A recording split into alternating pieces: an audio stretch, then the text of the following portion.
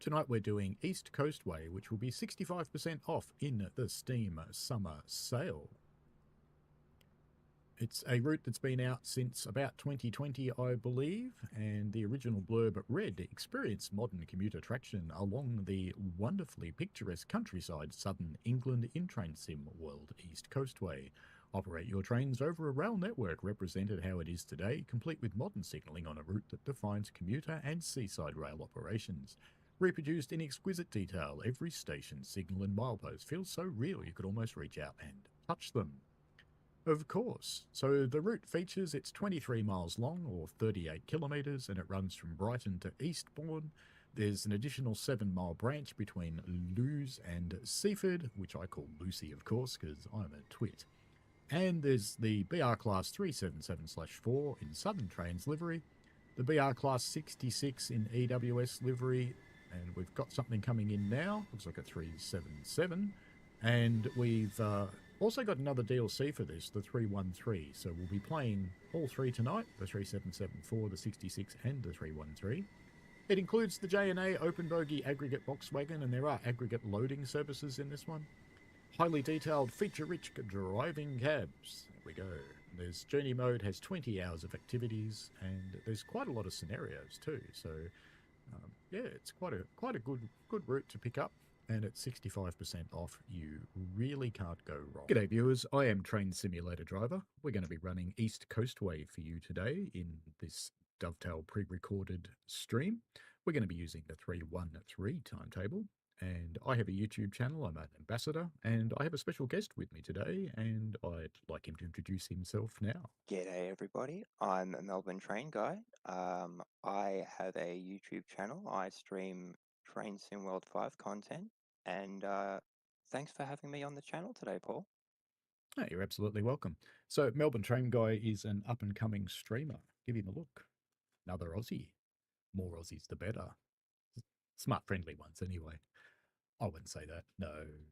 Anyway, we're going to dive into 3 services today on East Coastway, and we'll just drive along and chat about the route. I will be using RailDriver today, so assuming it's working, let me make sure the tool is started. It is fantastic. And we're going to be getting into East Coastway. We're going to run 1F09 to start with, which is Seaford to London, Victoria. Oh, dynamic weather. We love you and we hate you. We're going to leave you on though.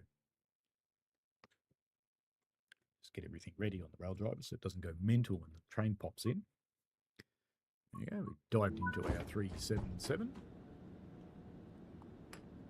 Master key. Forwards. And which side of the door is on? The right-hand side. And we probably want some headlights.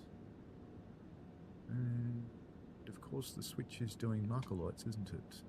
Is that what we want? Let's have a look. Let's have a look at the front of the train. That looks good. Okay, we've got white lights on the front. We've got red lights down the back. We are down at the beach today. We've got red lights on the back. Fantastic. So this line is set quite a long way south of London. And it runs from... I've just lost the map. But Seaford, which actually has a place in Melbourne called Seaford, oddly enough, as well. And it runs out to Eastbourne, and it runs in via Lewes, and the other end is more or less Brighton. It's an older route. It came out in 2020, I think. And Now, see, this is yeah, go ahead. Sorry to cut you off there, TSD. I was just going to say, this is something that actually caught me a little bit. Is it Lewes or is it Lewis? Because I've heard both. Yeah, I've heard both too, and I've heard both from English people, so I don't know. Yeah. Pick your flavour, I guess. Pick your flavour. Yes, I do get told off for my pronunciation sometimes. Particularly by one of my members who's been on for a very long time, Ratifus. He loves to tell me how I'm mispronouncing places. I try to catch myself, but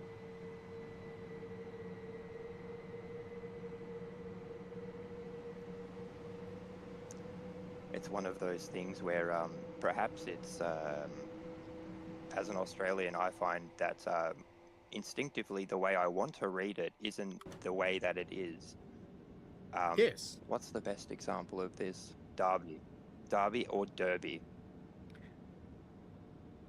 It is, I believe, Derby is the way the English do it. I have to catch myself because I see it. I see it and I think Derby.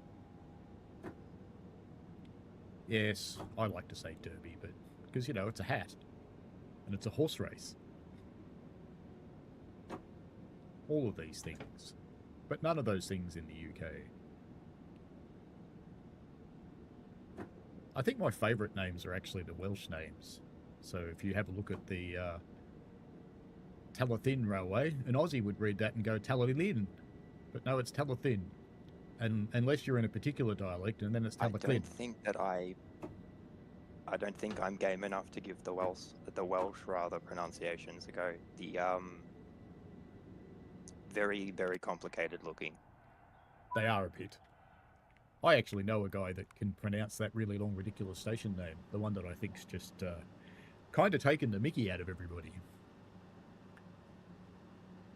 But anyway, we're down on the East Coastway today, which is a long way from Wales, so we probably shouldn't talk that much about Wales. And we've got an interesting, I guess it's a caravan park over here with people living by the sea. And of course, someone who climbs over the fence. Oh, that's a collectible, isn't it? I remember that. Let's jump out. Oops, get the door open. Fixed it. Miscreants can't climb onto the platform and ride for free now. Yes, I don't think I turned on the safety must buy a systems, ticket. did I? Did I turn on the safety systems? Does this train even have them? That's a good question. I don't think that you did. Ah, here they are. Turn on AWS, DST, which will yell at us when I get up now, so It that's not does. such a good So idea. on the right-hand side of the cab there, you've got the AWS and the DS. No, keep going. I found it, but that's fine. I'm streaming into Discord and MTD's watching in Discord, so he might be just a touch behind what's actually happening. Yes, it's so.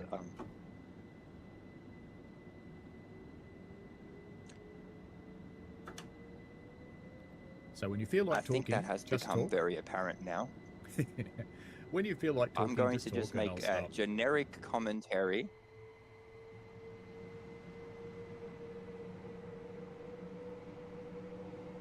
No, to be fair, TSD, it's a little bit weird because I'm very used to watching you on YouTube. So I'm trying to fight the urge, or rather the instinct, to treat this as a YouTube video just for me, where I get to watch you play Train Sim World. Well, it kind of is a YouTube video, or it will be. Yes, but in this one I actually have to provide some commentary rather than just watch you and make funny comments in the chat. Indeed. I think one thing I should probably point out, seeing as I was an 8th generation gamer for so long, is that the East Coastway is one of those routes that still holds up very, very well if you happen to be playing Train Sim World on a PlayStation 4 or an Xbox One. The good old Xbone. If you are playing on a Gen 8, more and more of the content now is coming out as Gen 9 and PC only, so if it's within your means, or it's within your means of someone close to you, perhaps it's time to really think about upgrading, because you really are going to start missing out on stuff. And I think you recently upgraded, and you've made comment that it's significantly different playing on Gen 9.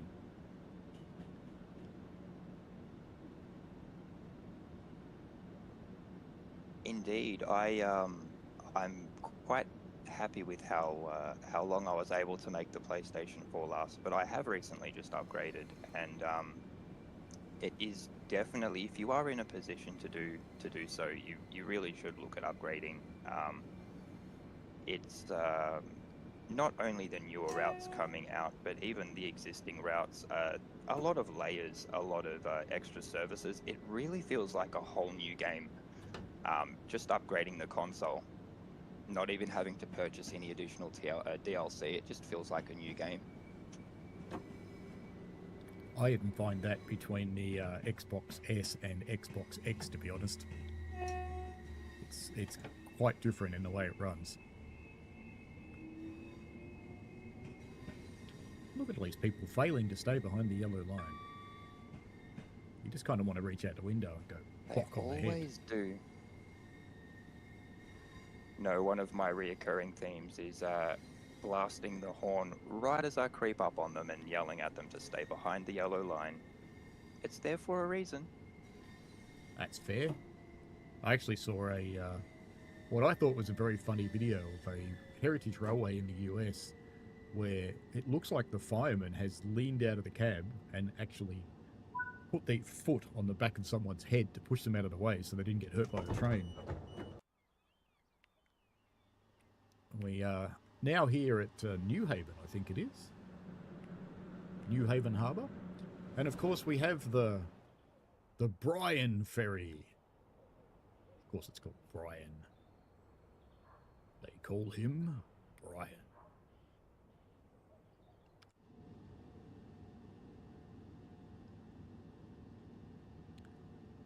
Just we can see the 313 sitting down in the siding there too. Can indeed. Waiting its turn. Off we go, heading for New Haven Town. They're quite close together, the stations at this end of the route.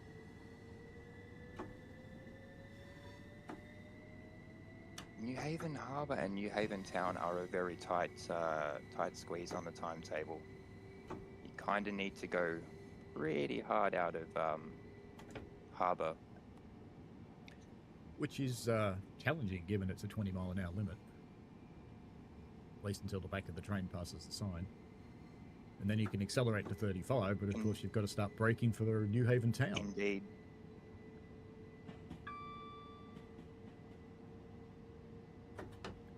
I find that for myself personally, it's a lot easier to do in the 313 than in the 377.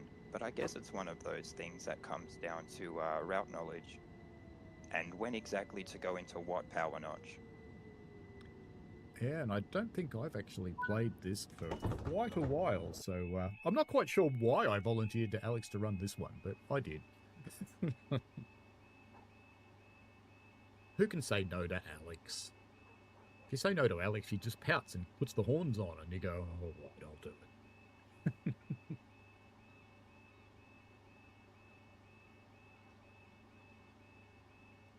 Just ticked over 7 a.m. here in the game, and we're already late.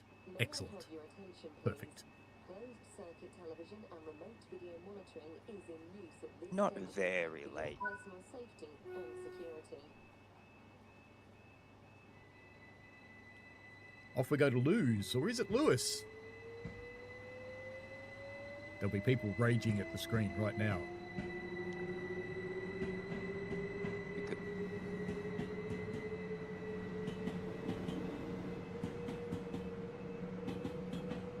Well, I figure if we use both of the pronunciations, we can please everybody. Or upset everybody. Exactly right. Please nobody. It's kind of what Aussies do. Hey Matt, if you're listening, Just when are coming the diggers past going to New Haven move? aggregates here on the left. We are, yes, Well, and you can actually load Bit delayed, aggregates here. probably already past it. Oh no, we're just passing it now.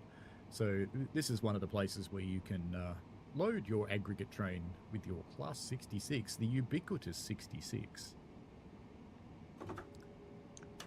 Shed mentioned. Indeed. Yes, the 66 is a US-born SD70 built into a shed. Seems fair to me. You kind of like the shed, I've noticed, MTD. MTG, it should be, shouldn't it? Yeah. I really do. I really it should be MTG, but you can call me Melvin. Lol. I really do like the shed, to be honest. It is a cool locomotive, and it's basically identical to an SD70, except it doesn't have dynamic brakes. But in the UK, the steepest railways there, let's say they're flat.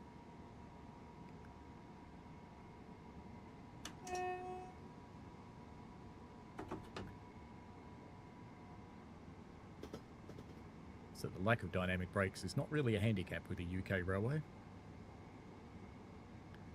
I know people will go, what about Shap? And I'll go, it's flat. And then they can get mad at me. Well, compared to some of the grades in the US. And Australia, for that matter. My own railway, and I'll be firing a night train tonight, is a 1 in 30.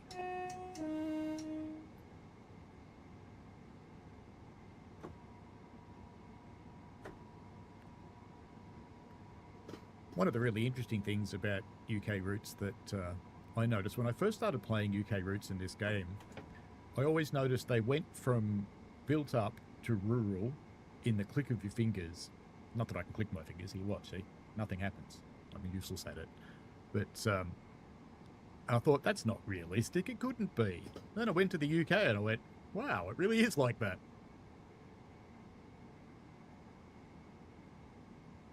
I've not been to the UK, but I had a similar kind of, I don't know what you call it, but I did notice the fact that it'll go from a rather suburban area straight to, well, I guess I would call it rural, really, really quickly. And I always thought perhaps they did that as a means to blend the scenery together a little better, but no. I've heard you say it's kind of like that in the UK. It definitely is. Yeah, and it's just interesting to see. I mean, the UK's got quite a considerable population, and it's very dense in the cities, and it's very not dense everywhere else.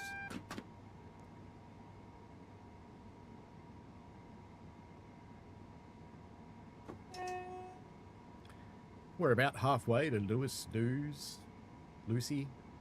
Let's just call it Lucy.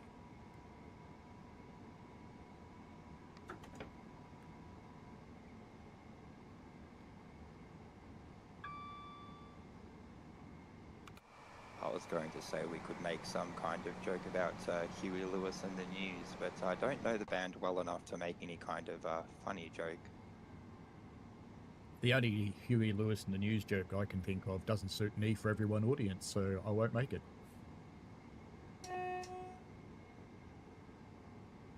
Yes, likewise. Likewise, I don't think I could think of anything that would be suitably rated, so I will not make those jokes.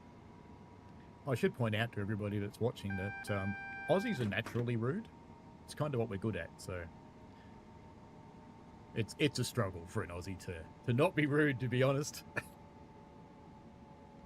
Yes, implied sarcasm and rudeness. Yeah. We often have a very dry sense of humour.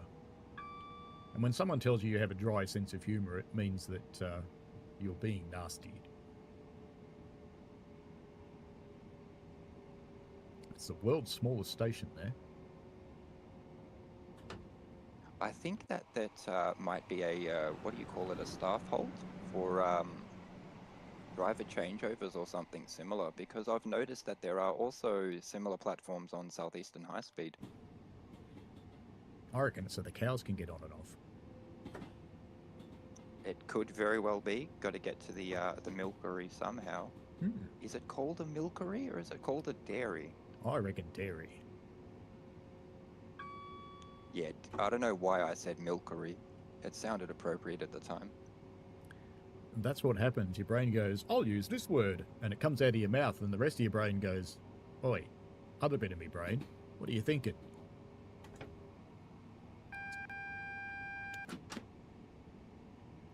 It's an AWS heavy route, this one. Gratuitous bridge shot. Missing it. Got it. Anybody that watches my channel knows there has to be gratuitous bridge shots. This is actually a really good spot to just zoom down a little, because anybody who's seen recent routes knows how much better the water is today. It's one of the biggest changes in Train Sim world has been water. Because today it's quite amazing. Of course, bringing in that additional level of detail has caused pain for lower spec users. And we do have fuzzy textures and the like because of all the additional detail that's come in. And I know people love to say, people who know nothing about games development love to go, oh, the game's not optimized. Well, it is. Just maybe trying to do too much for the consoles to handle. So there is some work in progress at the moment that has been discussed openly from time to time. Here comes an aggregates train. About how changes are coming. And I did notice on the preview video for the Alan Thompson Manchester Airport line that there seems to be less shadows, and I'm wondering if that's part of it.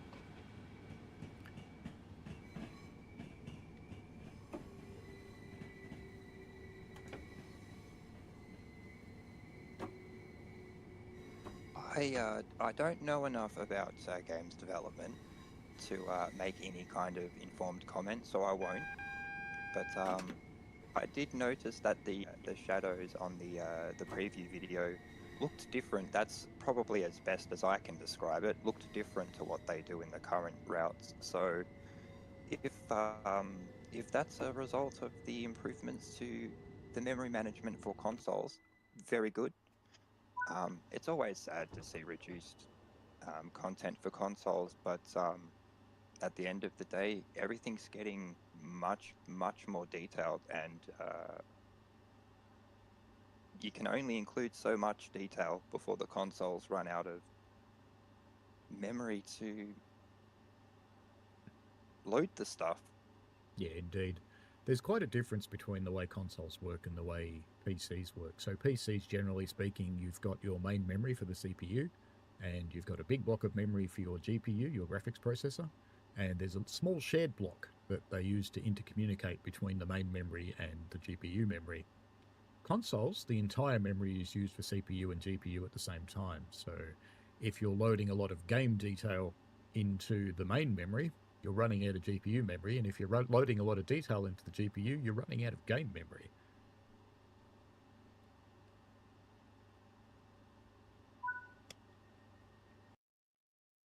And that's it for that service. And we got a GLOD.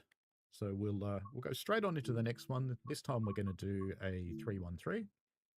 A nice short run in the 377. Indeed. They're all short very runs nice. today.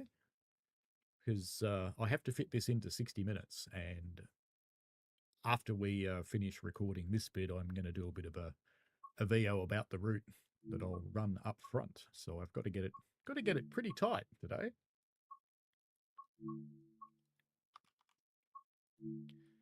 Just choosing the 313/2, and we're going to run 2L19. I don't have any particular reason for the services I picked, apart from the fact they'll fit in the time frame. And I think this time we might go for custom weather. And what about a bit of a storm? I kind of like that idea. Even though we're running entirely summertime in the UK. It is summer in the UK, at least it's summer, but the lightning storm and the snowstorms do look particularly good on this route, I must say. Forwards would be good. Doors open. There must be. Oh, there they are. It's tail lights and marker lights. Headlights and marker lights. Is that what I want? Yeah, it looks all right. Now, safety systems. Where are they in this one? It's got some. It's got AWS. I remember that. No, Hopefully I got anything else. With the delay in the Discord stream, sorry TSD, in the driving cab on the bottom row of switches there, if you toggle the dynamic brakes off, you may have a little bit of an easier time if you need to rapidly put your brakes on or off. They kind of don't, I don't know the right word to use other than seize up a little bit. They kind of get sticky. So on that second row of black and white banks of switches there. That one. Right on the dynamic brake control, but we do want EP. Dynamic, yep. We do indeed want EP. Sorry, with the delay, I'm trying to see where you're putting your cursor. We got there in the end. We did. There we go. It's time to lock the doors. And we pop outside and watch it leave. Why not?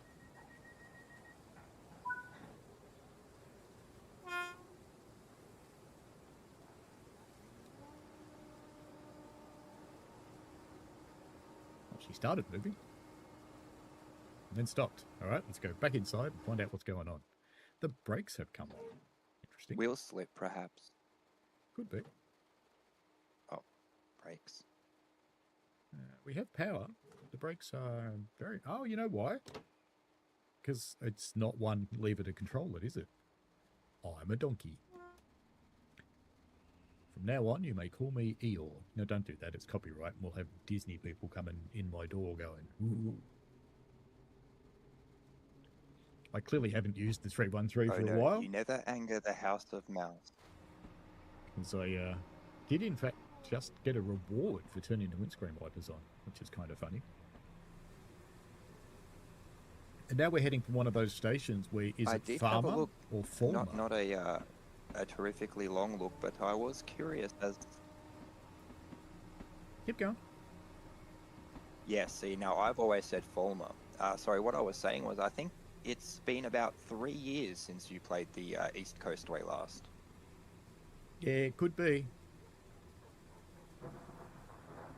Chocky's always after me to do it, and every now and again... I don't believe you were a Dovetail ambassador at the time, so... Well, that's a while.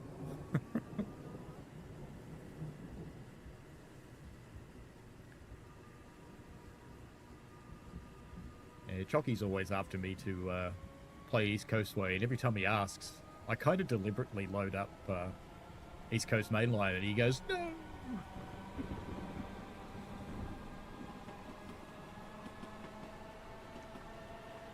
Yes, no, Chocky does, he really does love the East Coastway.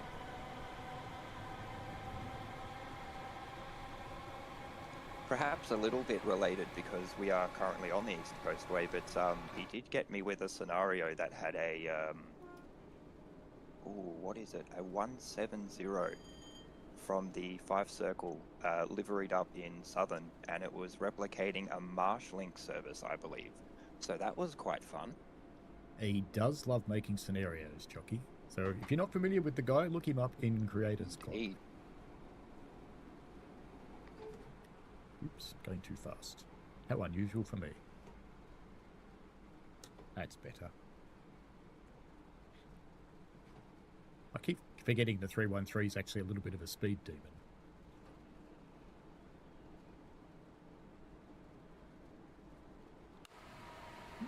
Tree Sim World. There's a train there somewhere.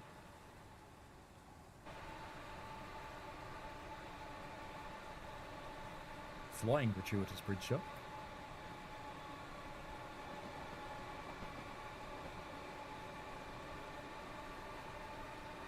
We still have the best bridge shot of all to come as we get closer towards Brighton, I think it is we're going to, isn't it? Yes. Yes, or as posh Melbourne people call it, Brighton.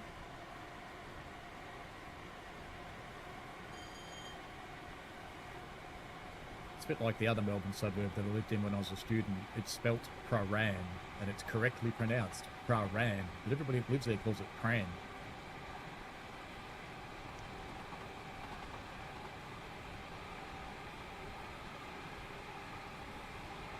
It's a bit like where I live. Its official name's Frankston, but most of us who live here call it, we either call it Funky Town if we're older, or we call it Franganistan from more recent times.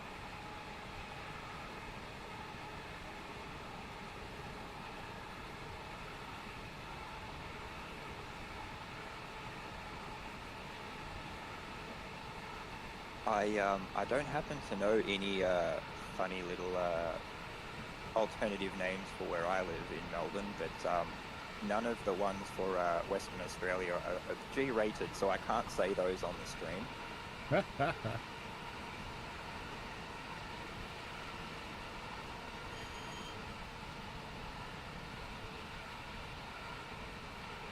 I don't know. I don't think Country Victoria has any of those. Oh, maybe Traralgon's got something, but I don't know about where I live particularly. I know someone that does live out your way. He resides in Churchill. He's up on top of the hill overlooking the town. And up until they shut it down, he used to have an excellent view of the orange smoke spewing out of Hazelwood, I think it is. Oh, yep, the power station, yeah.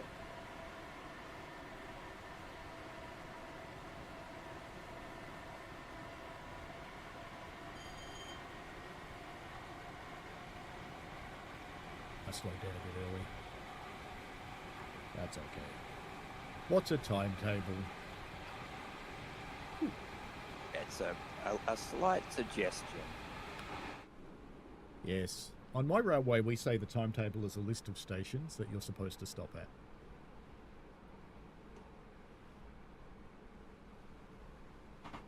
Coming into Farmer, I think Fulmer. it's a little bit like my view on speed suggestions. Oh, little bits of a weird camera there. I think we're going to potentially Nebworth this. Do believe we've Nebworthed it. Yep. Good. Well, the good news is we'll be back on time. Oh my days. We didn't want to stop there anyway. Nah. No. No, it was too wet.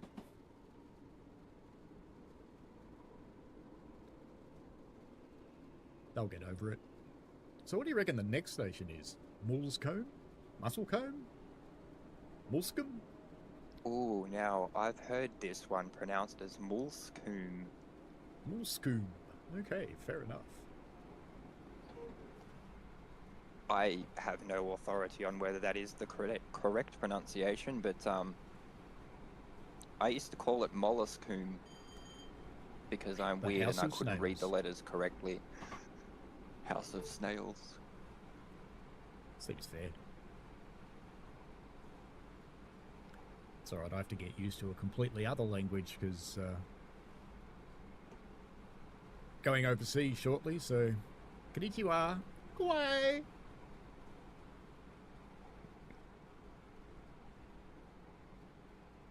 Last time I was in Japan, a man raced up to me just having gotten off a train, and the only words I could make out from his somewhat excited and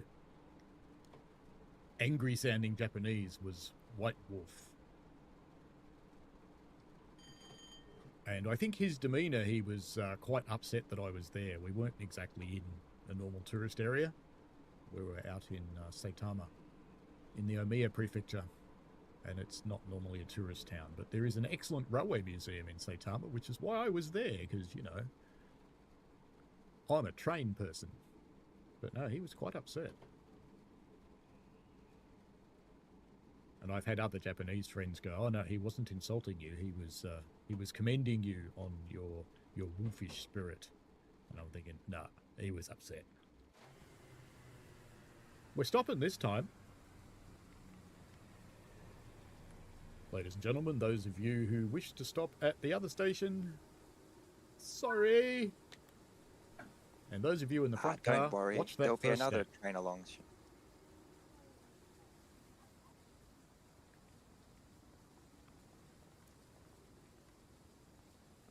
Hey, wow. I think that the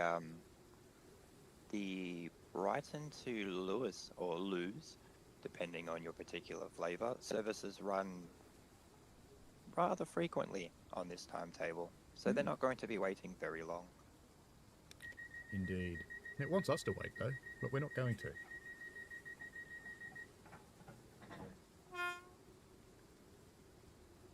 We're leaving early, because we're bastards.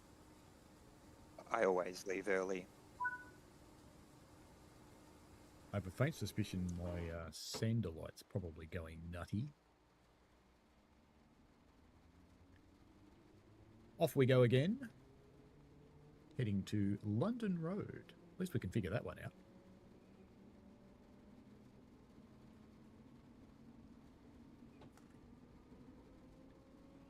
Good old favourite Londinium. I don't know. Is it London or is it London? It's London. Do you know my favourite pastime? I don't think I can quite do the hot fuzz joke. No. My favourite pastime in London in the tube, I have to say, is turning to the person next to me and going, "Hi, I'm an Aussie. I'm here on holidays. What do you do?" Because in most of the UK, people are really so friendly. Cruel? How could you be so cruel? Personal interaction on a train? No. You put your head down at the floor and you don't interact with anybody, and then you quietly get off the train when you're done. No interaction required. Yeah, that is the inner London way, but the rest of the UK people are quite friendly and they're happy to chat. But I discovered it horrified people in London, and I have to say I kept doing it more and more. So I'll be back there later this year. Watch out, London. The Aussies are coming. It's a backwards invasion. It is indeed. I better be careful, though. They might commute me. Send me back to Australia. We'll banish you to the colonies.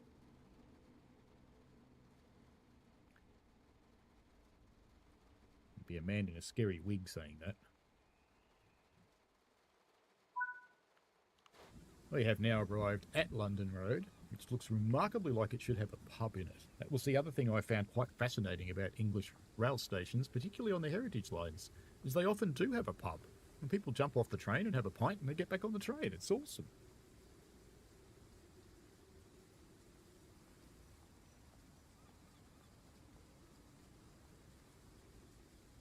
Yes, but England also has pubs that are older than most countries. This is true. So just watching that lady sit down there on the station reminded me of something I saw at the other station. I don't think in current routes I've seen people get up from chairs in the stations and get into the train. They just sit there in the chair.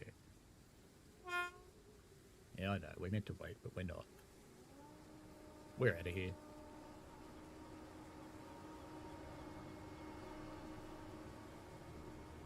Smack, This is a safety announcement.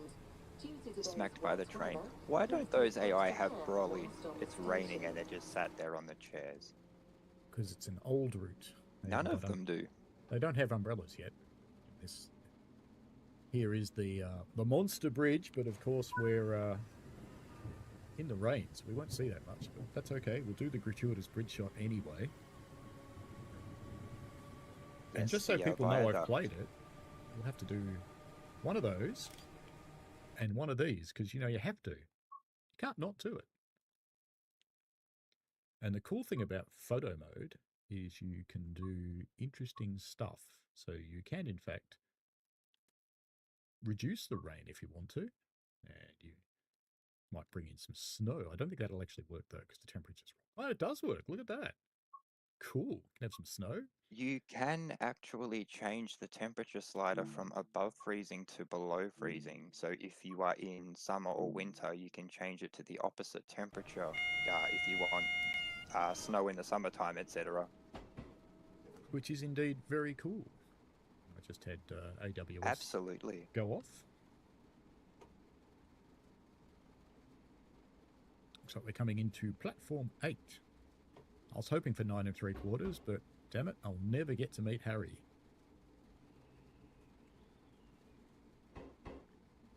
He'd probably turn me into a frog anyway.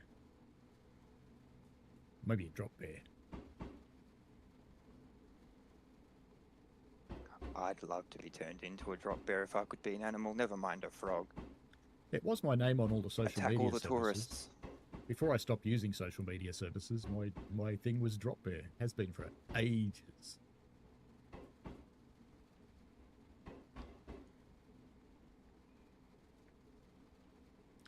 Now arriving at Brighton. Brighton, next stop. Brighton Station in the game is considerably larger than Brighton Station at home, which is just 2 platforms. It's good chicken shop in Brighton.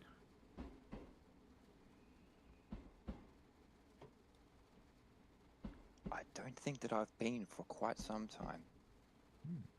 Looks I like don't we leave are. the country very much. Aye, you'll manage it one day. The city's a scary place. Looks like we're rolling very deep into Brighton here. Nah, these city folk.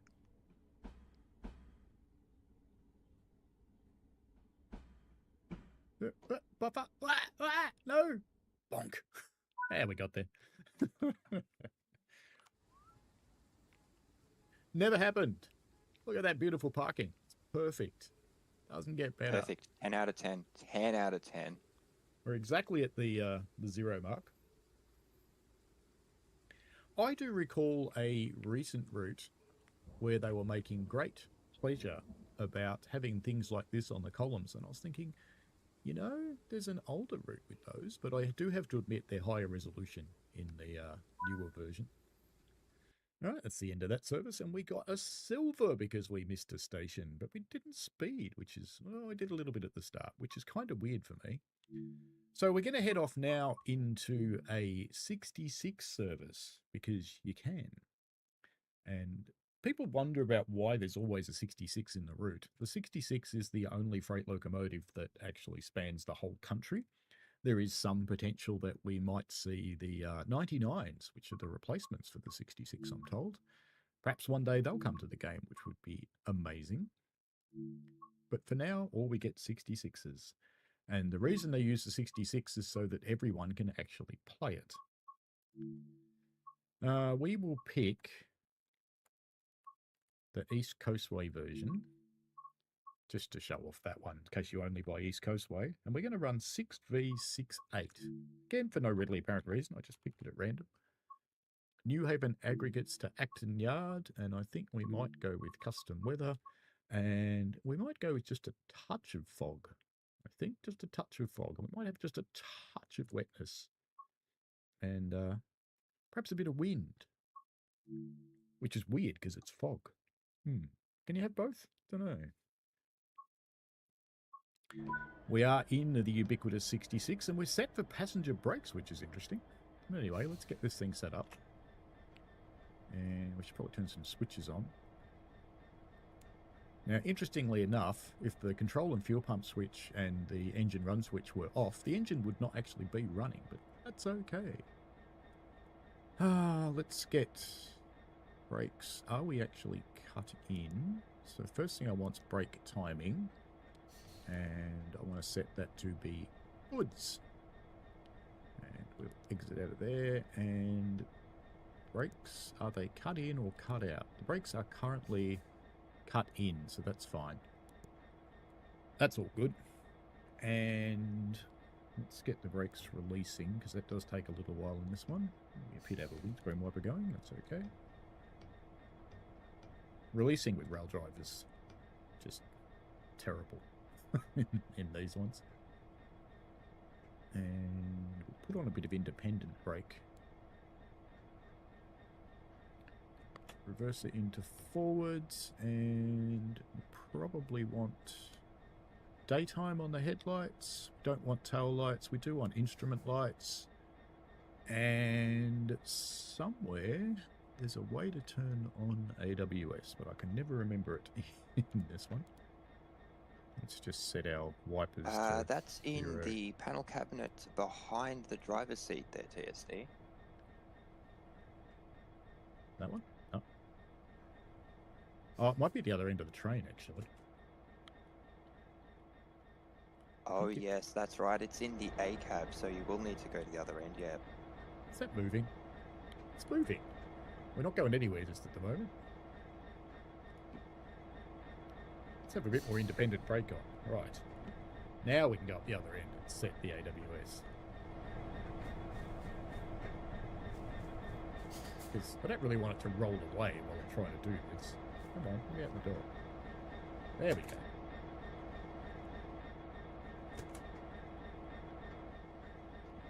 That looks promising.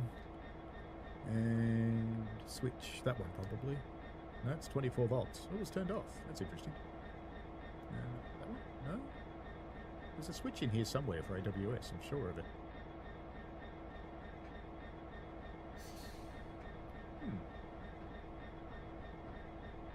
Just waiting for the screen to refresh on my end. I can see the DSDs on the left panel, which is the bottom switch of the two on the bottom there, on the right-hand side, and AWS should be... Where are we looking for AWS? Is on... So we found DSD. There it is. Oh, it's the one that was 24 volt supply fuse. Yeah, we've got it. We've got it. Right. Zoom out again so we don't get confused. I believe that that is labeled differently in the newer S66 models. It is. That's why I was having trouble finding it. The joys of trying to get the... we'll climb up and we'll go find the door hotspot. There we go. And get out. Got it. The older locomotives. People go, it was better when it was old. You go, no, really, mate, it wasn't. It was not better. Alright, let's get out of here. And we've got our wipers on again, because RailDriver is what RailDriver is as usual. And let's get a bit of power happening. And release the independence. Let's see if we can crank the wipers to 0 and if it believes us. It may do.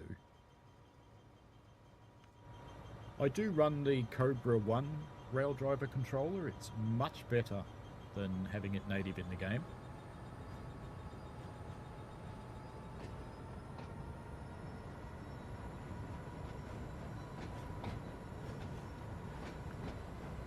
She's quite a heavy one, this one.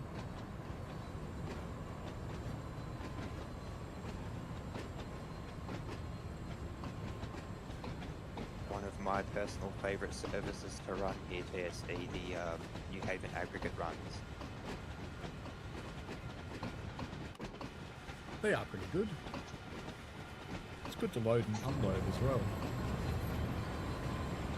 Well, you can actually chain these services together and drive the empty train from Lewis in the morning, or there's 3 of the services throughout the day. You can drive it empty into the aggregate yard, then load it, and then drive it back. Pretty fun 2 hours, to be honest. Oh, hour and a half, really. It is a fun thing to do. I've just turned the game down a little bit because the 66 was drowning us out. It's a bit louder than the electrics. Especially when she's got a load on her.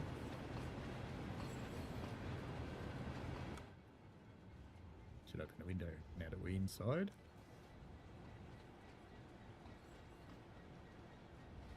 We're going 17 mile an hour. I think that we'll just ignore that. Seems fine to me.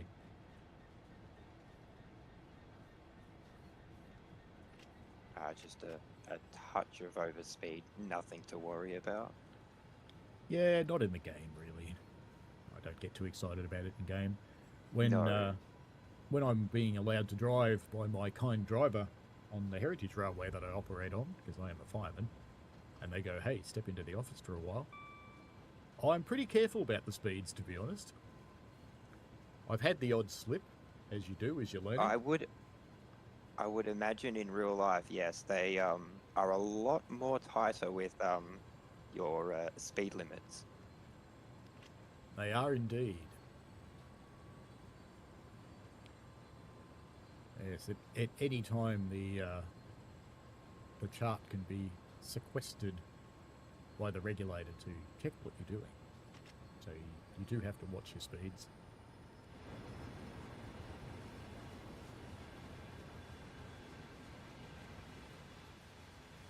We're not exactly a high-speed railway. We average 9 miles an hour, so that's about 16 kilometres an hour.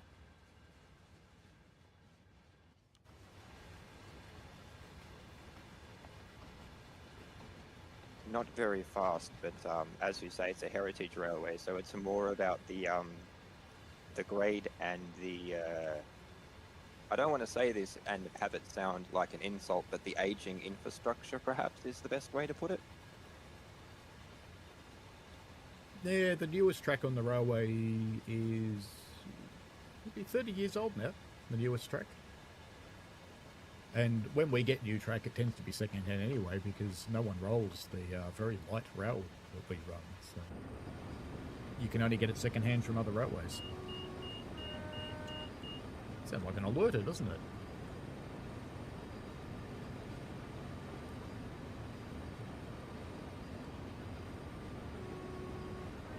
As we gradually Should only increase just our make out the speed. sound of the alerter over the 66 there. Yeah, she's a bit quiet. She's got a little bit of smoke, this one, which is good. I always like to see some Gretas being ejected from the stack.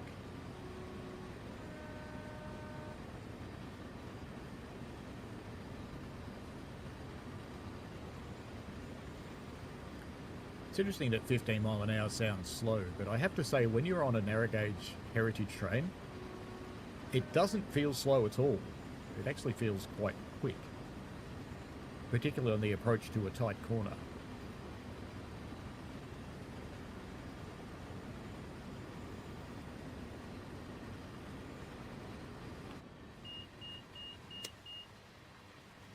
You can see the cows here watching us move Having never right driven along. a train.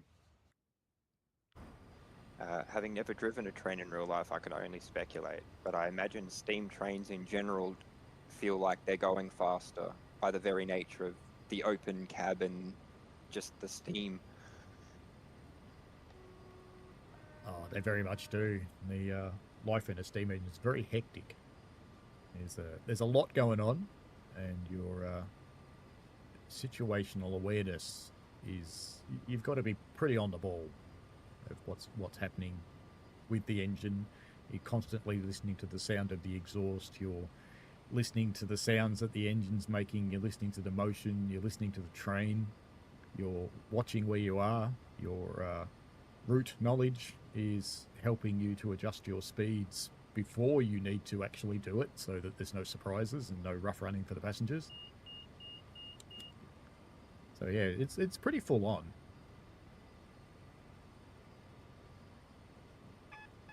It's certainly a lot more than I think I'd be capable of doing. I mean, one thing you don't have to really pay too much attention to in Train Sim World is passenger comfort. You can just go screaming out of a station at 100% throttle. Or as Sam used to call it, grip it and rip it. Grip it and rip it indeed. Yeah.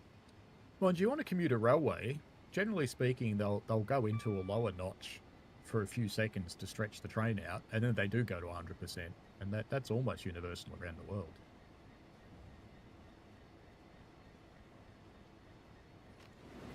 Gratuitous Brit shot. Just one of those this time.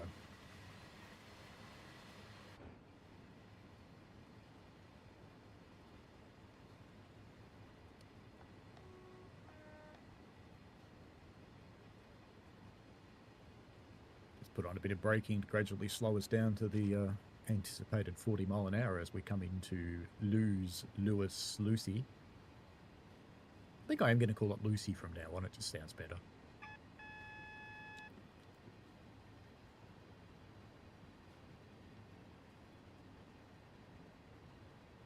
I think, yeah, we'll roll with that. Lucy it is. One of those sheep's probably named Lucy.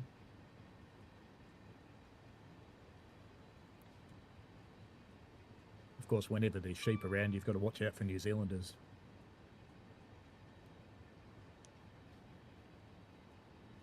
I won't say what I was going to say, but yes, indeed. They do love their sheep. Very much. Look after them extremely well. And pamper them, you might say. Extremely well. Oh, yes. Take them off down to the day spa. Quick dip, bit of a haircut. And we have a yellow.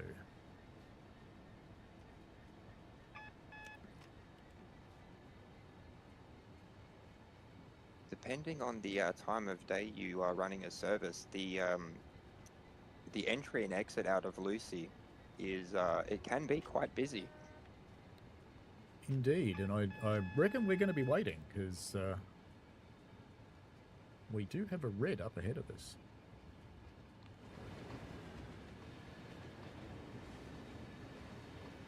Now that could be, what are we at, 18:30? That could be a train coming out of Brighton towards Eastbourne. Could even be something heading off to Seaford.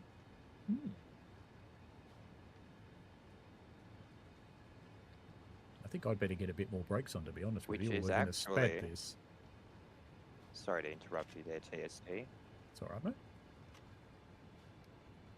The speculation on what could be holding us is probably a perfect opportunity to talk about one of the other cool features about TrainSimWorld, which is the live map. And Indeed. the fact that you can actually see what the services are now. Yeah, I'll just get us up to the red signal, and then we can have a quick look at the map.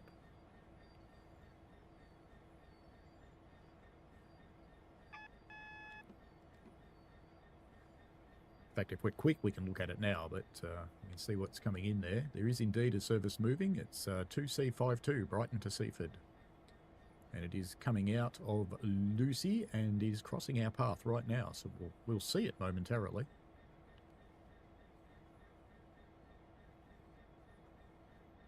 As it makes its very slow crawl out of Lucy there at 10 mile an hour. Indeed.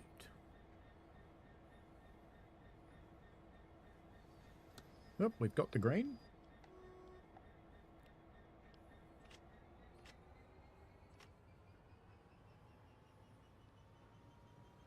Just ramp the shed back up to just notch 3, I think, because we're not allowed to go too quickly anyway. Here's that little 313 that we were waiting on. You go, hey! Always wave to your AI drivers. Indeed. Pardon me. Sounds like you've got a little frog in your throat.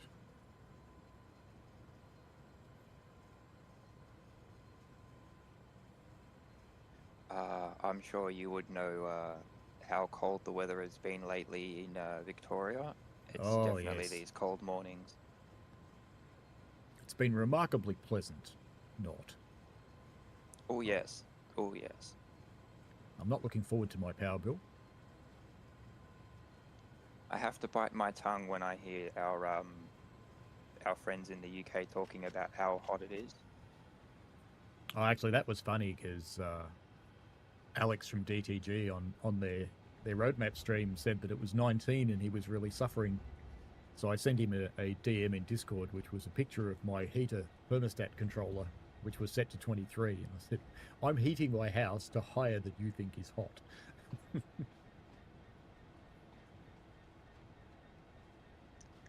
Yeah, I was having a chat with someone from the UK last night actually, and they were remarking that it was quite the heat wave at the moment, and I did have to bite my tongue because until it gets to about 35 or 40 degrees C, it's not really a heat wave now, is it?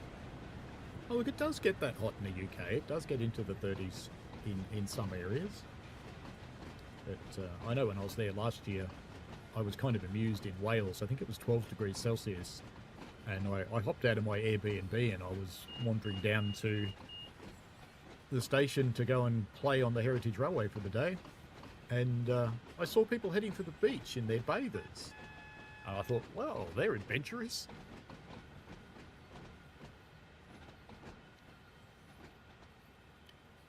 Here is, of course, Lucy. It's actually quite a large station. It's reasonably complex junction activity as well.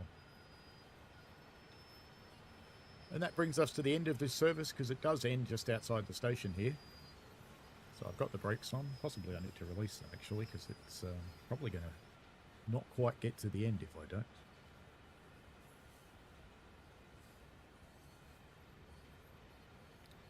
The other thing that quite amused me about the UK, and put those brakes back on again now, is these row houses. Because I remember them from Monty Python videos, but I've seen them in person now. They're actually kind of cool that they're real, they exist. And that's it for another service with another GLOD. So that'll be the end of today's run. So we'll be handing over to the next person, unless, of course, I'm last in the day, in which case, see you tomorrow. And yeah, thanks very much to Melbourne Train Guy for joining in today. And like I said, he's an up-and-coming streamer, so give him a look and see what you think. Thanks for having me on, TSD. I really appreciate it, and I hope everyone enjoyed the video.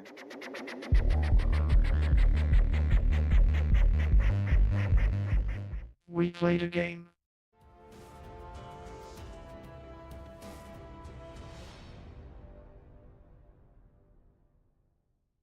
Hello there everybody, welcome back to another TrainSimWorld 5 video, and I believe this may be on the Dovetail Games sale event, so thanks again to the lovely guys and ladies at Dovetail Games for giving us a chance to come back on and, well, show another route. So we're going to be doing the West Coast Main Line south. We're going to do a run in the 390 down to London Euston here from Milton Keynes Central, so sort of end to end. And then we'll probably jump into the 377, which is the sort of commuter train, and do a service maybe from Wembley up to Watford Junction. So let's get in. We'll get the train all set up, which is not really too much to do. This is all optional, popping on all of this stuff. So if you're new to the game, you don't actually have to do all of this. Just getting some of the safety systems on. Okay, I think that's all of them on here. Let's do the TPWS, that to normal. There's one up here as well. Yeah, there we go. Cool, that's all sorted. We should also get a little alarm in a second. I don't know if that's already gone off for the tilting system. If I set that to forward, will that then go off? There we go. And put it back to neutral. Cool. Now we wait. So we're due out shortly, but this is the 390. So the 390 is not actually included with the West Coast Main Line South. You have to have the West Coast Main Line South, and then the 390 is a separate DLC. This is one of the base trains. That's the 350. You get the 350, the 377, and the 66, I believe, as base trains. And then yeah, this is DLC. Which, to be honest, is quite smart from Dovetail, because literally everybody who wants the West Coast Mainline South wants the 390. So you have to get the route and then you have to get the train. So good from a business point of view. Right, 10 more seconds, or let's get the door shut now. Right, close doors. You've got the speed set on here as well, which comes in very handy. Doors are shut. GSMR's on. We are fast to London Euston, although we are due there in about 40 minutes. So it's a slightly slower service than usual. Wait for all of those to go out. Right, let's get going. There you go.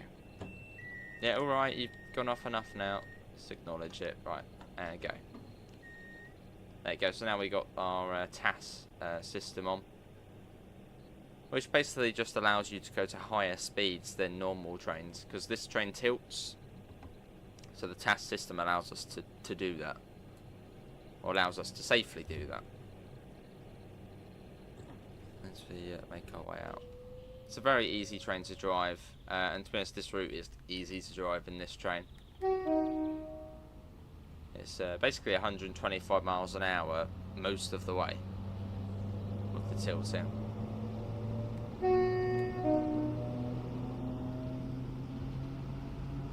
And you got licensing on here, Avanti West Coast. It is fully officially licensed. The FPS doesn't like it too much, does it? What's going on? There we are. And we're off. Nice. Hopefully audio is all good. Cool. But yeah, Avanti's the 390's licensed. 377's got Southern branding. It's the main operator which isn't officially licensed yet. That being London North Western Railway. So the Class 350, which is the other train we saw back at Milton Keynes, that doesn't have any company name on it yet. But I think they are trying to get the licensing for it. Oh, there's the one of the safety systems there going off, just to make sure we're still alive, we're still here, we're still kicking. Yes, there's a slightly longer service than usual. So I'd imagine somewhere along here we might follow another train, because this is rush hour. It's 7:54. So this would sort of be prime rush hour getting into London.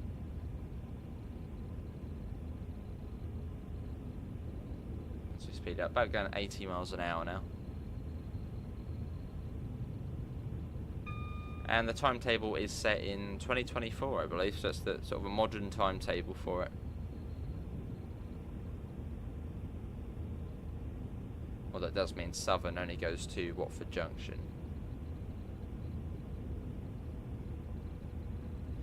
One other thing to note, for this specific video, we are on the West Coast Mainline South 2024 timetable, the Cargo Line Volume 4 intermodal timetable, so we might see some container trains, which is another DLC you can get. Although I'm not sure if that one's on the sales, because that's a new DLC. Coming up to Bletchley. And again, we are playing HUDless. You don't have to play like this. You can turn all of these bits and pieces on. But my personal preference on this game is doing that, because it just looks so much better. And this route's easy, so... yeah, it's like 125 most of the way. Well, it's 2/3 of the way. 115 we're currently doing, so once we get to about 123 or so, we'll come down here and click the speed set button, which will then basically hold us at 125.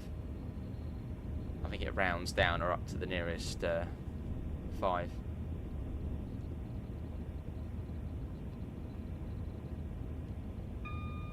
Cool.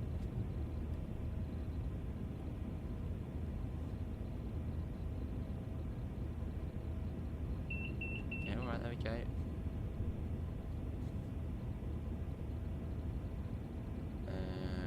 And let's click the speed set button.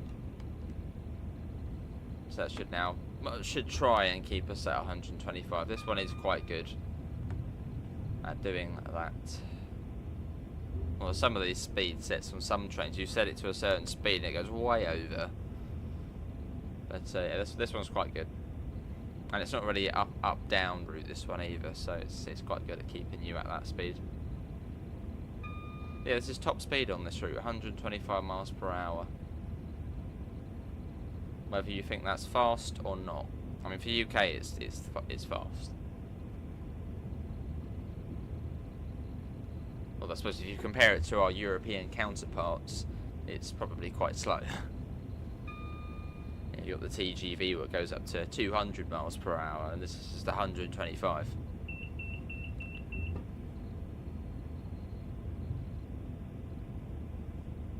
Which that is another train you can get on TSW, is the TGV Duplex on the LGV Mediterranean route. So you can do German high speed, French high speed.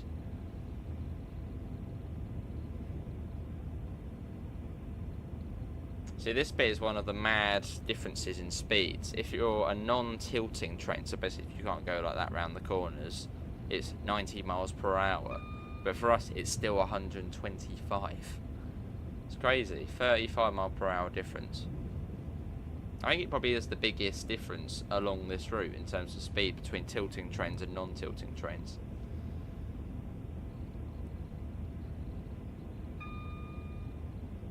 So I guess absolutely floor it around here. Coming up on Leighton Buzzard. Because we're not touching the controls, that's why that beeping keeps going off. Again, just to make sure we're still here. Very impressive though this is. And this is Leighton Buzzard.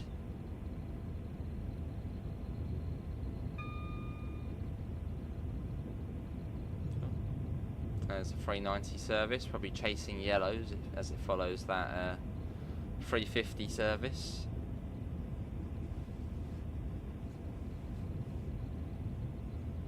And we then come round here, then we're sort of on a long straight all the way down to Cheddington. You've got loads of stations on this route, absolutely loads. Not so many on this part of the route though. Like the main sort of big stations, which we'll be stopping at, are well, Milton Keynes of course, but actually Leighton Buzzard, Cheddington, Tring, Berkhamsted, Hemel Hempstead. We've got Apsley, Kings Langley, Watford Junction, Bushey. What's the sort of next big one after that? Harrow and Waldstone, Wembley Central, and then from there fast down to London Euston. Oh, there's actually another train included with this route. I always forget about it. It's a really good one. You get the 1972 London Underground stock. As for part of this route between Queen's Park and Harrow and Waldstone, there's a London Underground line. Well, it's above ground, but yeah. So you also get the 1972 tube stock. So you're actually getting, what, 4 trains on this route. Yeah, the 66, 350, 377 and the 1972 stock. And this is then extra DLC, the 390. So yeah, lots of different trains. So it's I'd say quite well worth it. There's the case. Come to Bug the Driver, Cheddington. And outside of the sort of the main stops, you've then got the Watford DC line stops and the London Underground stops, which add a whole load more. So you've got South Hampstead, Kilburn High Road, Queen's Park, Kensal Green, not Kensal Rise, Kensal Green, Woolston Junction, Harleston, Stonebridge Park, North Wembley. What's after that? South Kenton, Kenton. What's after that? Headstone Lane, Hatch End, Carpenter's Park, Watford High Street. Yeah, they're sort of the other stations. Ones we hadn't mentioned before. So you get loads, just absolutely loads. And there's the route map. So Milton Keynes up there, Euston down there. So sort of the busiest part of the route is from Euston up to Watford Junction, which is here. That's your busy bit with your tube trains, overground trains. Although to make things a bit more, I'm probably making it overcomplicated here. But on TrainSim World you get layers, so if you own other DLCs, the trains from that DLC can then come over to this DLC. So for this route, if you own the Goblin line, which is Gospel Oak to Barking Riverside, you can then get the London Overground trains on this route, which then run between Euston and Watford Junction.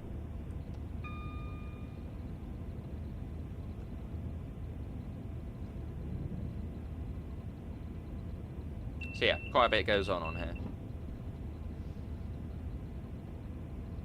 It is one of the busier UK routes. And it's a lot better now. When this route first released, it was one of the base routes for TrainSim 5. Not really in the best state, but it's had updates, new timetable, so it's a lot better now, this route.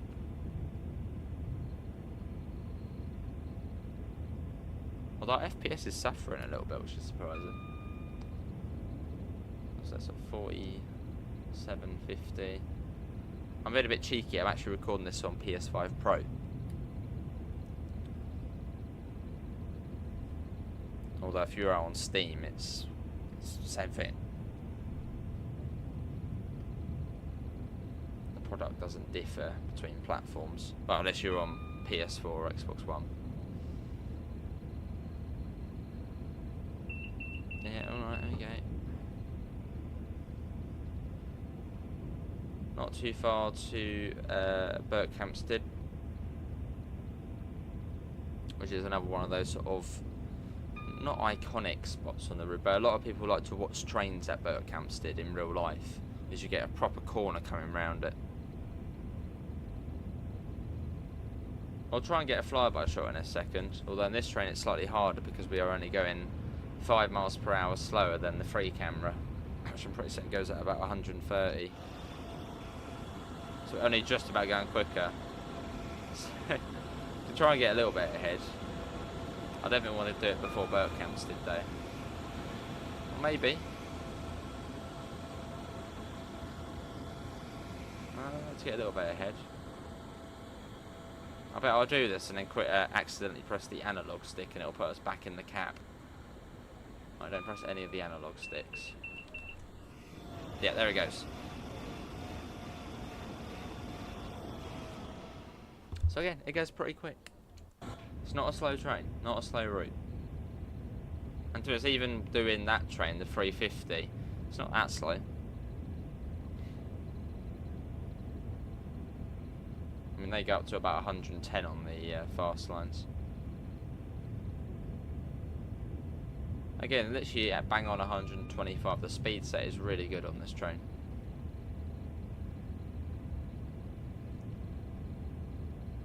So Hemel Hempstead up next. But yeah, once we get down to Euston, we'll hop into 377 and we do Wembley up to Watford Junction, which is where the 377s run on this route. Which is about, what, 15 minutes? So this is about 41, 42, 43, but yeah, sort of to build it up to an hour, that would be quite nice.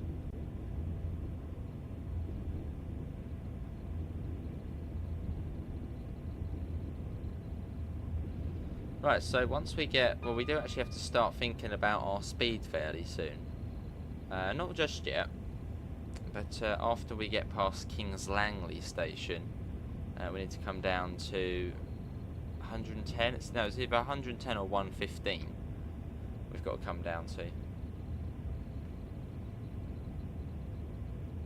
I think I always come down to 110, then it's actually 115. But we've got to slow down anyway.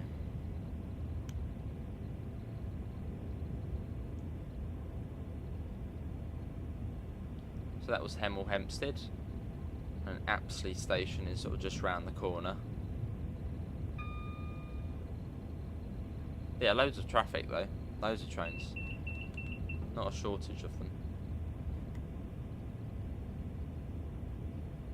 Let's give this train a little toot. It's a good horn on this one. Through Apsley. Again, FPS is a little bit dodgy on this one. There's a 390. Well, I suppose we are running out at rush hour, so there's a few more trains out and about. Hopefully it's coming up all right on your screens.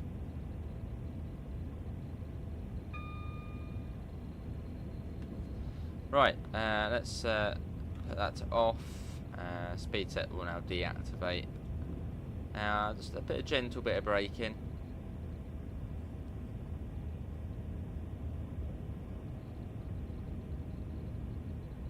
I think I'll press it. Is it 115? Well, we'll come down to 110, just to be on the safe side.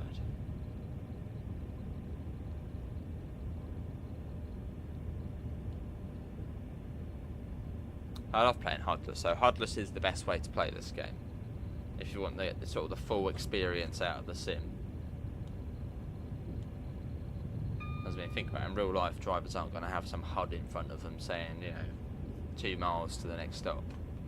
Unless you're in Germany, then you get the EBULA system, which is basically a HUD.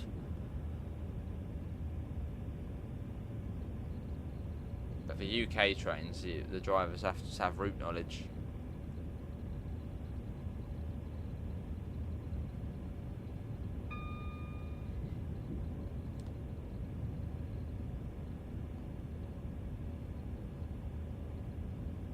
So the speed limit's about to start. 110. Oh, that's good then. Well, we're at 108 at the moment, so that's perfect. There's no sort of enhanced speed limit here, so the little speed supervised light's gone out. As we just get the same speed as the other trains here. Not going to set the speed set because it doesn't last for long.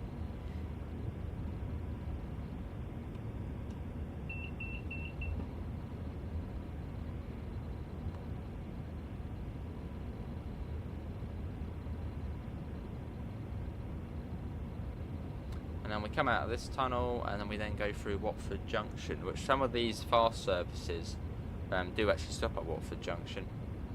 So always sort of check your schedule. As yeah, some trains do stop at Watford Junction, these fast ones. Not many, but a few. So don't be caught out by it.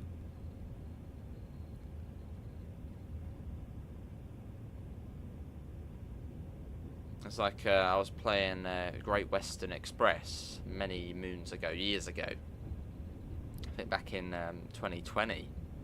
And this is Watford Junction, so we'll do a little blast of our horn through here. Yeah, it's playing Great Western Express, and some of the HST service, some of the fast trains on there, which usually go point to point non-stop. Some of them stop at like this mid station called Slough, and I remember I think I even had the HUD on, but just didn't clock we were stopping at Slough, so went straight through it. Might be for the best though to go straight through it. So yeah, always just double check you're not stopping at Watford Junction. An easy one to miss, because well, not a lot of stops there on the fast.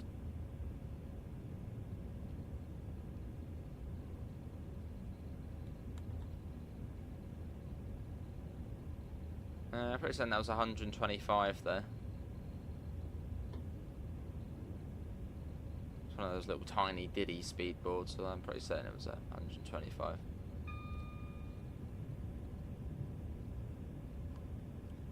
So we shall speed up. I'm very much expecting to see yellows at some point on this trip, considering it said it would take 40 minutes this run. And it's only been 22 minutes so far. At some point I reckon we're going to catch up to another train. Now we'll be following it.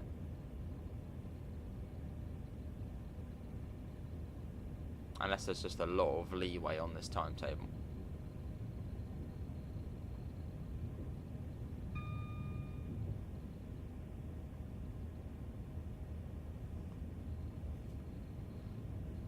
So you'll see the London Overground trains on the right hand side, and you may even see some Class 378s as well, as I do have the North London line installed.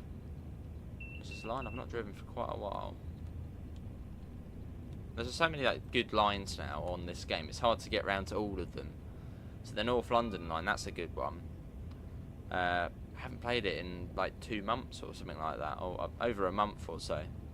There's just so many good ones to get round to. So many routes in this game now. Obviously constant new content as well coming out. On a speed set, there we go. So that's the train you'll get if you own the Goblin Line DLC. You'll see it on this route if you're on PS5, Xbox Series and PC.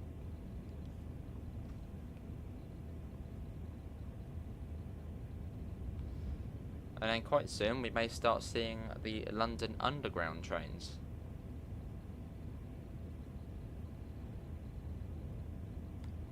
As we are approaching Harrow and Wildstone, might see one in the Turnback siding. Don't think anything. Oh no, there is something there. Yeah. So that's this is the top end of the Bakerloo line. So if you like your London Underground, well, there it is. In fact, you got all train. That is a 377 there. Nice.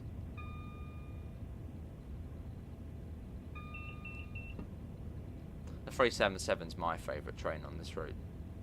That's the best one. I'm sure a lot will say otherwise. But another 710 and another underground train already. Absolutely loads.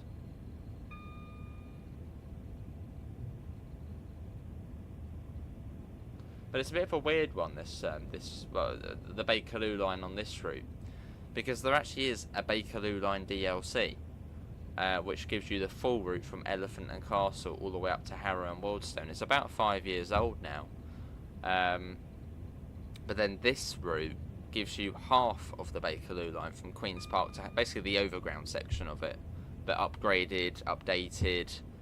So the Bakerloo line DLC, the actual one, is a bit like, there's not really much point to it unless you want to drive from Queen's Park down to Elephant and Castle. Because doing a full run on the actual Bakerloo line DLC from Elephant and Castle to Harrow and Wildstone would just be dead, because it's old.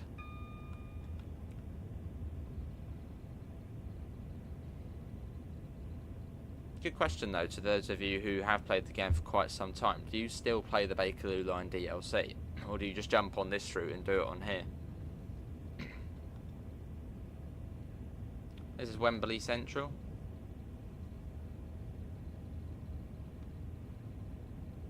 Speed does start to drop soonish, so just a tiny bit of brake.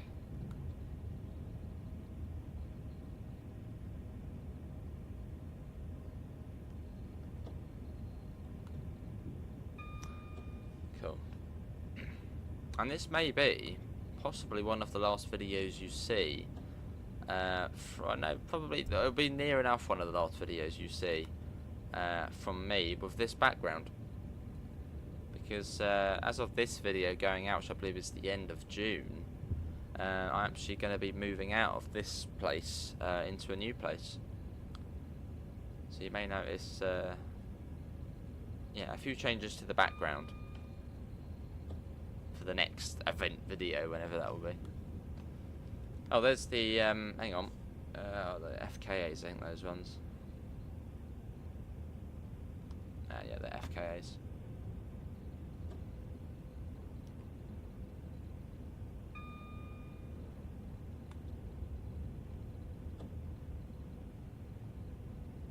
Come down to about 100 now. The speed is 110 for us, but that does start dropping fairly soon. I think 80 is the next limit. I think that's near Queen's Park.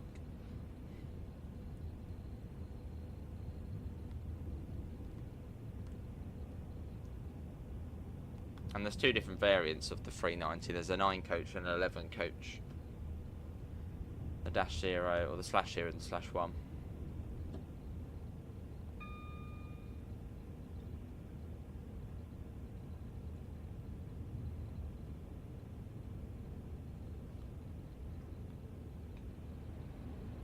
it did say it was going 41 minutes, this service, but it's not. It shouldn't take us 15 minutes to get to Euston from here. Unless we sit outside the station randomly for about 10 minutes, I can't see how it's going to take that long. I think we slowed down a bit too much there. I would stay at 80. That'll do.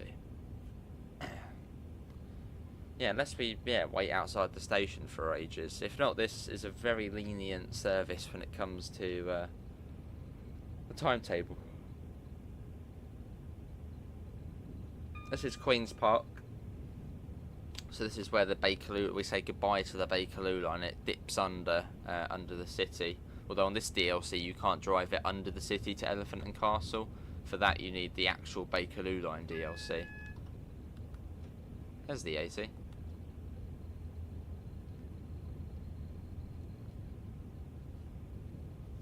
And down to 50 next, I think, 50.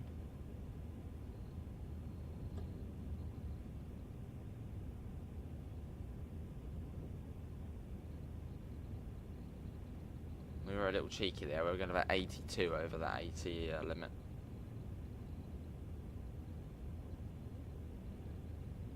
Yeah, 50 next. So I think that's coming into the tunnel near South Hampstead.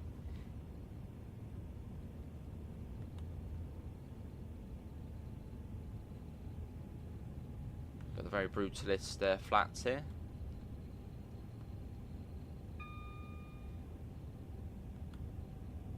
This is South Hampstead on the far, well, on the left, and if you're driving the overground lines, you get the really weird tunnel you have to go through. About 55, but then down, come down even more. So so many different lines you have to know on here. There's the up fast, the down fast, the up slow, the down slow. There's the Watford DC lines.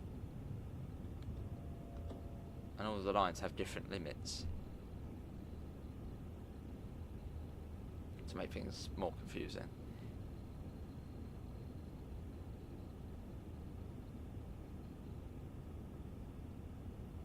I was going to say, I don't think that's the end of the tunnel there.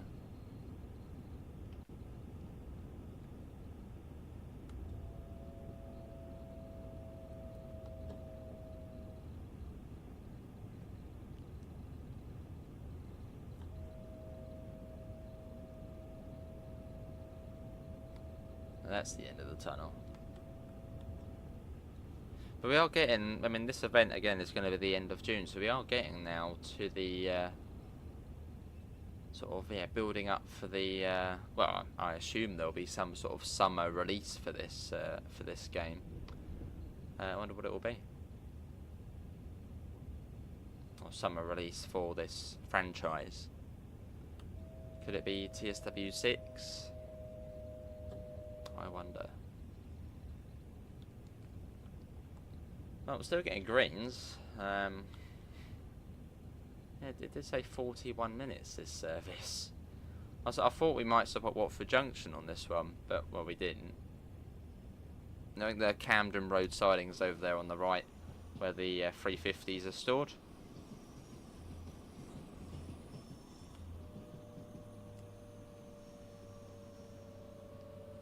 Very nice. So it comes down to 40, and then down to 25. 25 into Euston. Some platforms are 25 and some are 15. Although really we want to be going 15 into the platform, because it's got buffers at the end. Double yellow. Pretty certain this clears us into the platform. So the next one should give us our platform indicator, or route indicator for platform.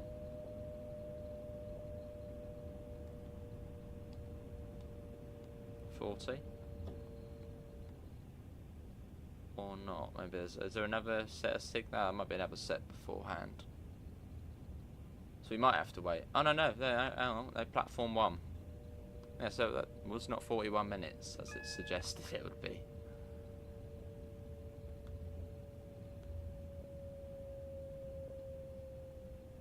Single yellow, there you go, just about for the 25.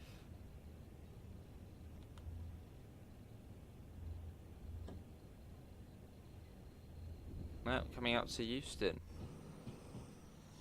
Yeah, then we'll jump in the 377 and do a service up to Watford Junction from Wembley.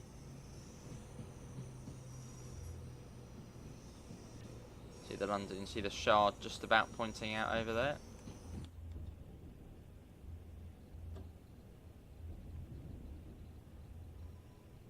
Look at Euston though, what a lovely looking station. I mean, it's not one of the nicest stations in London, that's for sure. But sort of just that approach of all the lines, and also one thing to quickly show you is here. That you got third rail, 750 volt DC power. That's for the Watford DC line, and then you've got the overhead cables as well. Let's quickly get a little shot as we're coming in.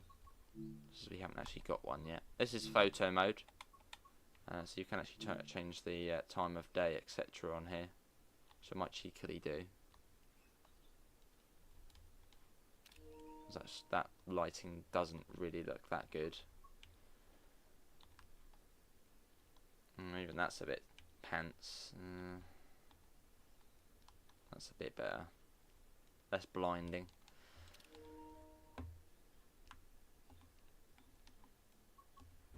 So, oh, that wasn't meant to happen. I don't know what happened there. It's like the game sort of froze for a second. It was like, oh, I wonder what to do. We're going at 15 miles an hour into here.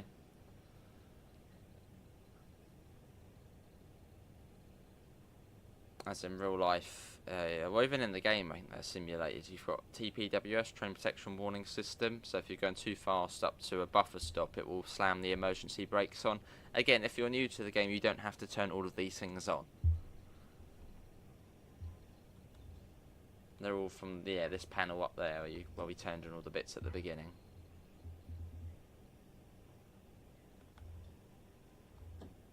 So that's why trains go really slow into end stations.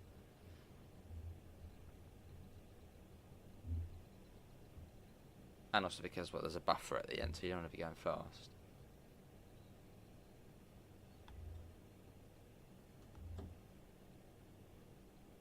But it varies by stations, because some of them, well, it's 15 miles an hour you should be going into the platform.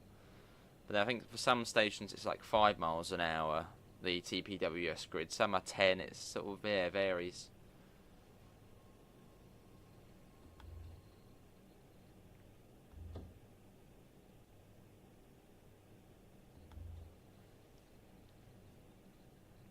We've got a bit of a nose on this train as well.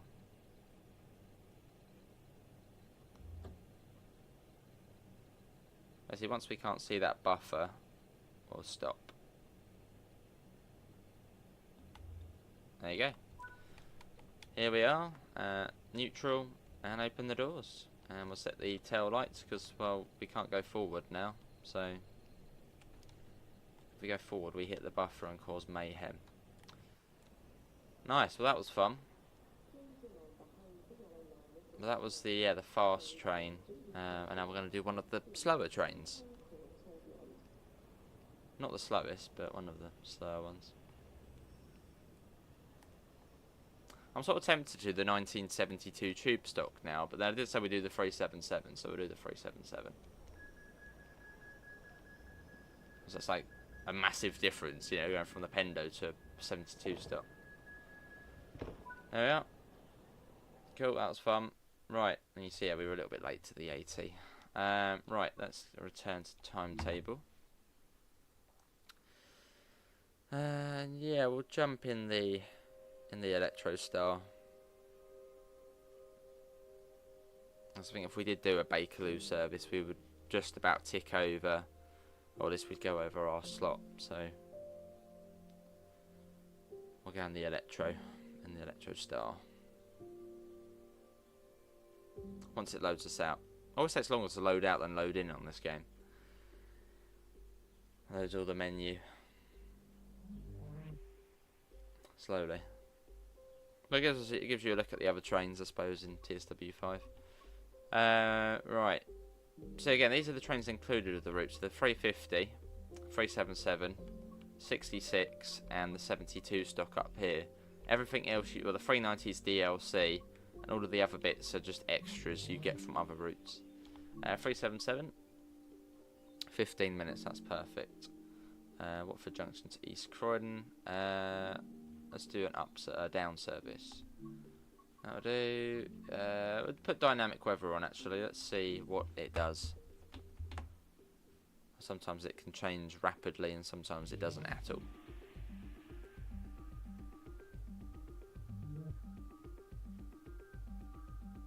As we load in, look at that screenshot. It's like the best screenshot I've ever seen of TSW. That one. It's really good.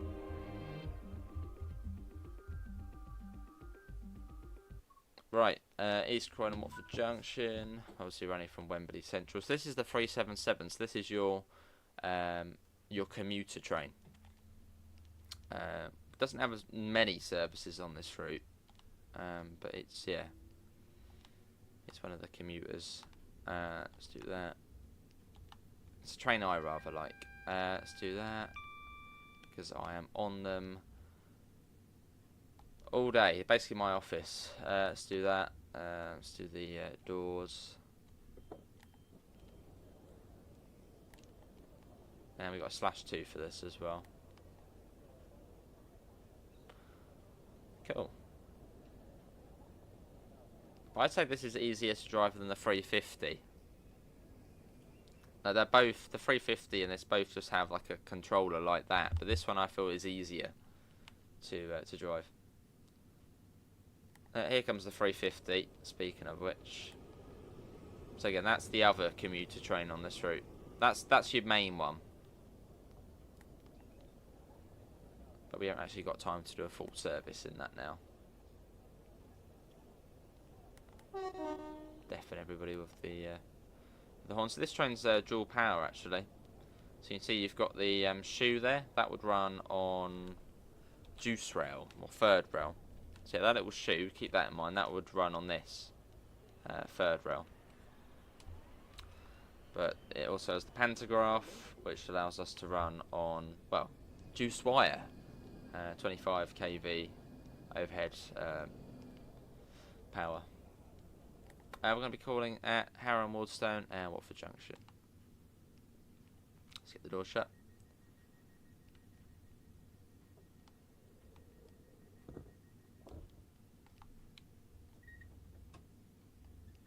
And let's go. Get the that open as well.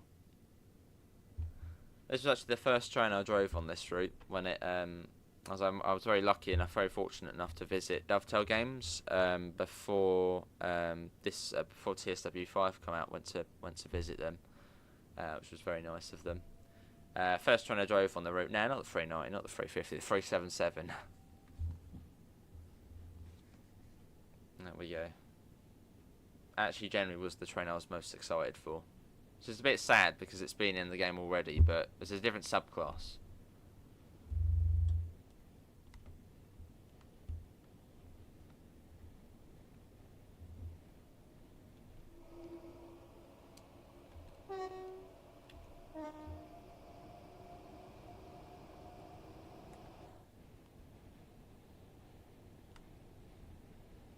Cool.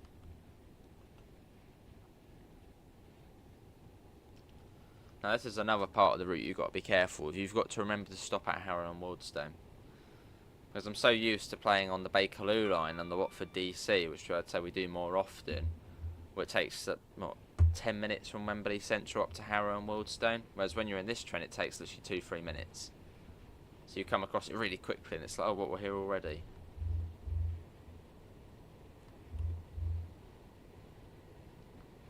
There's South Kenton already. Let's get the window up. 100 mph speed limit. Got a 6-litre shed coming down,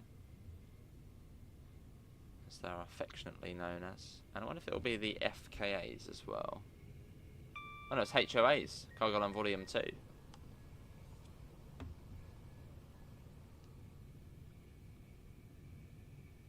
Again, not sure if that DLC will be on sale, but if it is, really, really recommend that. Cargo Line Volume 2. That is the best Cargo Line pack, in my eyes.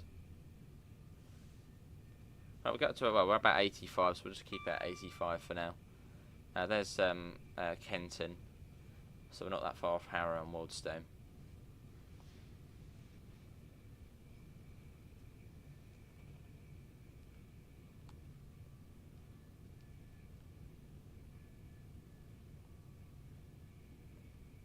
Actually, it does come up quite quickly.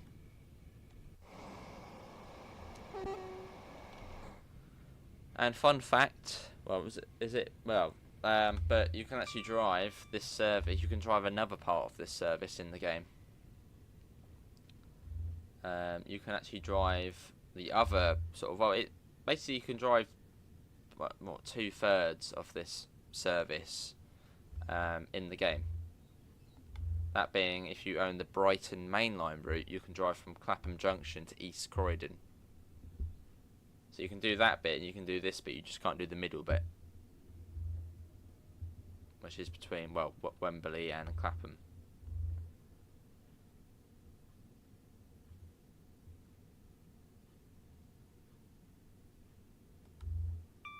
And if you like this specific train, you're in luck, because there's quite a lot of routes with this train. East Coastway, Brighton Main Line, and well, this route.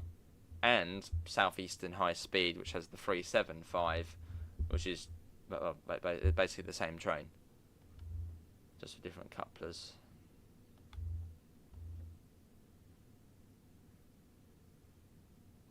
No stop marker here, it's just to the end. Here we are, this is Harrow and Wildstone.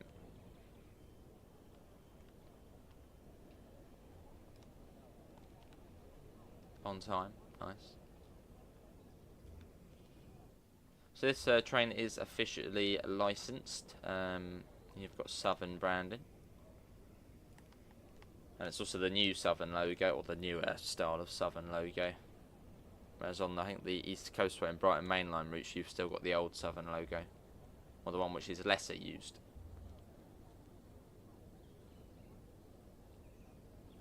But there is one unfortunate thing though about this route. Oh, that's Selhurst. That's like the depot code. So this is Selhurst, this one. Whereas the ones on East Coastway and Brighton mainline, I think they've got, is it BN for Brighton? Something like that. Well, the trains actually don't have these. I don't think many of them have these anymore. Right, let's get the doors shut.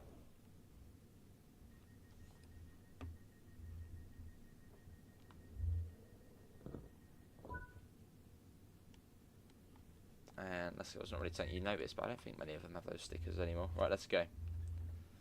We're off onwards to Watford Junction. What the hell was that? That was weird. Almost felt like World Slip, but we're only in Power Notch 2. Or did we go into 3? Oh, it is World Slip. Oh, we're all good. Out we go. All the different trains there. Look at that. Loads. There's another one. Oh, look at that flying along. Awesome. And another train. Can't remember what I was saying now. What was I saying? Oh, let me turn up the audio as well. This train's a lot quieter than the Pendo. Apologies if it had been a little bit quiet.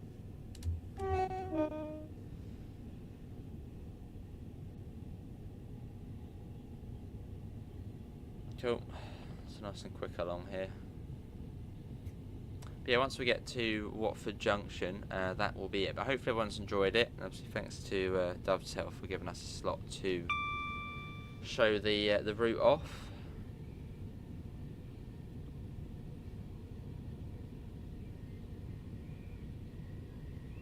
It's a particularly good UK route.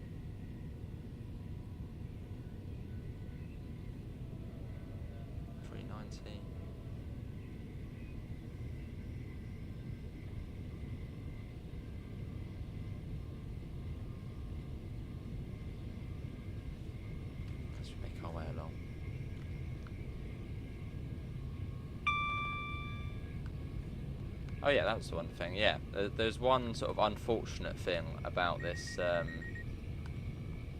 about Southern on this route, is the fact, as it's set modern day, only goes to Watford Junction. Whereas if it had been set in 2019, or even just saying, what, 2021 or so, you'd be able to drive Southern up to Milton Keynes, all the way up the route. But they don't do that anymore. Or even, not even Hemel Hempstead used to go there as well.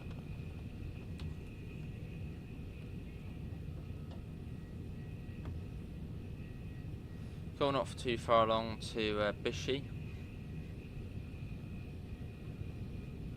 So when we're getting there. Doesn't take long. Let's get a flyby shot.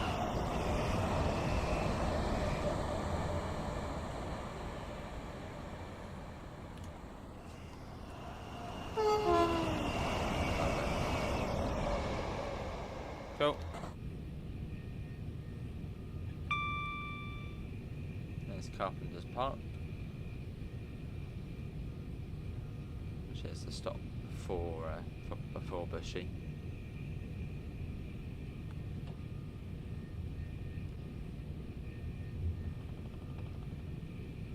Cool.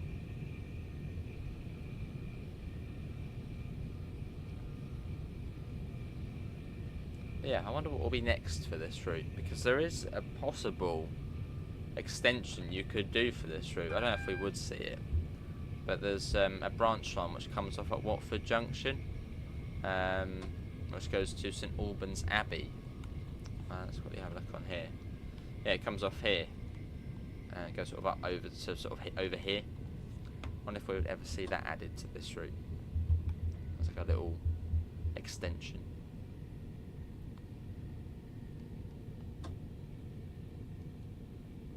And so I wonder what other DLC we could see for this route as well.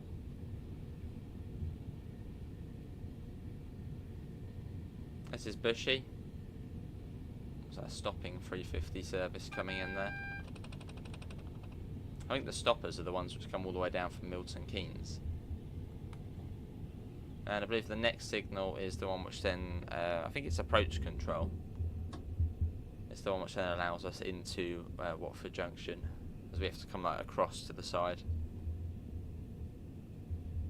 So it's still a little way ahead.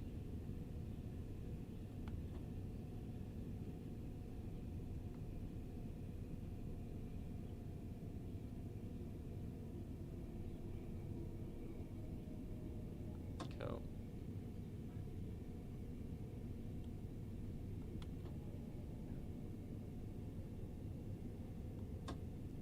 So nice and steady, as we may have to come to a stop. It's quite annoying the backs to those signals loading really late. So you could sort of think they're your signals. What about the lights?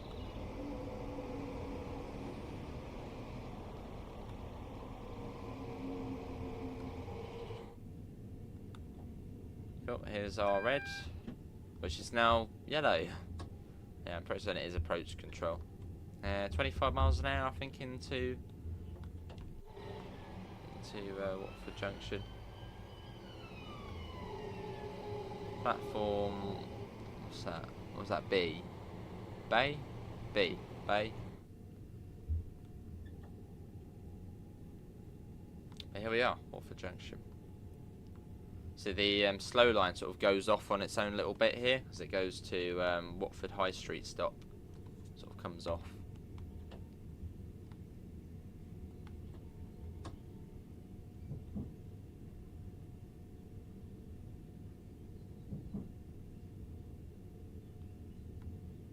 Here we are.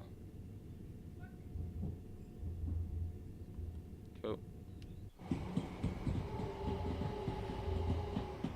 That was a fun little run. There's a 390 whizzing through.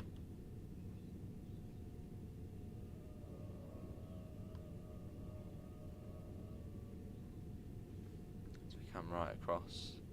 So you've got the overground platforms over there. Again, you do need the Goblin Line DLC if you want to see the overground trains. And you also have to be on current gen consoles or PC.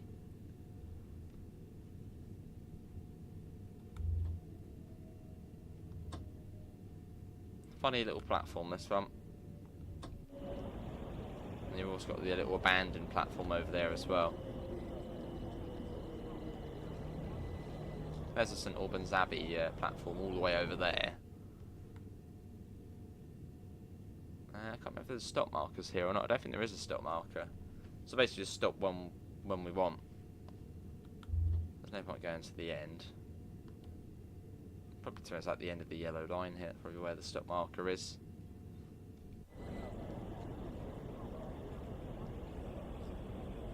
There we go. Right, let's do that, set that to that, set that to that, and put the tail lights on.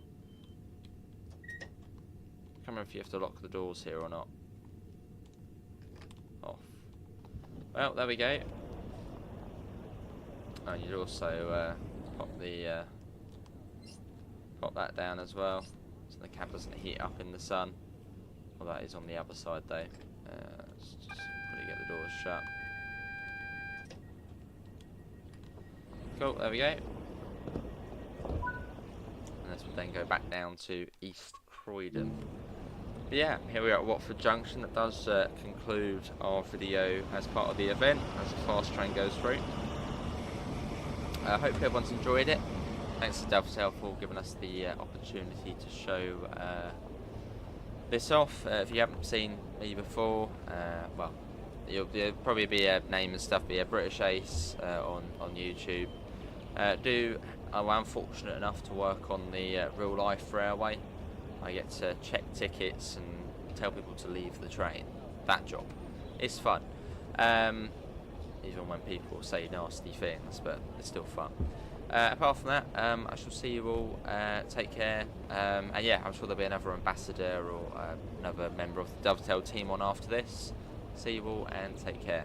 Bye guys.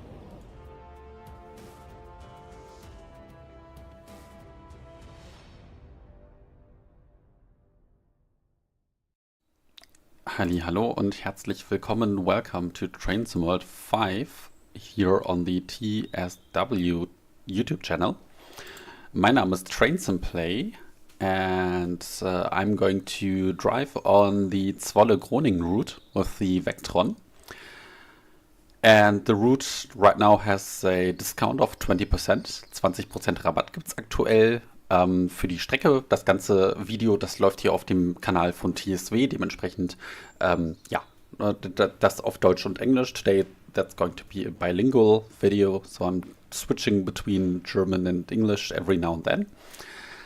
And you can watch it either on the TrainSimWorld channel or on my personal YouTube channel called TrainSimPlay. So I would really appreciate if you head over and go there and maybe look at 1 or 2 videos of mine. Wir haben heute hier eine Güterzugfahrt vor uns. Das Ganze hier mit der Rail Force One, einem Repaint aus dem Creators Club. Und ich zeige euch das Ganze mal direkt hier. Und zwar da. Das ist das Repaint aus dem Creators Club vom guten Cat Gaming. Und ich kann es wirklich sehr, sehr, sehr empfehlen. Es hat schon über 400 Downloads, aber es braucht noch viel, viel mehr, weil das ist so ein gutes Repaint. Ihr könnt einfach danach suchen, den Link da oben eingeben oder halt eben nach Klammer auf, Cat, Klammer zu eingeben und das suchen und dann werdet ihr es finden. So go to the Creators Club and download this livery because it's awesome. It's just awesome. Okay, so let's fetz. Gut, dann einmal den Hauptschlüssel rein, Führerbremsventil zugeschaltet und Fahrtrichtungswender schon mal auf die Vorwärtsstellung gesetzt. Okay, now we have to change our settings because this train is still set in the German, well, it still has the German settings, so we're going to change that by clicking here. And then we go down to the NL 1.5 kV. And press enter. No, we don't, because first of all we have to get rid of our main circuit breaker and our pantograph. Goodbye. And now we can actually, no. Now we can change. Great. And pantograph up. Okay, der andere Stromabnehmer hat sich gehoben. Und den Hauptschalter hinterher. Did it work? We don't need that one. think it worked. We're now going to turn on ATB. Did it work? Now it worked. Okay, great. We still have half of a minute left until we have to depart.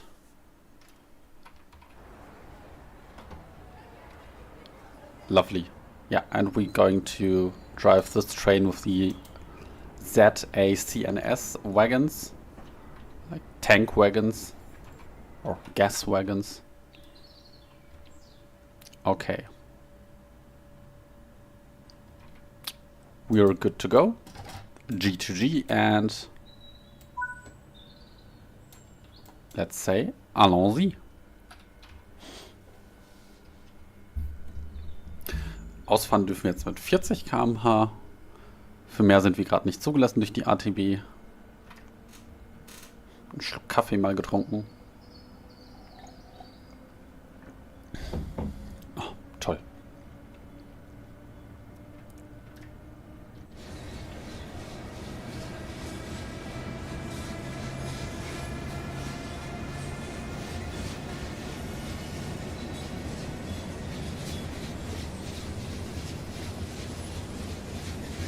Hier haben wir noch den Koploper, der steht hier auch noch. Nicht instappen. Sehr schön.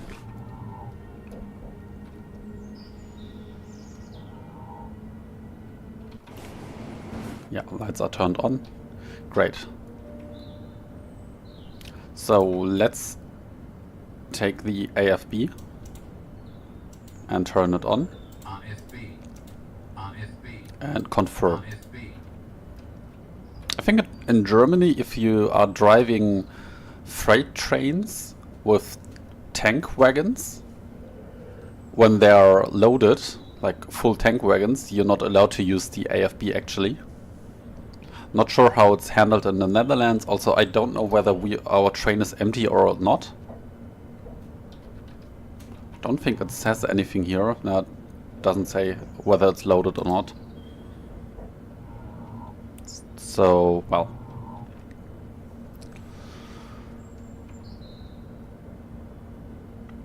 I guess it's not loaded.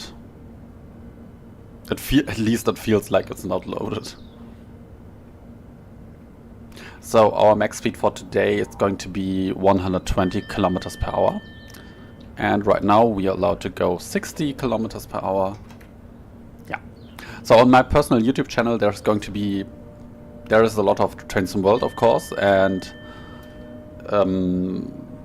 it's in German language. So if you're able to understand German, you're very welcome to head over there as well. Genau, ne? Also bei mir auf dem Kanal gibt's hauptsächlich TrainSim World, hauptsächlich auch deutschen Content. Auf Deutsch in der Regel. Ja, ihr seht es da oben links, ich habe es eingeblendet extra, ne, da. Mods sind installiert. Das ist nicht 100% die Vanilla Experience, die man so bekommt.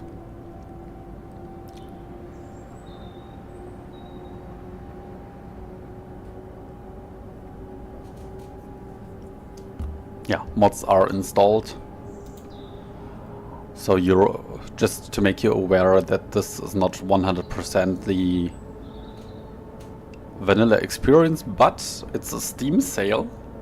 So if you are on Steam and you consider buying TrainSim World or this route on Steam, you're very welcome to use mods as well.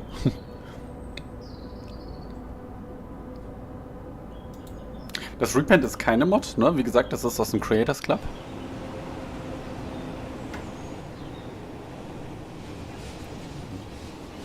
Let's do some train spotting. Let the train pass. Let's go. Yeah, here. I think this is a good one.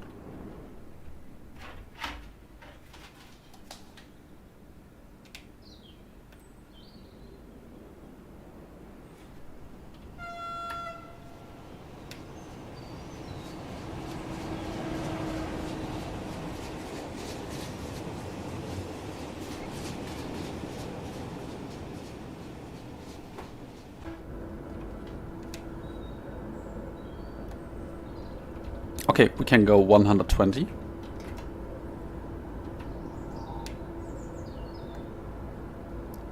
We're not driving with the Zifa because we're not going to fall asleep. Believe me.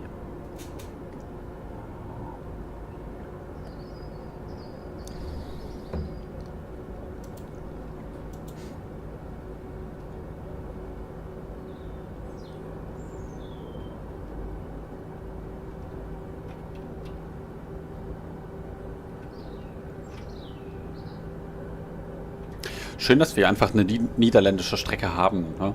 Also es ist total cool, nachdem jetzt der Release ja schon eine ganze Zeit jetzt her ist von der Strecke, dass man jetzt wieder hier unterwegs ist und sich einfach darüber freuen kann, dass wir eine niederländische Strecke haben tatsächlich.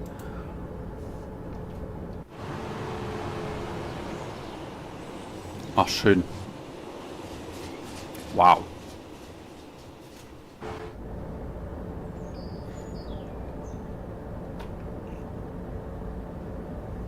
Die Strecke ist auch unfassbar gut gemacht. Die Fahrzeuge sind richtig schön. Der Fahrplan gibt einiges her. Natürlich fehlt uns da vielleicht das ein oder andere weitere niederländische Rollmaterial, aber ich hoffe doch sehr, dass irgendwann noch eine zweite niederländische Strecke kommen wird. Oder zumindest eine Third Party sich dazu entscheidet, jetzt was aus den Niederlanden zu bauen, weil man ja jetzt im Grunde genommen diese ganzen Assets der Oberleitung und der Signale und Infrastruktur und sonst was ja schon hat. Ne? Und die darf man dann als Third Party vermutlich benutzen. Und da hoffe ich einfach sehr, dass das jetzt irgendwie die entsprechenden Leute inspiriert. I was just talking about third parties and me hoping that maybe a Dutch third party might join TrainSimWorld at some point. Because right now we have the infrastructure, we have all the assets you need, we have the signaling, we already have 2 locos to drive. So this, you don't have to start at 0. That's the thing, you don't have to do completely new signals, new tracks, new trackside signage, because it's all there already, so it might be a little easier to start now doing a Dutch route. So very, very hopeful at some point maybe a Dutch third party is going to join TrainSimWorld to do more Dutch content, because I don't see DTG actually doing one Dutch route after the other. I hope they're going to do at least one more at some point. But in the long run, a dedicated third party would be, of course, the best thing that could happen to the Dutch TrainSimWorld. Ja, voraus übrigens am Horizont der größte Albtraum von Markus Söder. Windräder.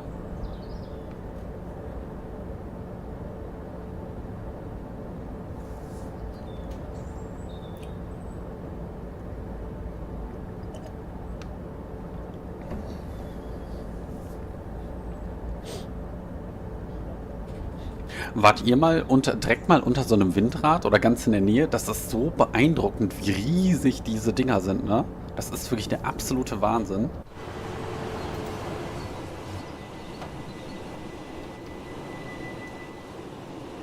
Ne, also, wenn man hier so drunter steht, das ist so crazy.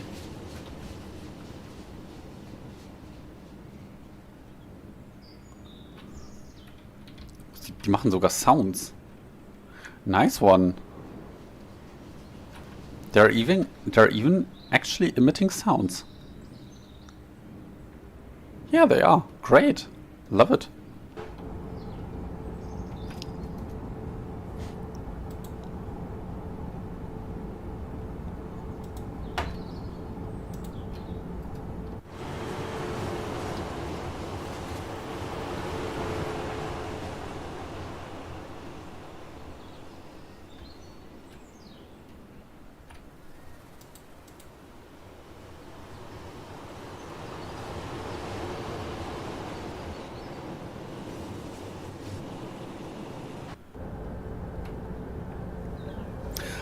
such a lovely route.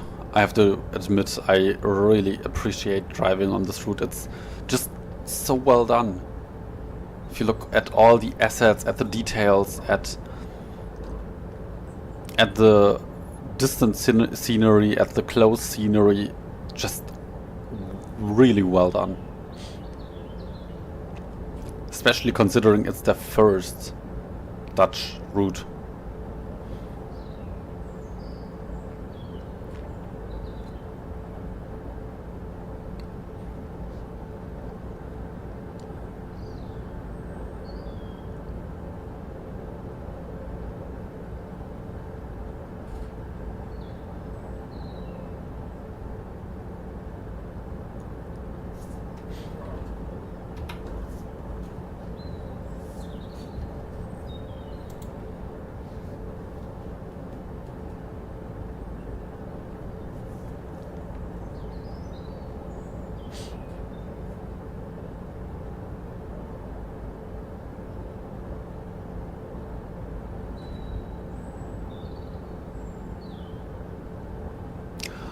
Also, I'm playing actually on 4K, while you're seeing this stream on full HD.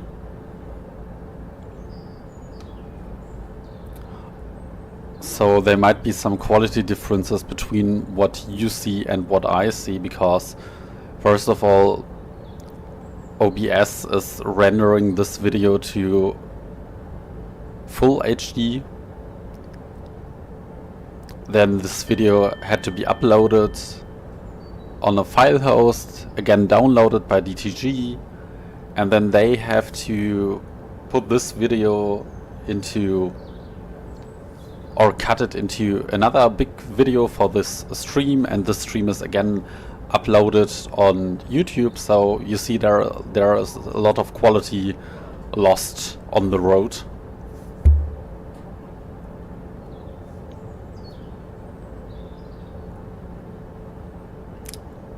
But I see this all crystal clear and extremely beautiful. Though of course it also has some parts which are not very well done. For example, the flying forest. I hope it's going to be fixed at some point.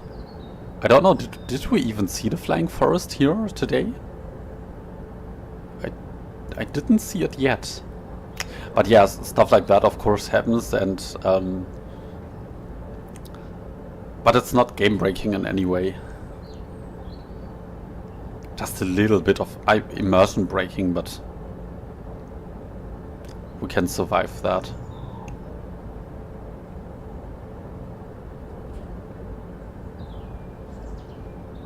By the way, sorry for my German accent.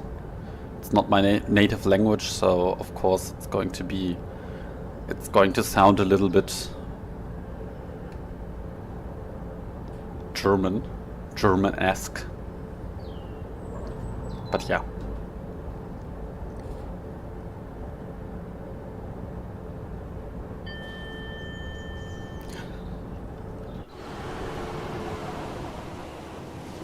I love how there are like so many of these little areas right next to the track where there's water. We basically, it feels like we're driving on an island, you see?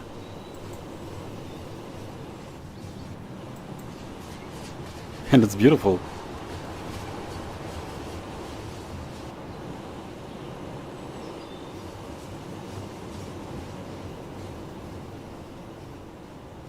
Also the sky is just wow. I love the volumetric sky.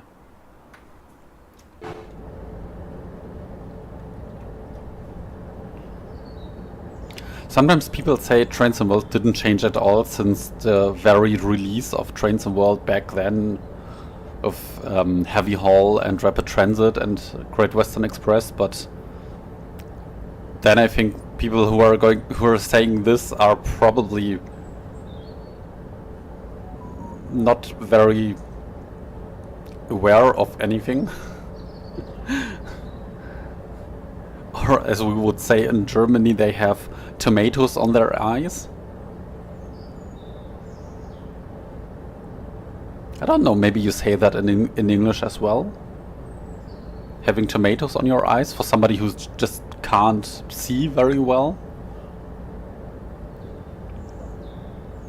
But yeah.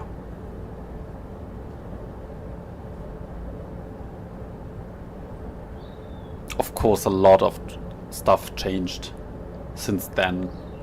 And the biggest change for me, the best and biggest change is actually from TrainSimulator 2 to TrainSimulator 3, where they introduced TOT 4, so the new lightning system, which I really like. And it's so much better than the old lightning system.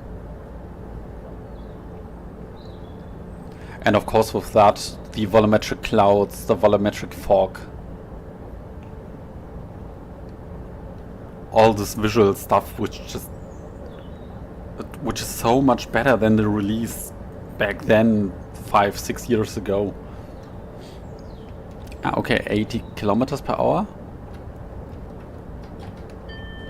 Yeah. We have to put in some brakes before ATB is going to be angry with us.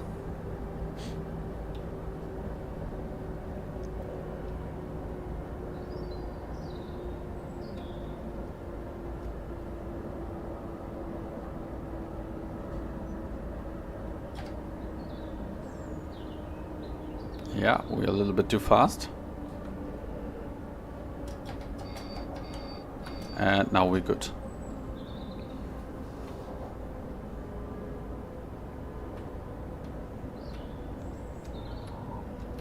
Putting the AFB on 80 kilometers per hour.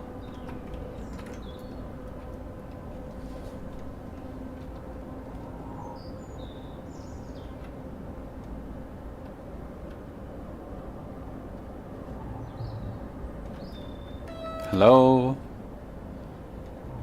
Oh, lovely repaints from the Creators Club.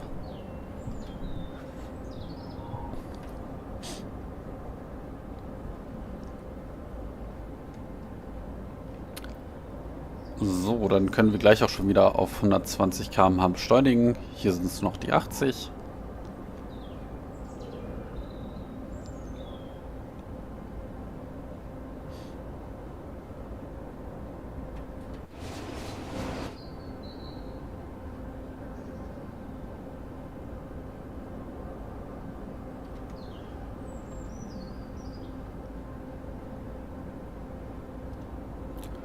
Und die 140 ab hier, dann den Zuglängenmesser aktiviert.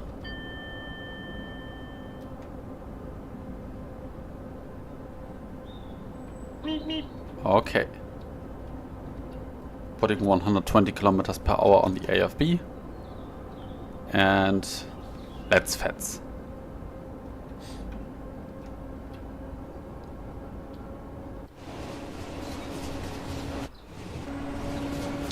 We can have a look on this repaint on the Rail Force 1. It's not a fictional repaint, it really exists.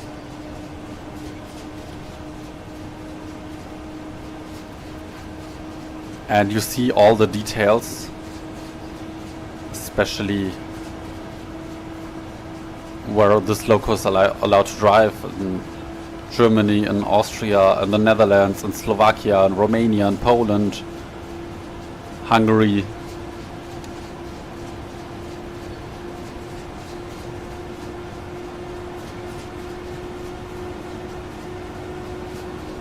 It has the numberings, the brake symbols. Nice. And of course the brake weights.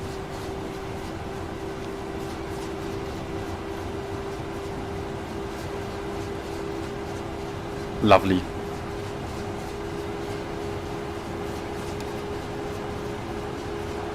What does it say here? I don't know.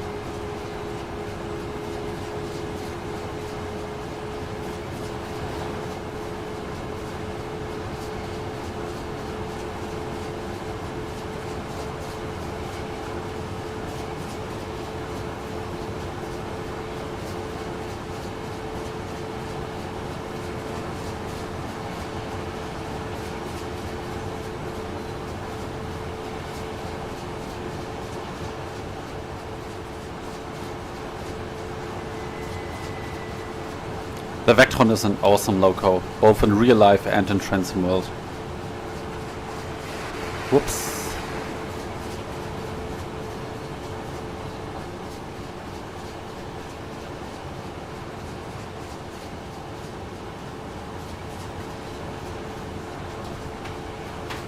Maybe we can actually take a picture here, because I still need a thumbnail for my own channel, or just a great picture. So yeah, this looks all good to me. Let's do it like this and change the rotation a little bit, just a little bit, just a smidge, and maybe make it, oof, why is it so dark now? Yeah, let's go back to 7 AM, but I want to take out the lightning. Yes. Like that. And now changing to 7, no 8. Yes. Oh, I love that as well.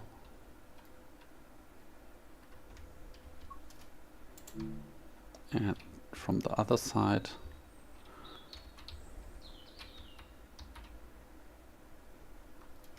Lovely. Let's go back to the cab.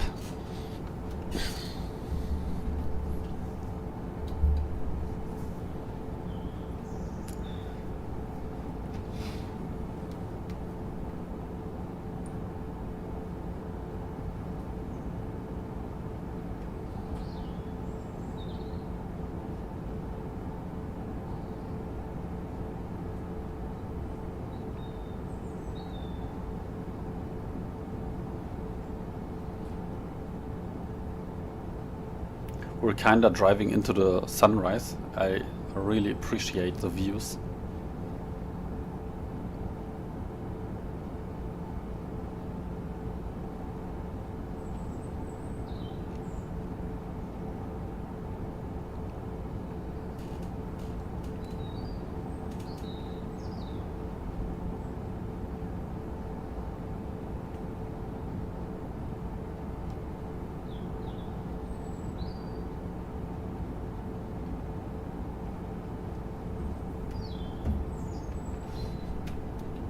Can take out a little bit of power.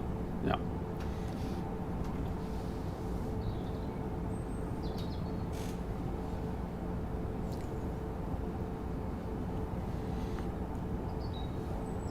What I really like on the Vectron is that you can actually see how much energy you basically used and how much energy you gave back to the system. So the blue number, the 408 kilowatt per hour, is the energy that we consumed, our energy consumption, and we gave 34 kilowatt per hour back to, basically back to the overhead line.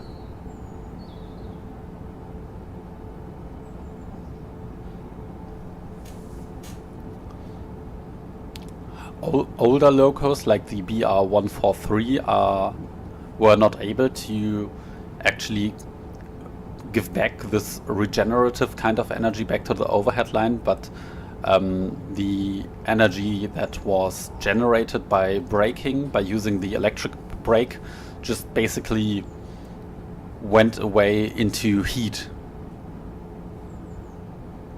But nowadays modern locos, of course, have other opportunities to use this kind of energy in a reasonable fashion.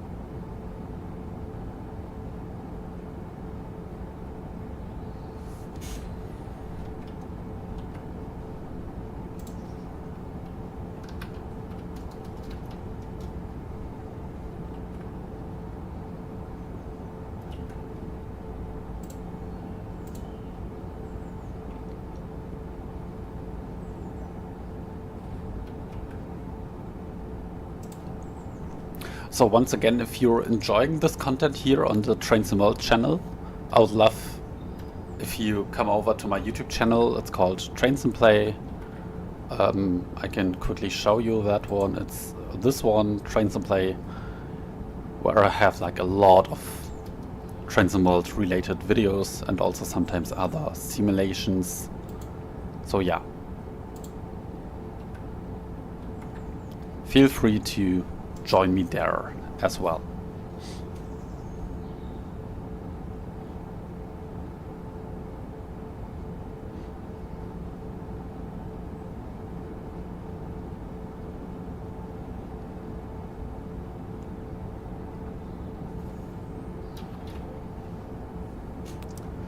So, dann haben wir immer noch ganze 52 Kilometer vor uns. Wahnsinn.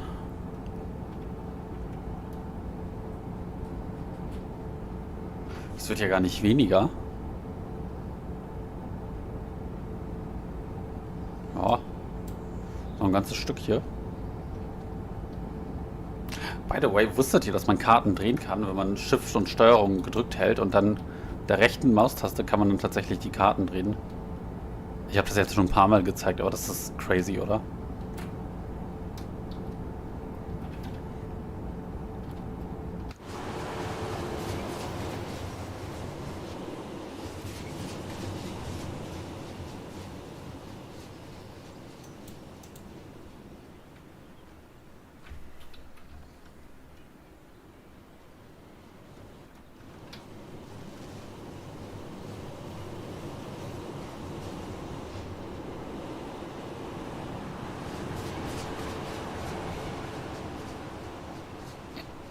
So let's do some train spotting again. Let the train pass us. Let's go here.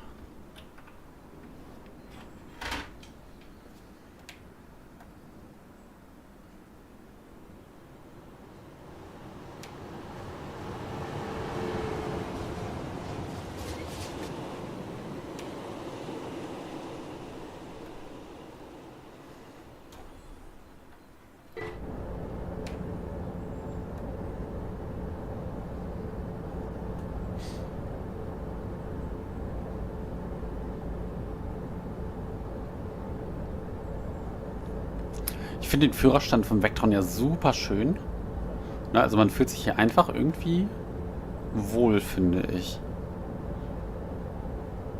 Der ist zwar modern, aber irgendwie hat er trotzdem so eine gewisse Form von Gemütlichkeit. Vielleicht liegt das auch daran, dass der Fahrtisch schwarz ist. Ja, aber irgendwie habe ich immer das Gefühl, ja, ist ganz modern. Nee, nicht, also modern sowieso, aber schön. Er wirkt irgendwie so aufgeräumt.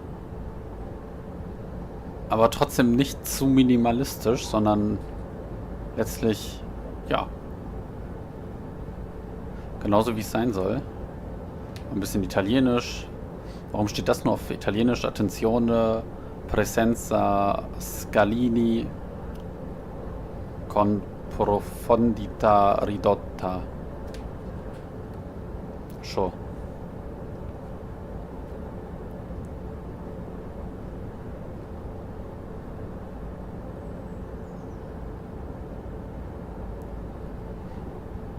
Do we have other Italian stuff here? I don't know. I can't see anything else. Why is this loco only allowed to go 160 in Italy?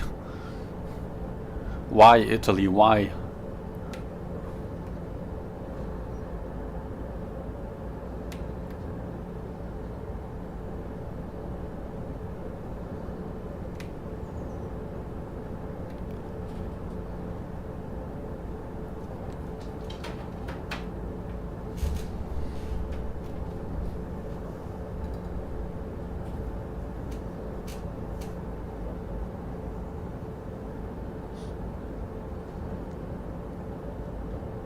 Signal zeigt Fahrt. Ich glaube, das wird sowieso die ganze Zeit letztlich bleiben.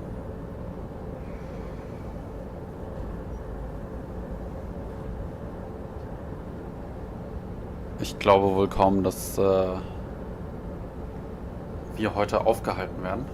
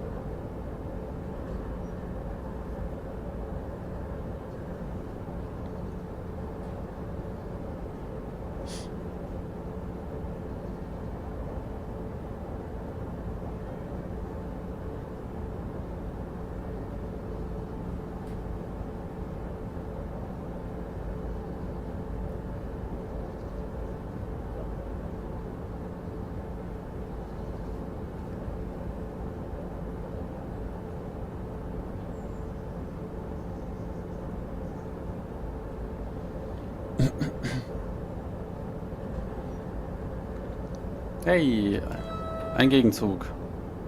Endlich mal was los.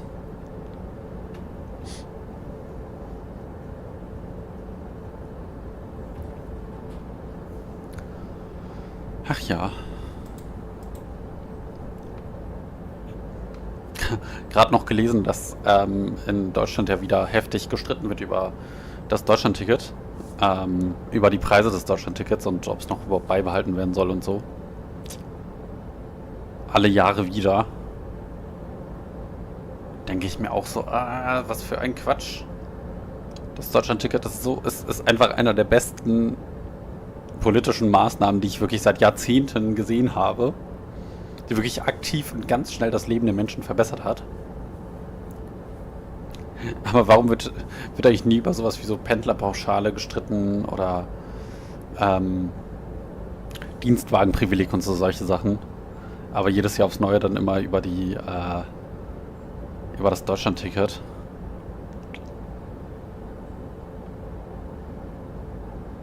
Ich finde es eine gute Sache. Deutschlandticket, gute Sache. Sehr, sehr gute Sache. Sorry, bin ich hier politisch geworden?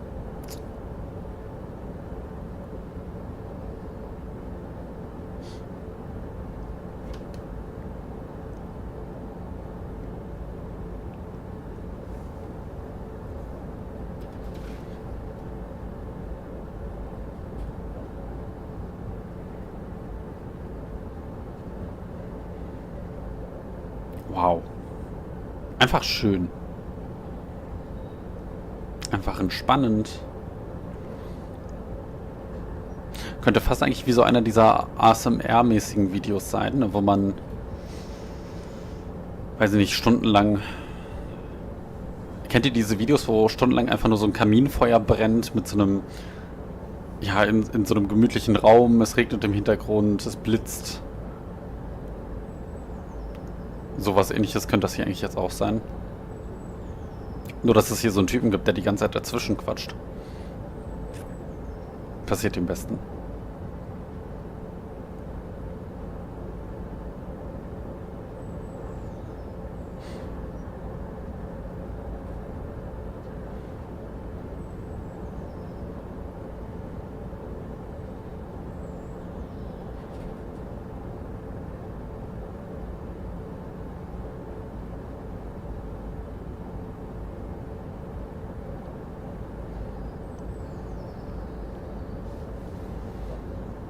Ich bin mal sehr gespannt, wohin sich TrainSimulator weiterentwickeln wird.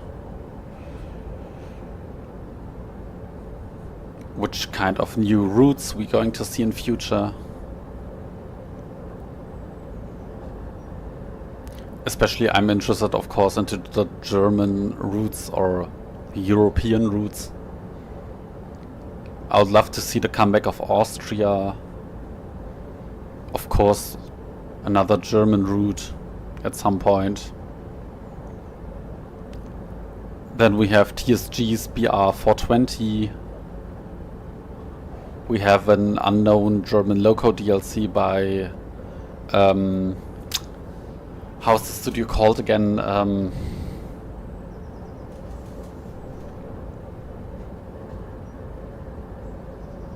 Simtrack, Are they called SimTrack?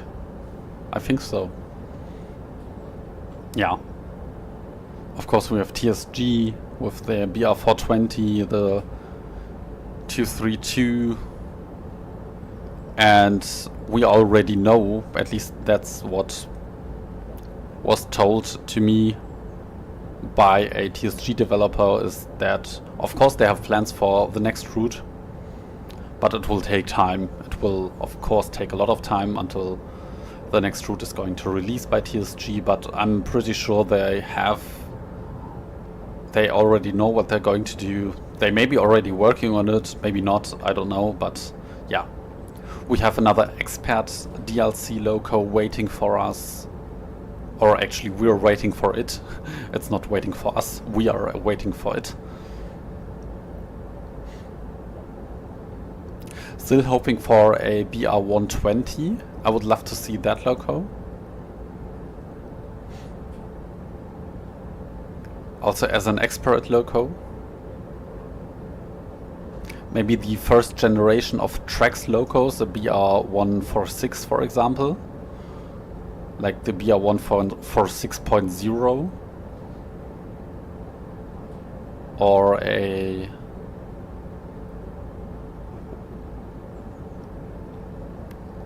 .152. Wow, that loco would be awesome. Great freight loco. There's still a lot out there that can be done for Germany, for loco-wise.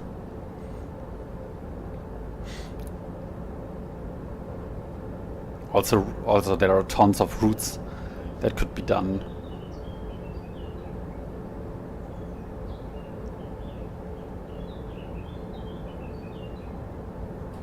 But I mean, I'm sure that they're going to choose a good one.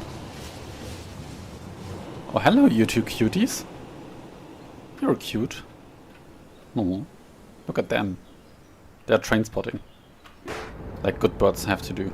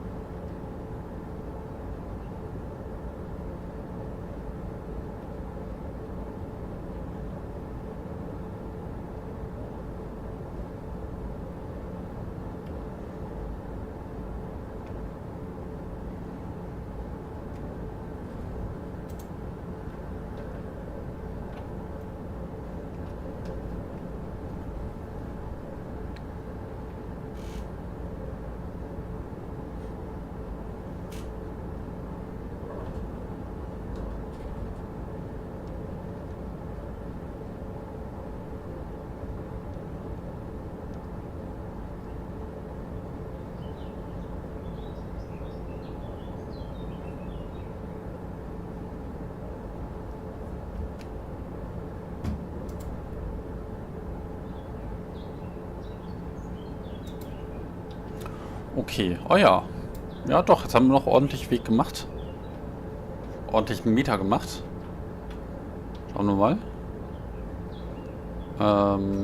Ja, 29 Kilometer noch. Das wird. Es wird.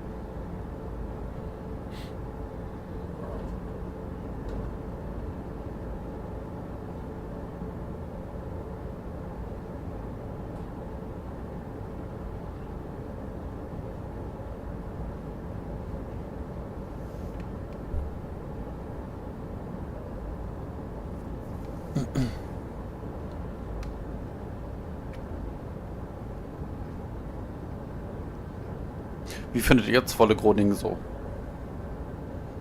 Was sagt ihr so über die Strecke?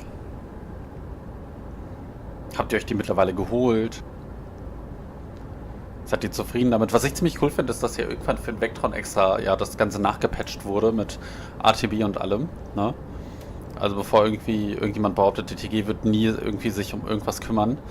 Also der Vectron zeigt ja schon, dass da, ja, wenn da Ressourcen da sind, dass die auch gerne für sowas genutzt werden. Das hier ist ja der Frankfurt-Fulda Vectron. Und der hat dann halt einfach ATB bekommen.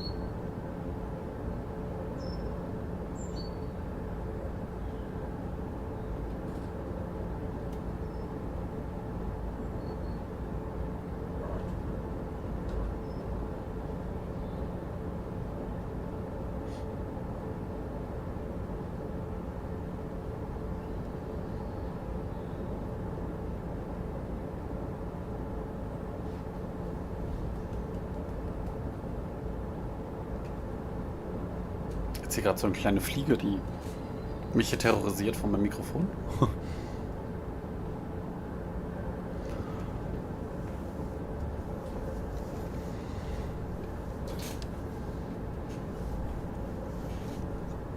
Ich finde so eine Strecke hier ins volle Groningen, das fahre ich am liebsten eigentlich tatsächlich in einem Livestream. Und weniger in Videos, weil in der Regel nicht ganz so viel los ist. Aber jetzt beschwere ich mich gerade über, dass nicht viel los ist und sehe, wie hier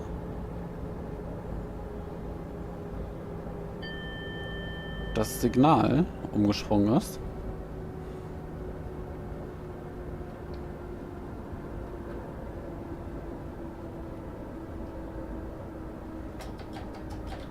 Ja, wobei Bremsen lösen sollten wir vielleicht noch nicht. So, jetzt erst.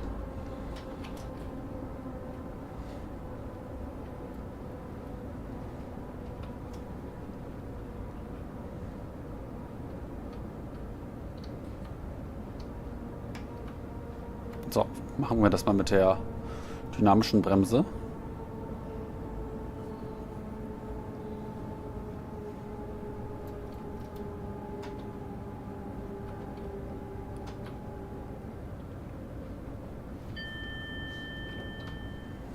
Okay.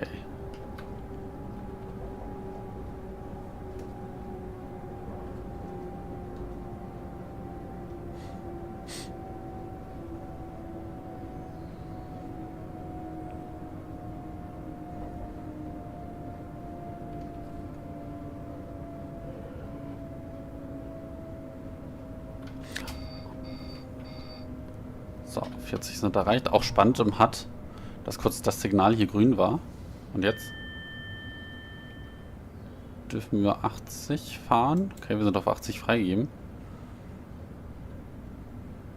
Aber da hinten ist immer noch ein Signal rot. Wir bleiben mal einfach bei den 40 km/h und rollen mal mit der Geschwindigkeit weiter. Hier durch Assen.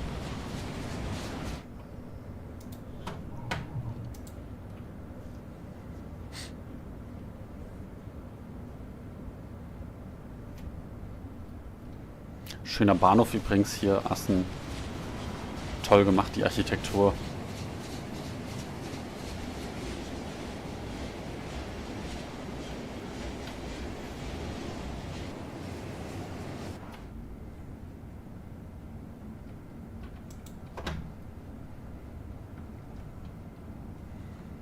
Gehen wir mal auf die 80 hoch.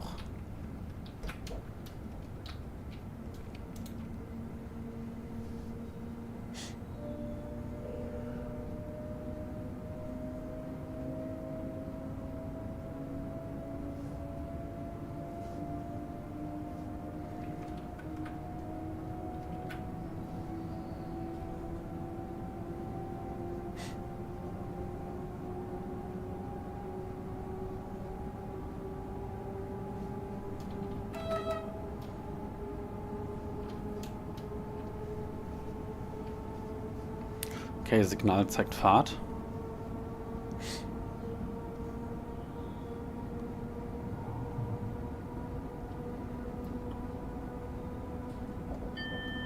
Und einmal auf die 120.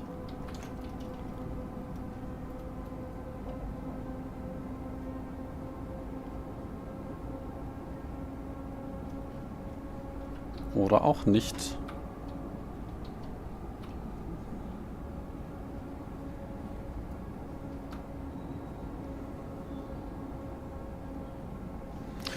Seems like we have a regional train in front of us.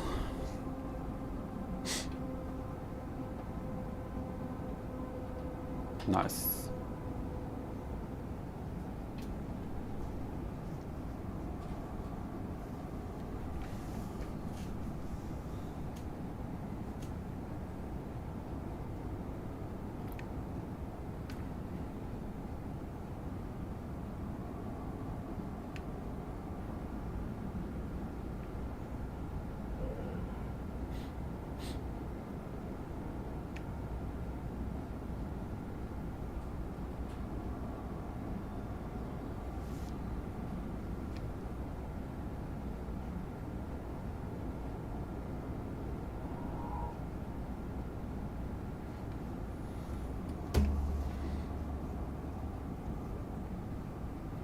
Schauen wir mal auf das nächste Signal, aber ich glaube, das sieht schon grün aus. Ja. Dann können wir doch wieder ein bisschen beschleunigen.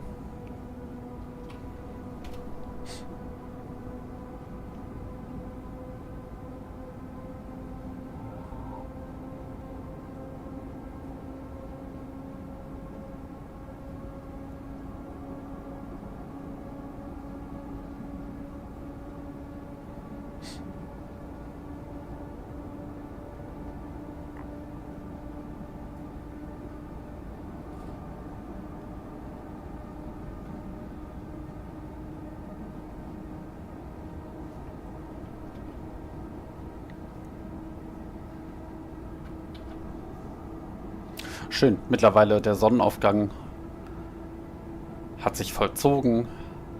Langsam ist richtiges Tageslicht vorhanden. Der Himmel ist blau geworden. Ne? Also wirklich wunderschön.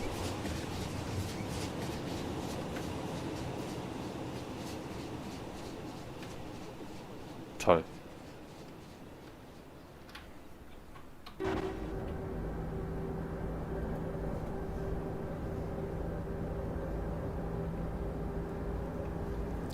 Wir können auch actually, und das finde ich ziemlich cool, hier unter Language können wir tatsächlich die Sprachen ändern, also wenn wir die PZB benutzen würden. Ne? Brauchen wir zwar jetzt nicht, aber wenn wir dann jetzt hier die 2 wählen, können wir das Ganze auf Englisch umstellen und dann sagt die tatsächlich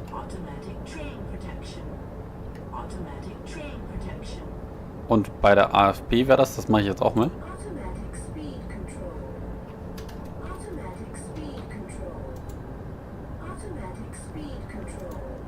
Also richtig lustig eigentlich.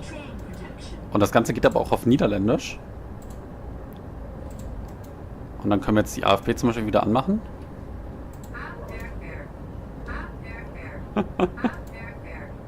Ja, klar. Und Zugbeeinflussung geht natürlich auch. Train Beeinflussing. Love it.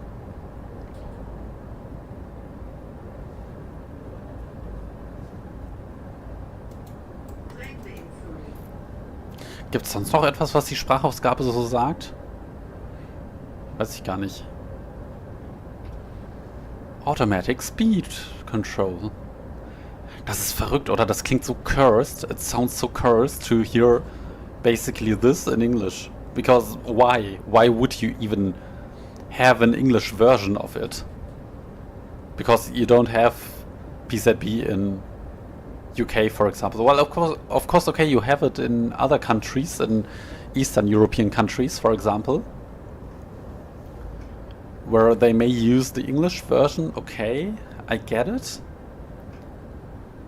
But why in Dutch? Because there is no PZB in the Netherlands. So why is there a Dutch language setting, even like a Dutch voiceover. Language setting is okay. I mean, of course, you have to read the displays, and it's good that they're in Dutch. But why is there this English and Dutch voiceover from the PZB? It doesn't make any sense to me.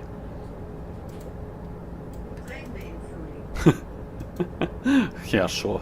Train bane floating.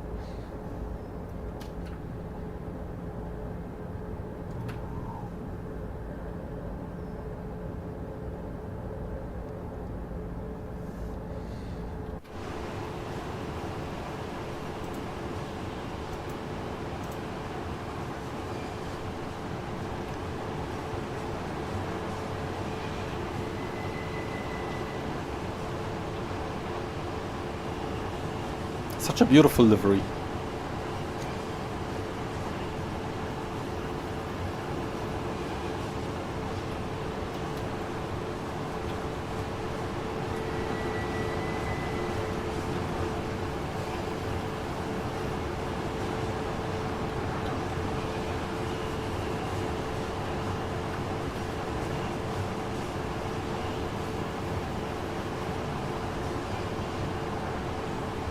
Oh, the pantograph is not really aligned to the overhead line.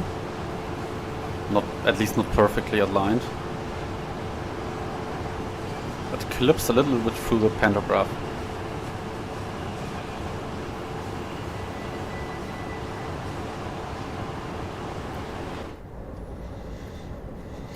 Train bane floating. I can't. Oh, hello.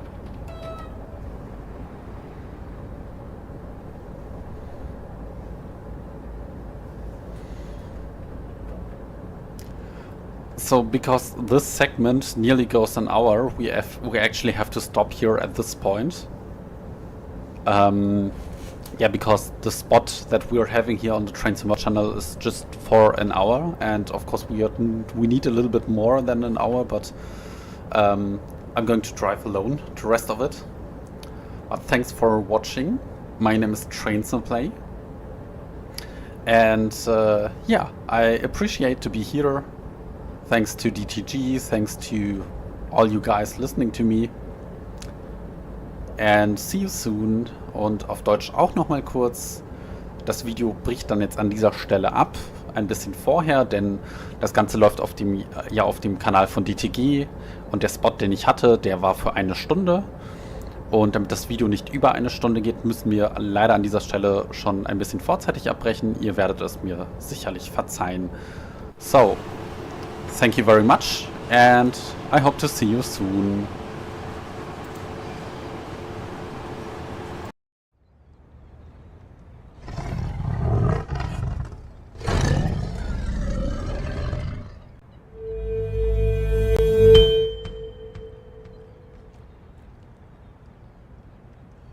Hey, this is Tiger. Welcome to my video contribution for the current sales event. And we are here, as you can see maybe and recognize it, at the seafront of Morecambe Bay. I thought I will start not in a train, not in a station, but at this beautiful place here at the entrance, or yeah, to Morecambe Bay, coming from the Irish Sea, and the city Morecambe, or town maybe more like, has this beautiful seaside, and it is represented in the Preston Carlisle part of the West Coast main line, in a way that you can actually walk around quite a bit. You can see the theme park with the Ferris wheel at the horizon. You can see this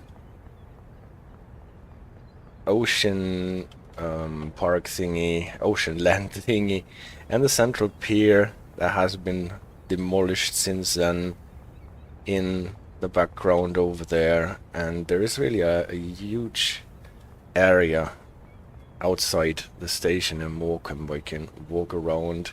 Morecambe to Lancaster is the little branch line that is represented in this DLC.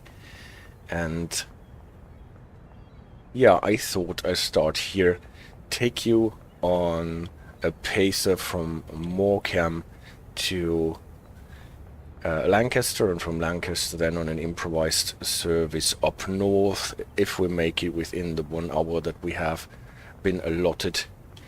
Then we will make it just up Shap Hill. Here is the central pier. Here are the Morecambe Winter Gardens, one of the most impressive buildings and sites that is actually getting restored from what you can read on the internet after having been shut down for a couple of decades. And we're getting closer to the station. I love this beach-like atmosphere, and I think Just Trains, who made this DLC, caught this really, really well. And you almost wish that they could recreate the whole of the United Kingdom as it was in 1986 to walk around. Thank you for letting me pause. And we are getting closer to the station here. Actually, we cannot go up the curb, but here we can. And here is the station area. Beautifully recreated with the roof slightly dirty and weathered, with the vines inside. There's even a little showcase where the ferries to the Isle of Man are showcased. And here we are, to the right, a pacer in the provincial livery, regional rail livery later, and this is our pacer that I want to take you to Lancaster with in the Great Manchester Orange. People are already on board and we are set to sit down. But before this happens, I'm not only turning on the DLC marker. You can see I'm typically used to doing my stuff in a live stream. This is why everything is a bit homegrown here. Nevertheless, I put on a disclaimer because I got this DLC like a lot of other DLCs for free for being an ambassador for Dovetail Games. Nevertheless, before I got to be an ambassador, I bought about 100 DLCs for this game with my own money, and the DLCs are the only incentives that we get. We're not getting paid as ambassadors, and even if we were, my opinion is always an unfiltered one, and it does not reflect anybody else's opinion than mine. So before we start, I wanted to tell you a little pitch about who we are. Tygerways. I'm Tiger for Tygerways. Tygerways is even more than that. It's especially my two awesome ambassadors, AJ Black and CD Radar. And yeah, you can find us on YouTube on this site here. We have more than 170 videos at this point online. And then we can be found at Twitch, where I do my live streams, typically Sunday night at 1800 UTC or 1900 in winter. And what do? We run trains, but not only that, we also use usually a lot of presentations to discuss signaling systems, like here NORAC signaling system with cap signals on the American trains, British system here, for example, the temporary speed restrictions, sometimes even a bit more sophisticated operating rules like Zugfahrt mit besonderem Auftrag in the German system, and here the French system. So we have more or less most of the signaling systems that appear in the game covered. Here the Swiss system, L translating into Swiss system N, for example. Just a quick run through to tease you a bit. Safety systems, obviously we discuss a lot. Here are the British safety systems in the master chart, how they fit together and what they do. Here, for example, how the Dutch system, RTB Eerste Generatie, works as an example for a pulse code cap signaling. Yeah, with diagrams. here at this point. Austrian safety systems PCB 90, what is essentially very much the same as we have in Germany, then how different safety systems work together here on an example. But also we're talking about technical stuff, so if you're interested in how a hydrokinetic transmission actually works with the Fettinger principle and how fluid coupling is a different thing than a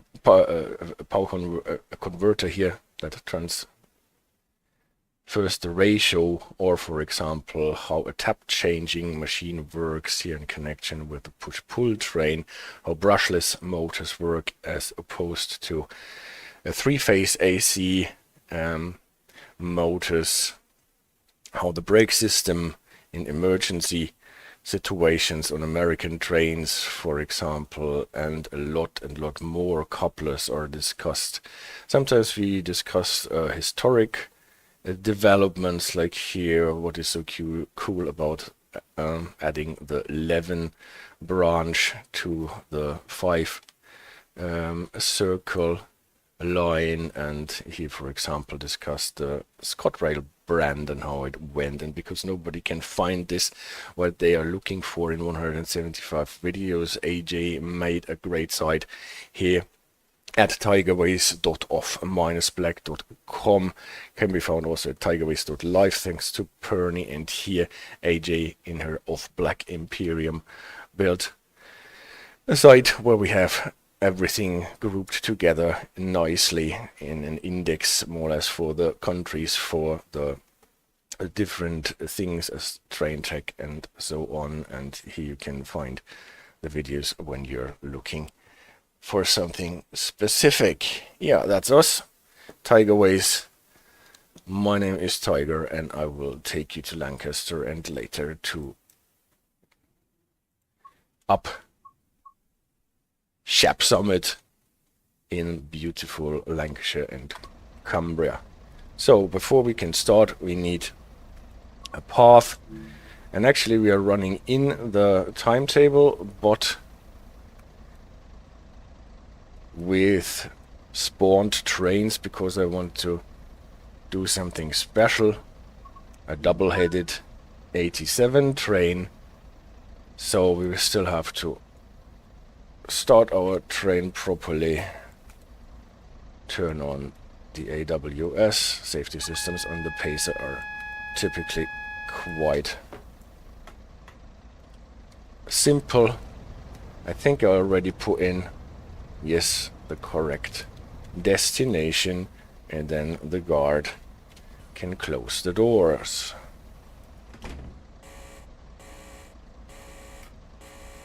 And we can lift off.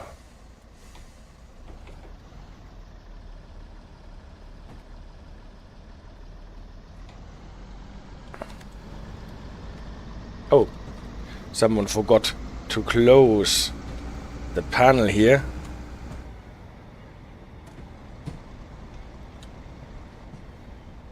When preparing the train. Probably it was me.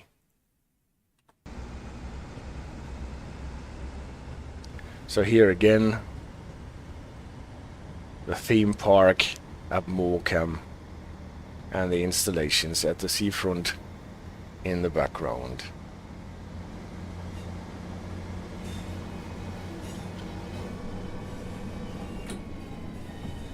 So, with all the externals, we will probably get into speeding a bit. This is what we have to live with. A lot of those signal boxes here are actually built with an interior and with a diagram that shows how they are supposed to work. Here the Morecambe one, for example.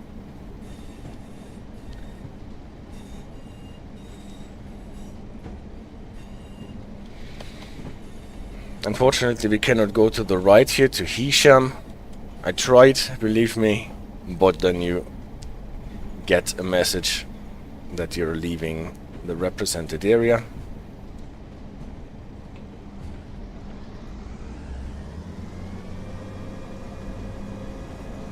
There's another station on the way that we're going to pass.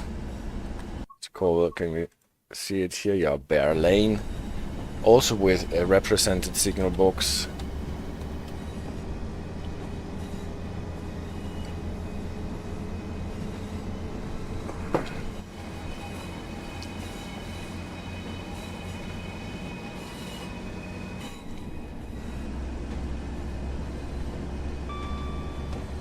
Well, we're not stopping there, using the opportunity to get a bit of speed on our pacer.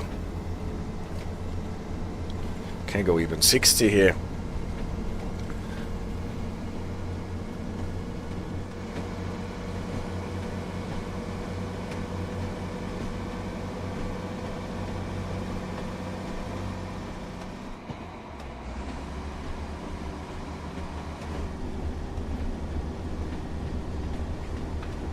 But at Bear Lane, we have to slow down. We saw that coming here, or what, actually past Bear Lane when we're going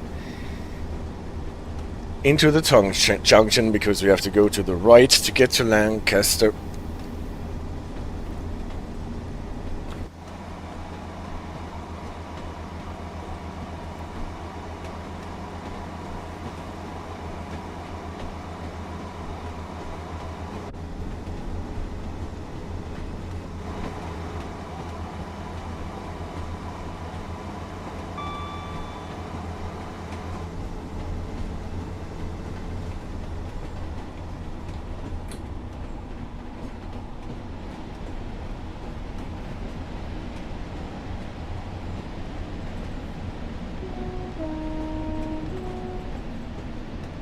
Passing Bear Lane. See how we have to... Yeah, we're obviously much too fast. Because here is the 15 marker.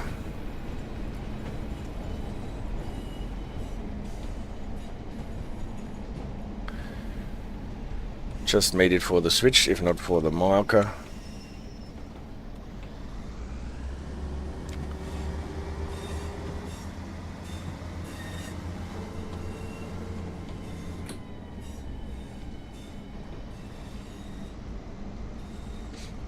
In front of us there is the junction. To the left is the way to Carnforth, Oxenholme, and finally Carlisle. Before that, Hest Bay.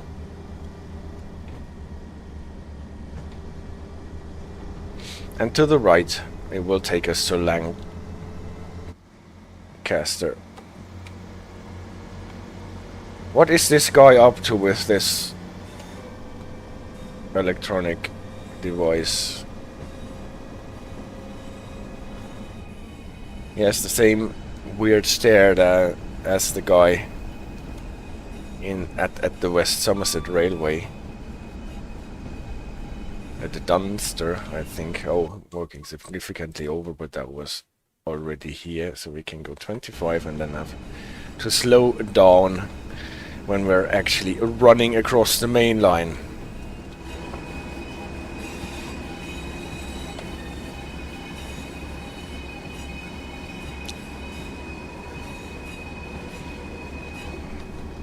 Well, yeah, usually I pay more attention to keeping the speed limits. And as you can see, I usually run a very reduced HUD. It is actually the original HUD, with everything turned off, especially the big speed clock and the track preview and all that stuff. It's only that we know what's the time, where we have to go, and well, yeah, how far away we are.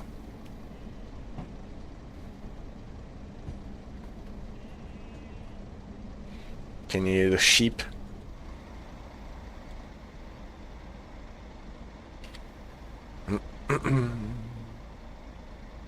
Here they are, the sheep. Meh.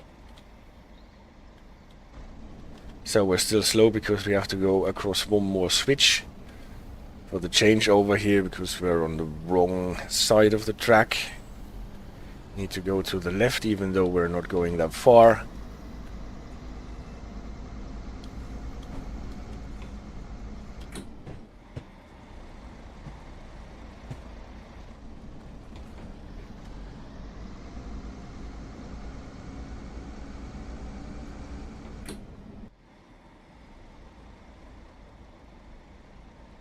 Now we can go into Lancaster.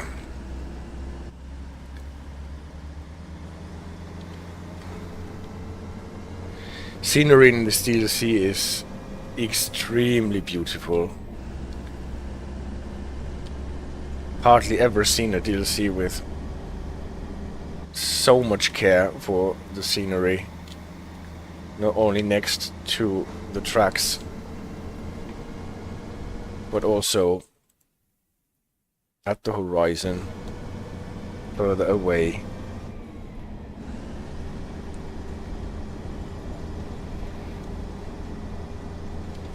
Approaching a signal. Haven't seen a signal so far, so I'll be cautious. And it is at caution. So we want to approach the next signal with caution.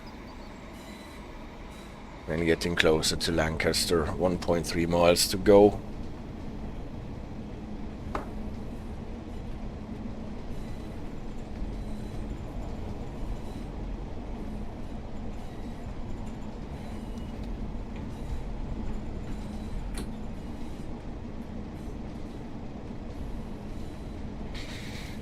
As we all know, there is no fixed speed limit that we have to adhere to after getting a caution signal, unlike many American systems that connect and approach yellow signal typically with a speed limit of 30 or 40 miles.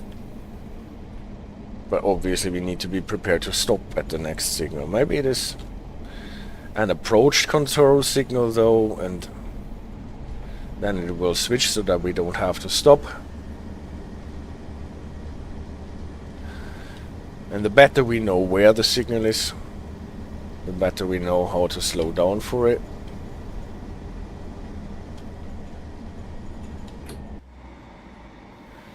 Now we can already see Lancaster Castle coming up.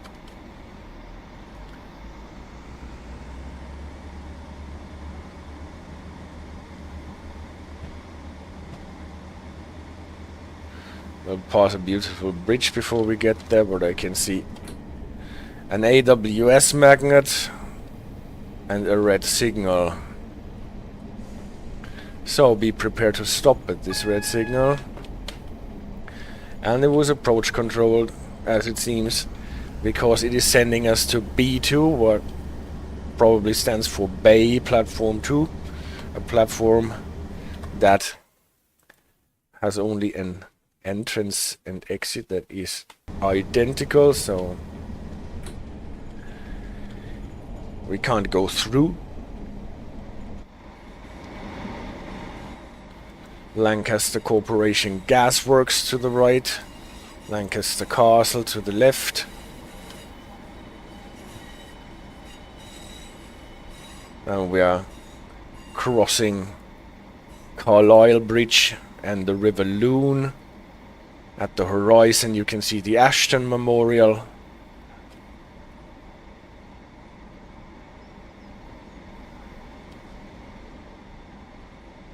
Really, really beautiful. Let's look at this staircase here.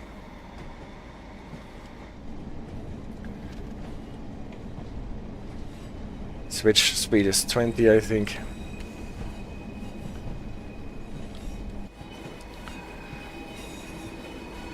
Castle again. All the trains have to wait because of us, as it seems.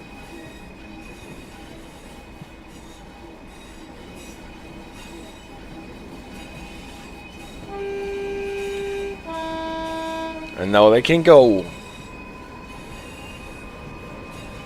E-R, just like a donkey.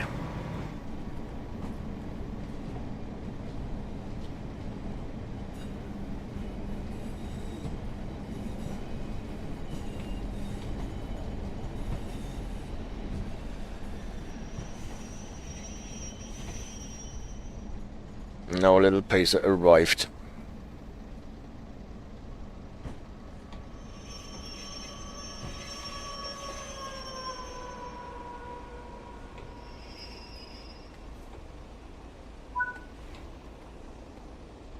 Okay.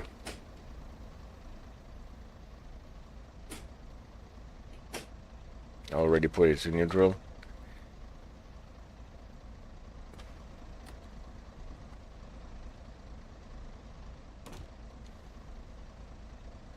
Let's open the doors with the guard key. Those pacers are layering in from the Blackpool branches DLC. Okay guys, this train is still waiting to be allowed on the track, and now it is going. And that means we can use this track here to spawn a new train if we're lucky. And let's take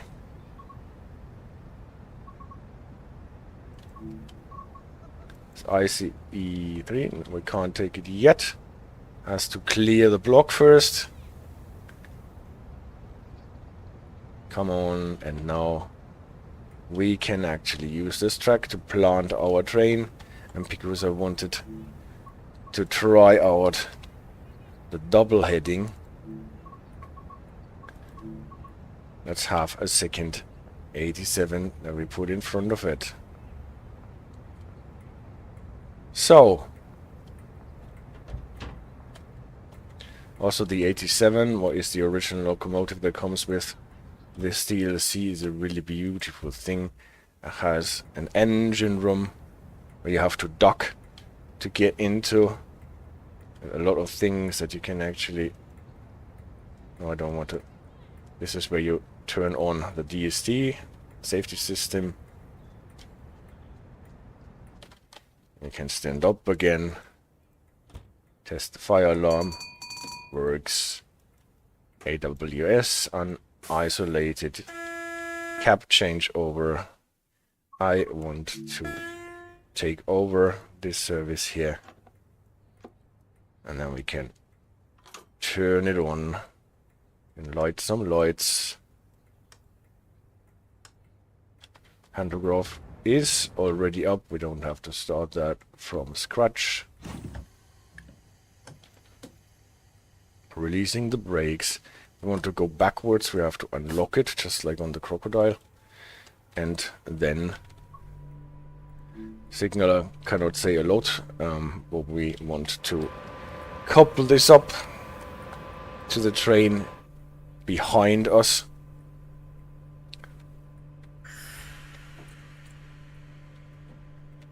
So let's just notch up one.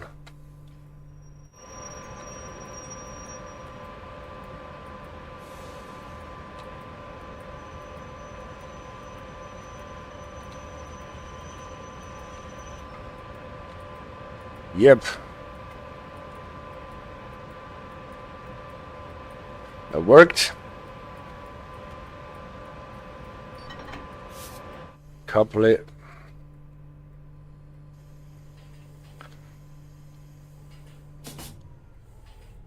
And the interesting thing is now that we can use this second notch indicator for the second loco. You might be able to read it here.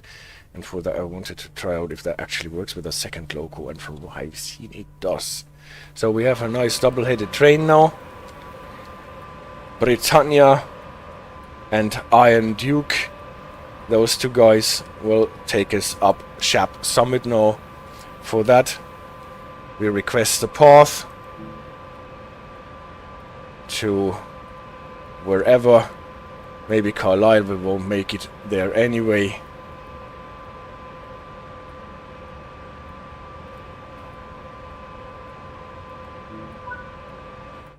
Just so that nobody is getting in front of us.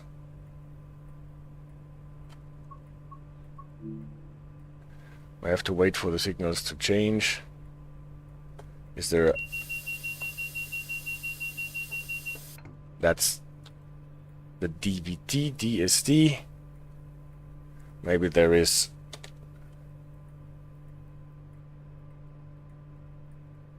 Another train coming in. Like we did here. See, there is this regional rail pacer we saw at Morecambe is coming in. But the signal allows us that we can shunt to the red signal. Don't know if that is shunting in German operating rules. This would be a shunting operation if we are allowed to approach with a train up to a red signal.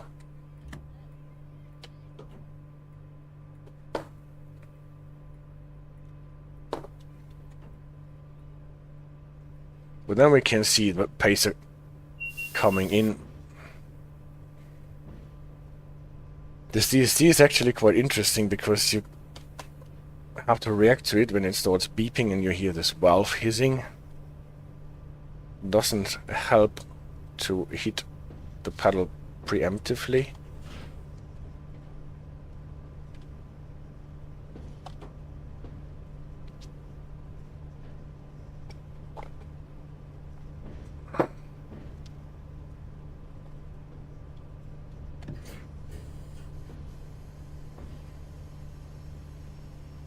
And now we can already see the pace approaching. Now it's us who have to wait for the pacer crossing the line, and you can see how, like a little caterpillar, is coming in. And then hopefully we will get the green light. If you're getting annoyed by this, you can pull your master switch into neutral and it won't go off. And now unfortunately this train here has gotten the green signal, but we can't allow this to happen. Otherwise we cannot really go fast. With a slow freight train in front of us, we will be locked to slow speeds, and I want to see how it works with the double heading. So we're still at 15 here, and you can see how the notch indicator is working for both locomotives. It shows you the 38 notches in the tap changer, not numbered with 0 to 38, but with more or less 0 to 100%. And then it has a 39th notch where we can go into the divert on the motor, where we switch in an additional resistance in parallel with our driving motors, especially the coil, so that we reduce the capacity or the magnitude of the field, the magnetic field that is created in the motor, and then we can go faster. Probably already too fast because we are still limited to 15, but I don't care so much about this today. Gas works to the left. Bridge across the river Loon again. And now we can see what this train can do in terms of acceleration.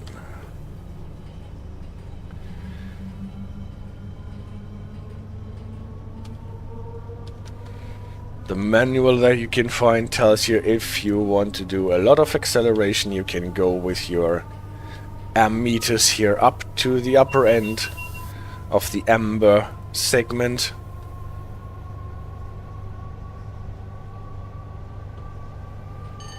And with good adhesion, this is totally possible, at least in the game. No idea how it is in real life, obviously.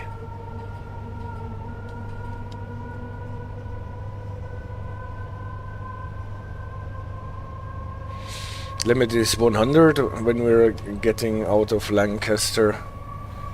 Soon enough, when we are across the junctions, it will increase to 110.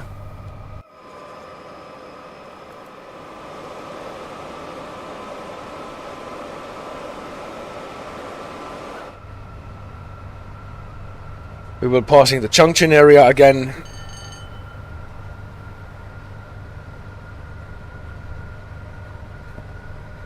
Then Carnforth. Here is the junction that we came in. We want to Morecambe, and here is the increase to 110.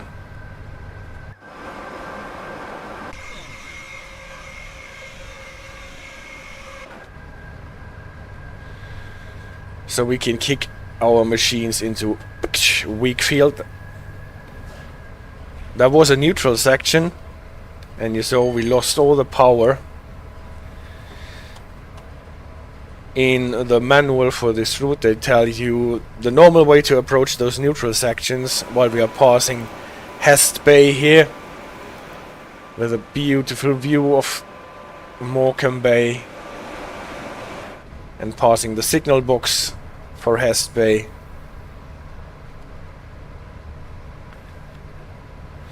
So what is really great to mention here that the neutral section in this track are fully implemented and simulated. Train loses power for a short bit. They announced with the black sign and then the white sign.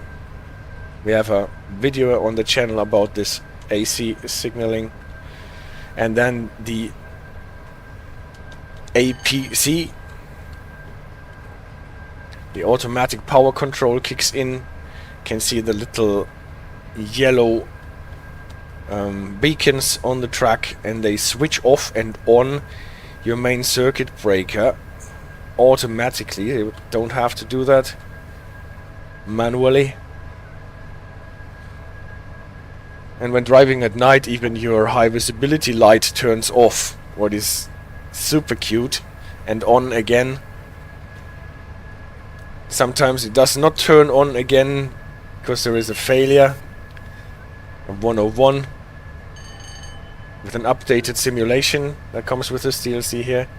If it does not turn on again by its own, then you have to press this pan to up overload reset button. Now we're passing Carnforth already. Carnforth we can pass at speed.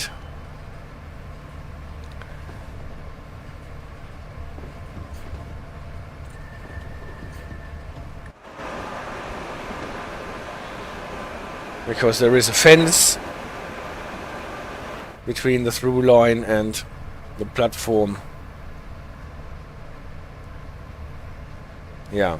So this button, you can reset the overload relay for some reason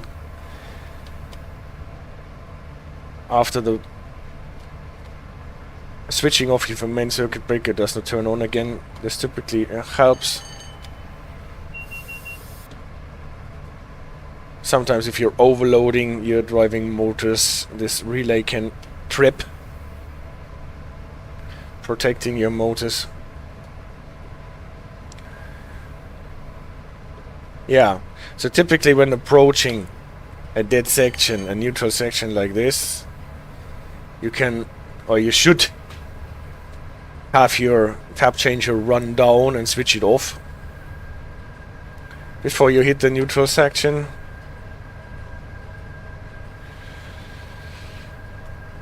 But to prevent you from stalling in the neutral section, it is also acceptable to run into the neutral section with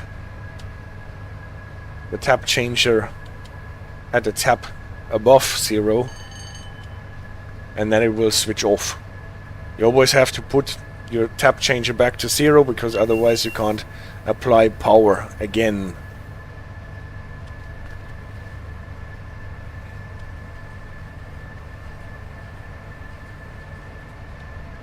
Tap changer here reminds you a lot of the Baureihe 110, 111 in German locomotives, even though those two locomotives are a bit more modern when it comes to the technology of the tap changing switches. 87 is before the era of solid state switches in the tap changer, like thyristors that you typically have on the 110, 111. But this loco here, from what you can read, still works with mechanical switches, moving parts that are moved with electric or air motors.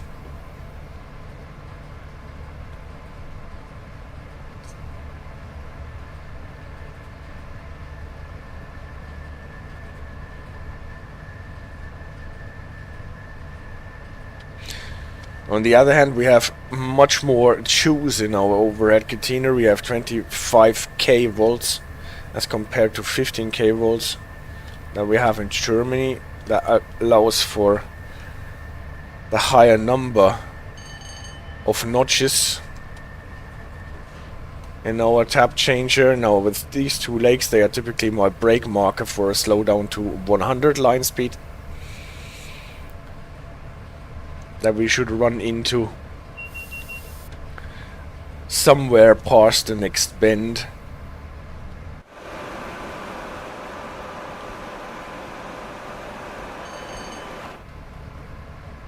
While we're running here through the beautiful countryside of, I think we are already at Westmoreland and Furness, having left Lancashire. A lot of sites of disused stations and junctions are on the way.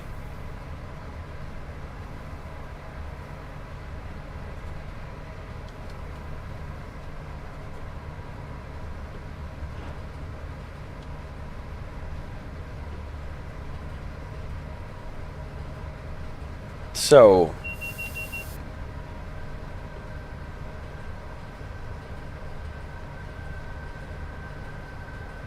here's the 100.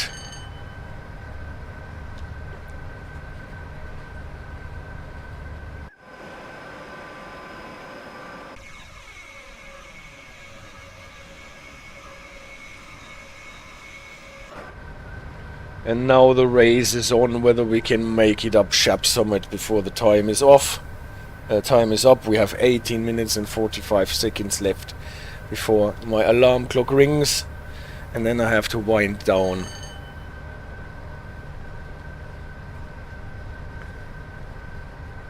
Because we can't have videos longer than 60 minutes for this event.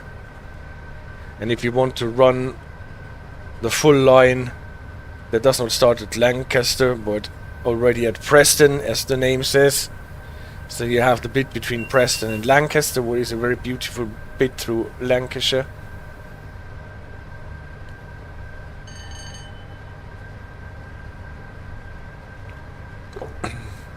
And after Shap Summit, there is Perneath, and then the bit to Carlisle, and then even on to Kingmore, Yard, and TMD, traction maintenance depot, if I'm not mistaken.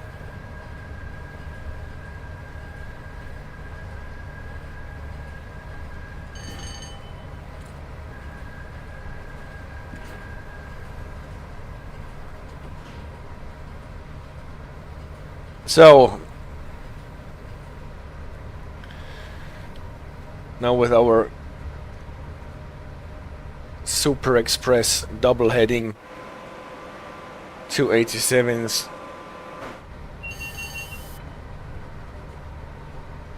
closing in on Oxenholm, what is called Oxenholm Lake District in present day, if I'm not mistaken.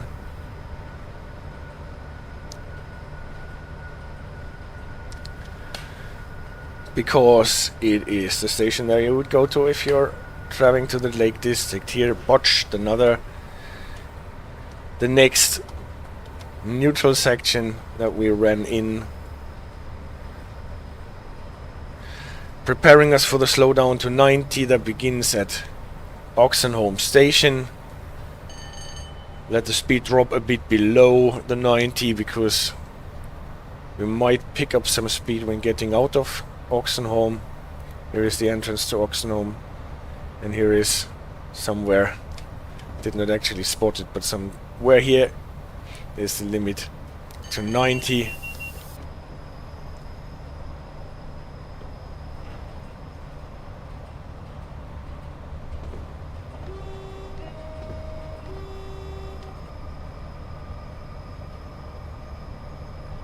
Nobody here to warn.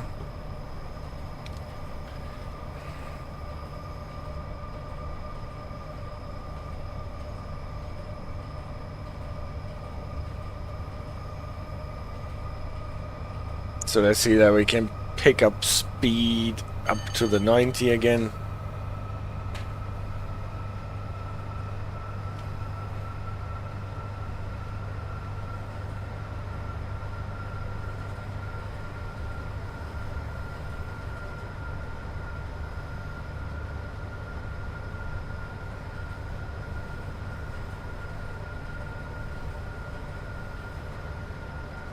Now we're getting to a part of the track where all of a sudden to the left there opened up a real beautiful view into the land to the left.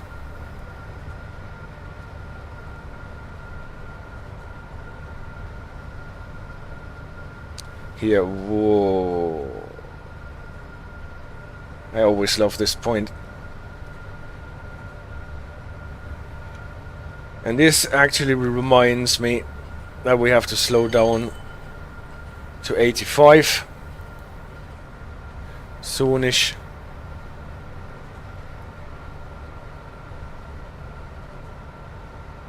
Bend to the right, bend to the left, and then there should be a slowdown to 85. But it can't hurt to be early with your speed, at least a few clicks.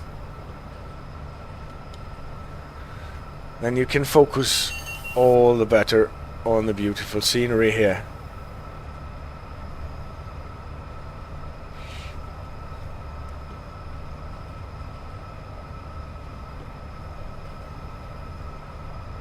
It's more or less all Loon Valley that we're traveling here. Later we're getting to the most here was the 85 by the way, most picturesque Loon Gorge.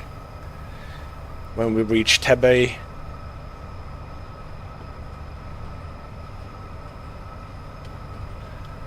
Please correct me on the names because I try my best, but obviously not being local, this is all I can do. Try my best.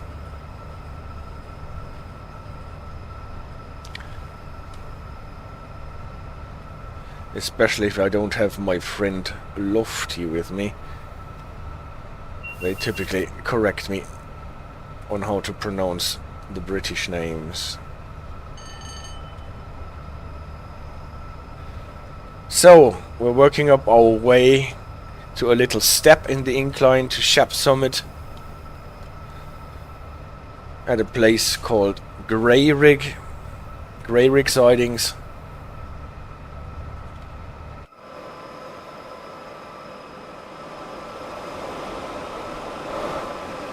And at this point we have a slowdown to 80.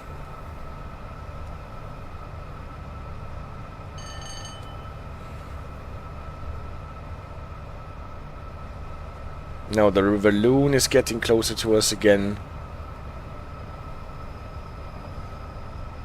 Ground frame here, we can in an emergency go to the other track.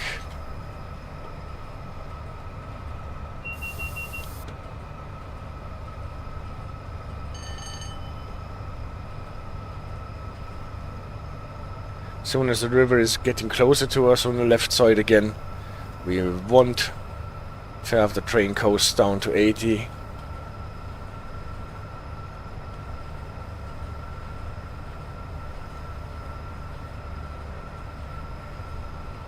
Here it is. River to the left. Bend to the left, bend to the right, bend to the left. And then we are a grey rig passing area. Crossing the river here.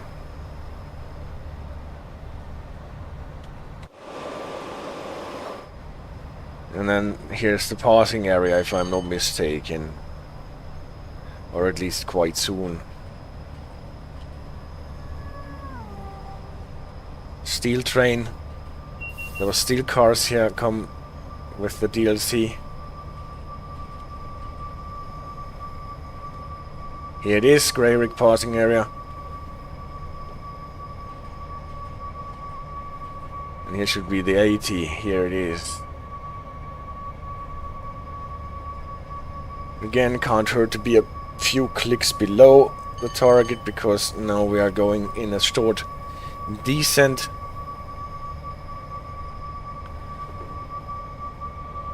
Picking up the speed from the gradient.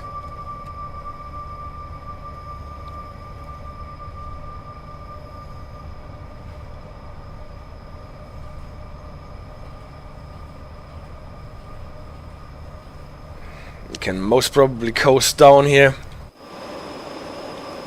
Motorway to the left.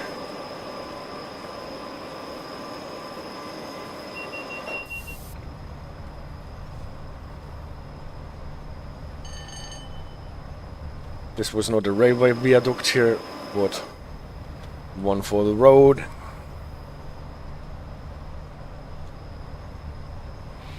Soon we will get an increase to 90 and then to 100 and then to 105, and then we're running up Shaft Summit. Here after this farm or whatever this is,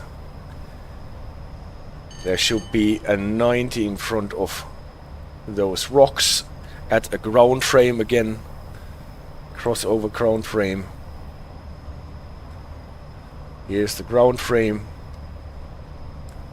And here is the 90. The 10 obviously is for the switch.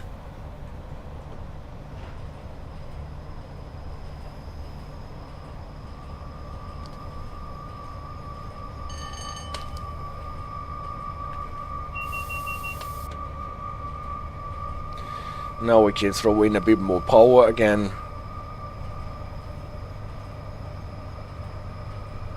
So that we can actually make use of the limit increase to 90.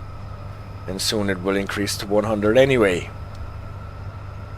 There will be a little wall, like, to protect. Oh, now I went into off. Here is the 100 with the wall that I was talking about. Now I have to wait until the tab changer went all the way down before I can accelerate to 100. And here we are getting closer to Tab A and the start of the Loon Gorge. And then the last speed up.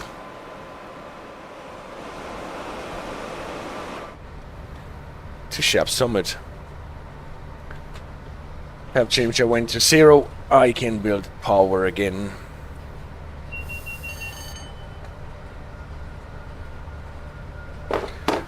And 8 minutes left on the clock. That works out pretty well, I think.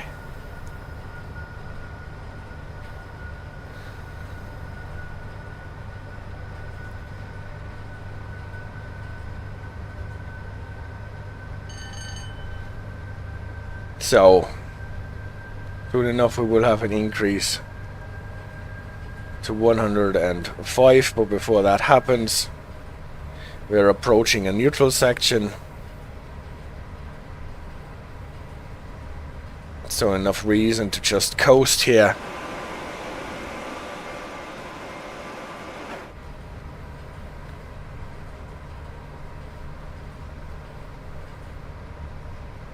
Here's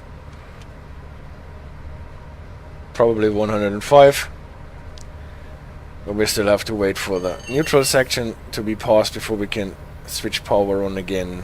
And here it is, sign for the neutral section, and here the 4 yellow beacons for the APC. And we are at Tab A, entering the Loon Gorge proper.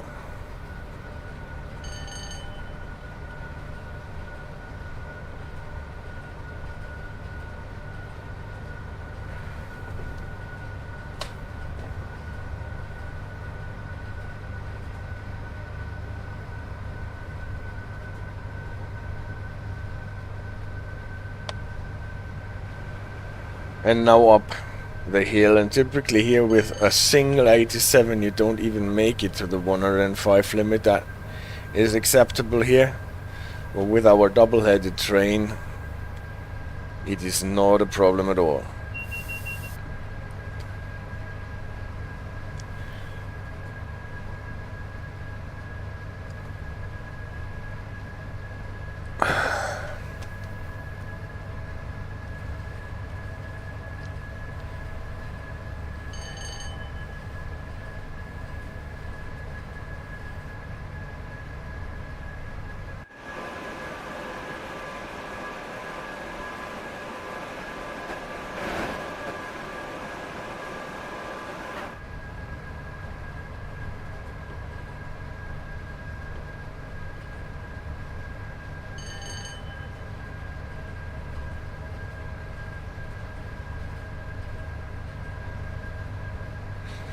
We're out of the Loon Gorge already, up on this upland.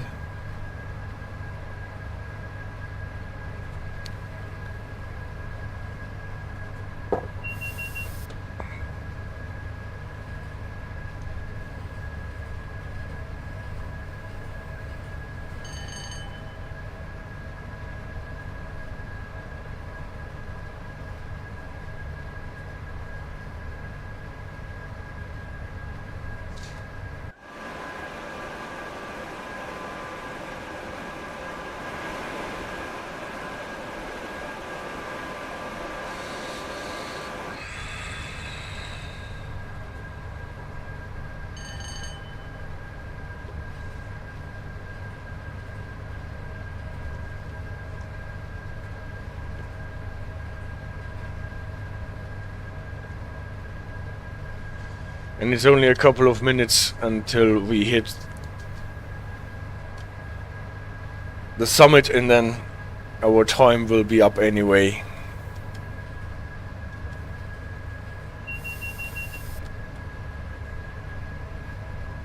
Here is the forest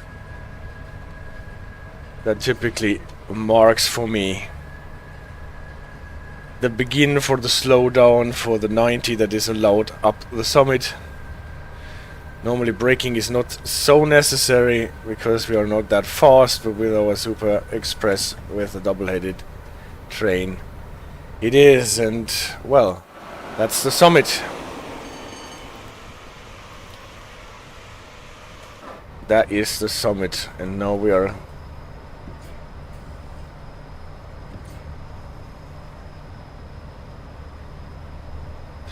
all right.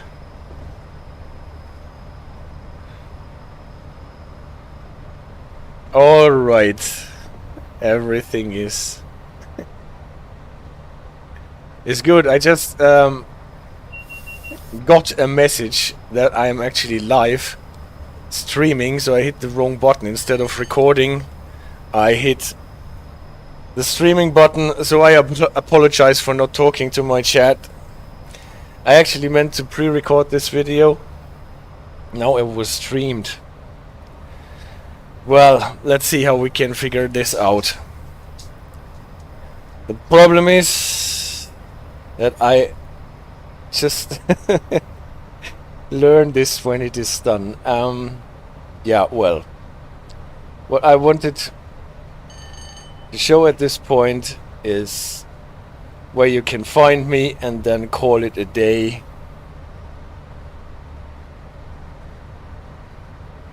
And well, so where is my marker for it? Okay, maybe it can be a bit bigger than that.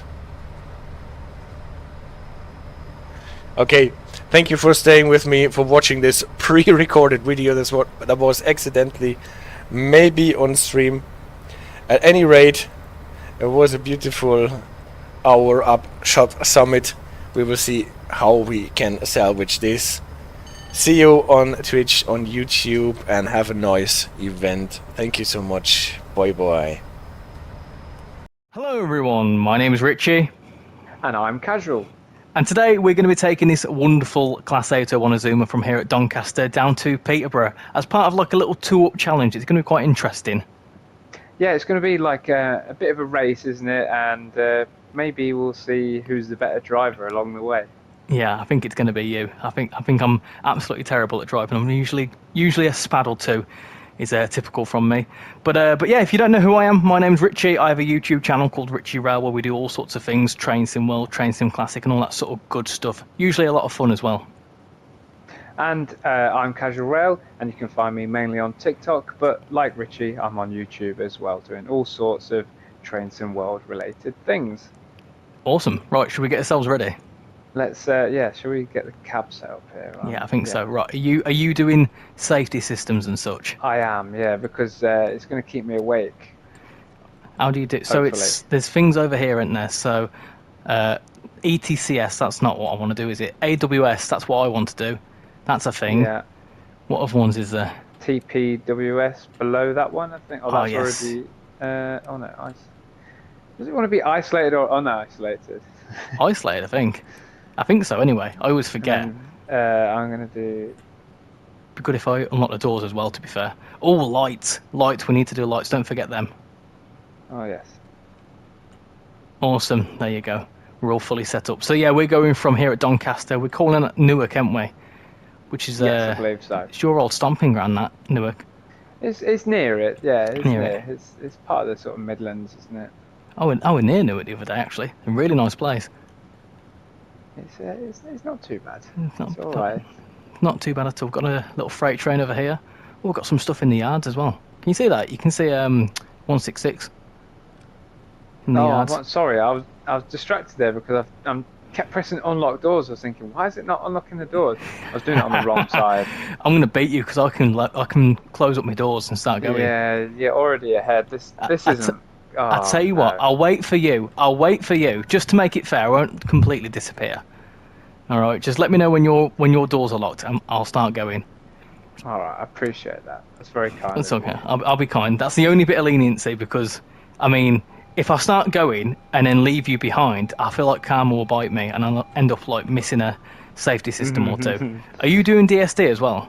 Yeah. How do you do DSD? Revisited it and I've had to put everything to normal. I thought it was isolated, but you have to put it to normal. Ah, wait. Have I done that wrong then? Yeah, I think so.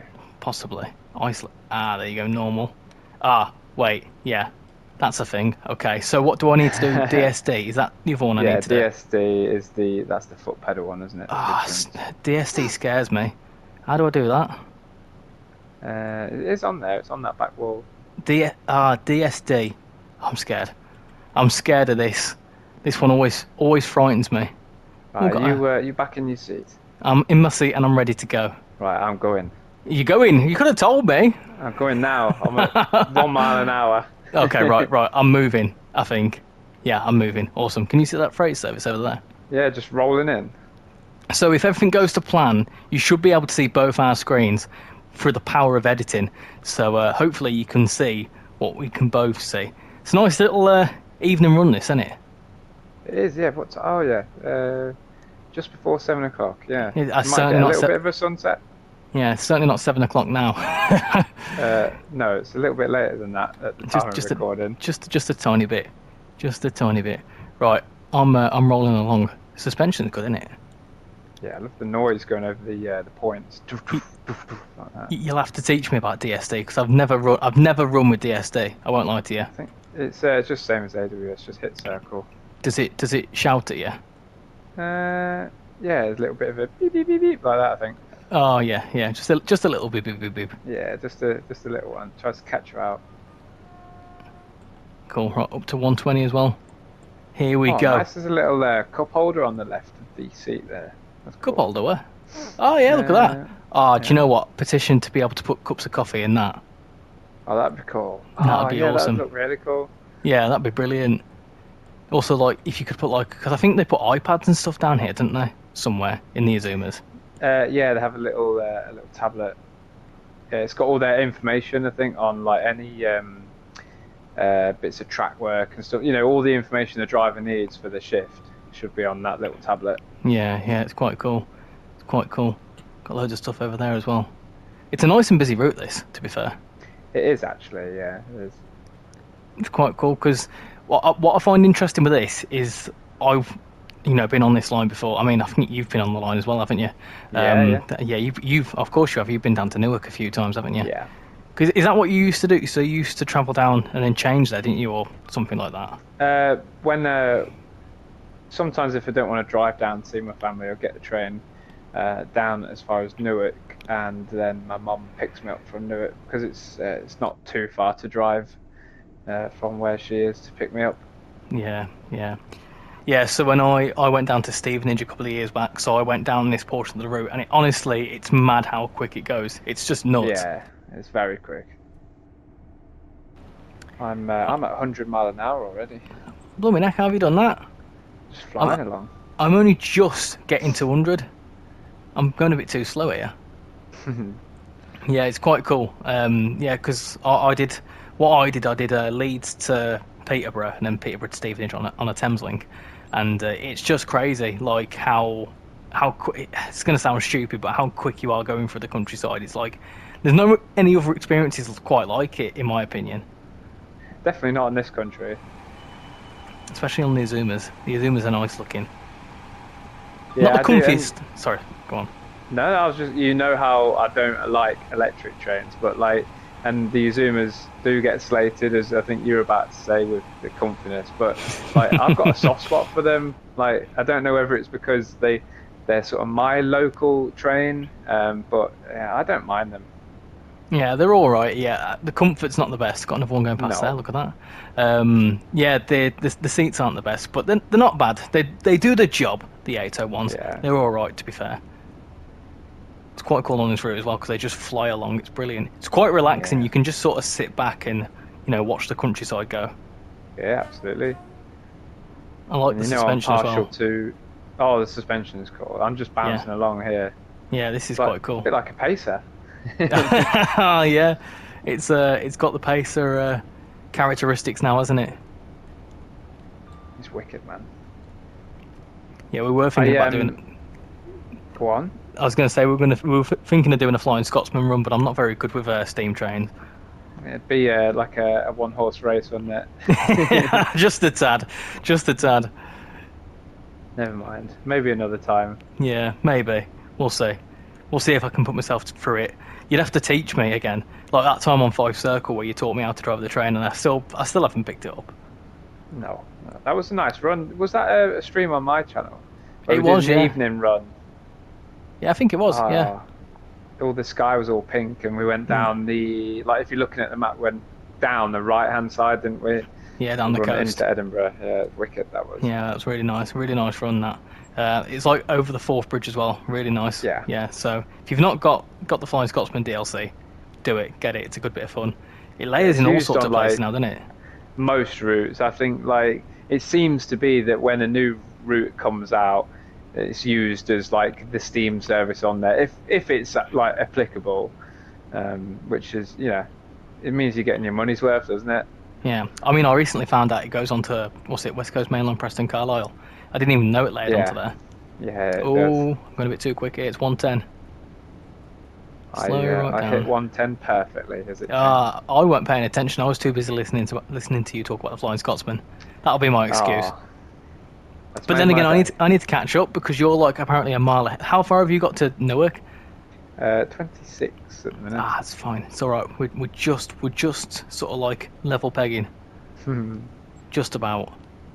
I can get up to 125 in a minute as well. But yeah, I was looking at the Flying Scotsman services on West Coast Mainline, Preston, Carlisle, and I've not given them a go. But I can imagine there'd be a bit of a challenge with the hills. I can't even drive it on this route, and that's this is it's obviously got a bit of level change and stuff, but Preston Carlisle's something else, isn't it? Because it's basically going up a hill for half the route. Pretty much, yeah. Oh, have you got a red coming up? I think they'll change. I hope so. I certainly hope so. That would not be good. This could be a very short stream. We'll have to check what points we get at the end as well. See who gets many points. That's what we do on our channels. We do this sort of things called a viewers play along where people can get involved and do the sort of same services, and whoever gets the the most amount of points essentially wins. Got another Azuma going past there. Yeah. But yeah, it's a good bit of fun. It's good to get involved, and obviously, you know, if you want to play along at home, feel free to do so. Absolutely. It's always good fun. It's nice. I'm going to get a little flyby. I'm a good horn as well. concentrating too much. Does DSD go off like when you're outside the cab, or do you have to be inside the cab for it to? It should. Yeah. Yeah. I don't know. I've never listened to it before. I can imagine is it a different sound to the AWS? Yeah. I think it is, isn't it? Yeah. Yeah. AWS is more like an alarm, and the DSD is like a sort of pinging, I suppose. Like a siren. Yeah. Off we go. That's nice. This is cool. It is nice. Really nice indeed. I think, are we a 9 car today? I think so. I think Stop trying to distract me. You've cottoned on to what I'm trying to do here. Stop it.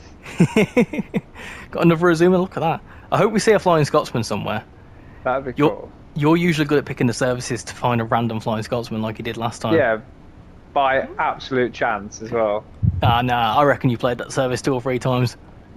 we both know you've sat there planning that, thinking, oh, actually, there's a Scotsman going past here. I'll do this one conveniently. Yeah. I wish I was that like ahead of the curve, really. What I do is, whenever I want to find a good run, is I go onto the forums, because there's like a thread on the forums. It's like TrainSimWorld awesome runs, and it's what I did for this. And most of them are already done, so I didn't want to do a service I've already done. But it's really good if you want to find like interesting runs. There was ones that said like you start at Doncaster and then you get like stopped by a 158, and then also you'll see the Scotsman somewhere if you run it in like January. Oh wow! Yeah, it's quite cool. Right, I'm just I about think 20 there's miles. a Jubilee AI rail tour on this. Is there? Or at least they used to. I don't know whether they've changed it or not, but there was once, because I remember I was flying Scotsman and a Jubilee rolled in. Oh, nice. It's not on the timetable as a drivable one, is it? But yeah, I thought that was pretty cool. Oh, nice. That's quite cool. I never knew that. I can't remember where it was, or whether it's still a thing or what, but yeah, definitely at one point. It must be. It must be a thing. Because obviously, you know, if you're in the Flying Scotsman, you're not going to see any of the Flying Scotsman rail tours, are you? Yeah, exactly. There's only one Scotsman, isn't there? That could be a really stupid question, but there's only one, isn't there? Yeah, there is. You know all sorts about your steam trains. You Although, are the... I mean, if you want to use free roam, you can have as many Scotsmans as you want. Oh, yeah, there you go. Can't forget that. Didn't you once... the Flying Scotsmen. Oh, yes. You know what? That's a petition that needs to be started. There you go. Didn't you do that once? Didn't you couple those together? Yeah. I've done all sorts of silly things. Yeah, you like pushing it to its limits. I do, yeah.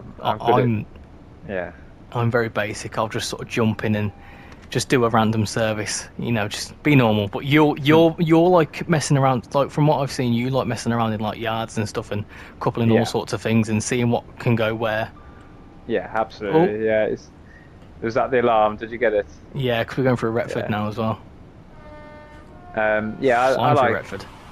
I like free roam. I think free roam's been like my favourite feature. I just think it's brilliant. It is a good bit of fun. I do like it. I quite like the formation designer as well. That's a good bit of fun. One thing I've not personally used much of is the livery designer, because I'm just not good enough. I'm not creative enough. But some of the things that people make, you think, and it's amazing how quick people are as well. Yeah. Like a new train comes out and instantly someone's done a new livery, and you think like, how have you done that fast? Like, I just don't get it.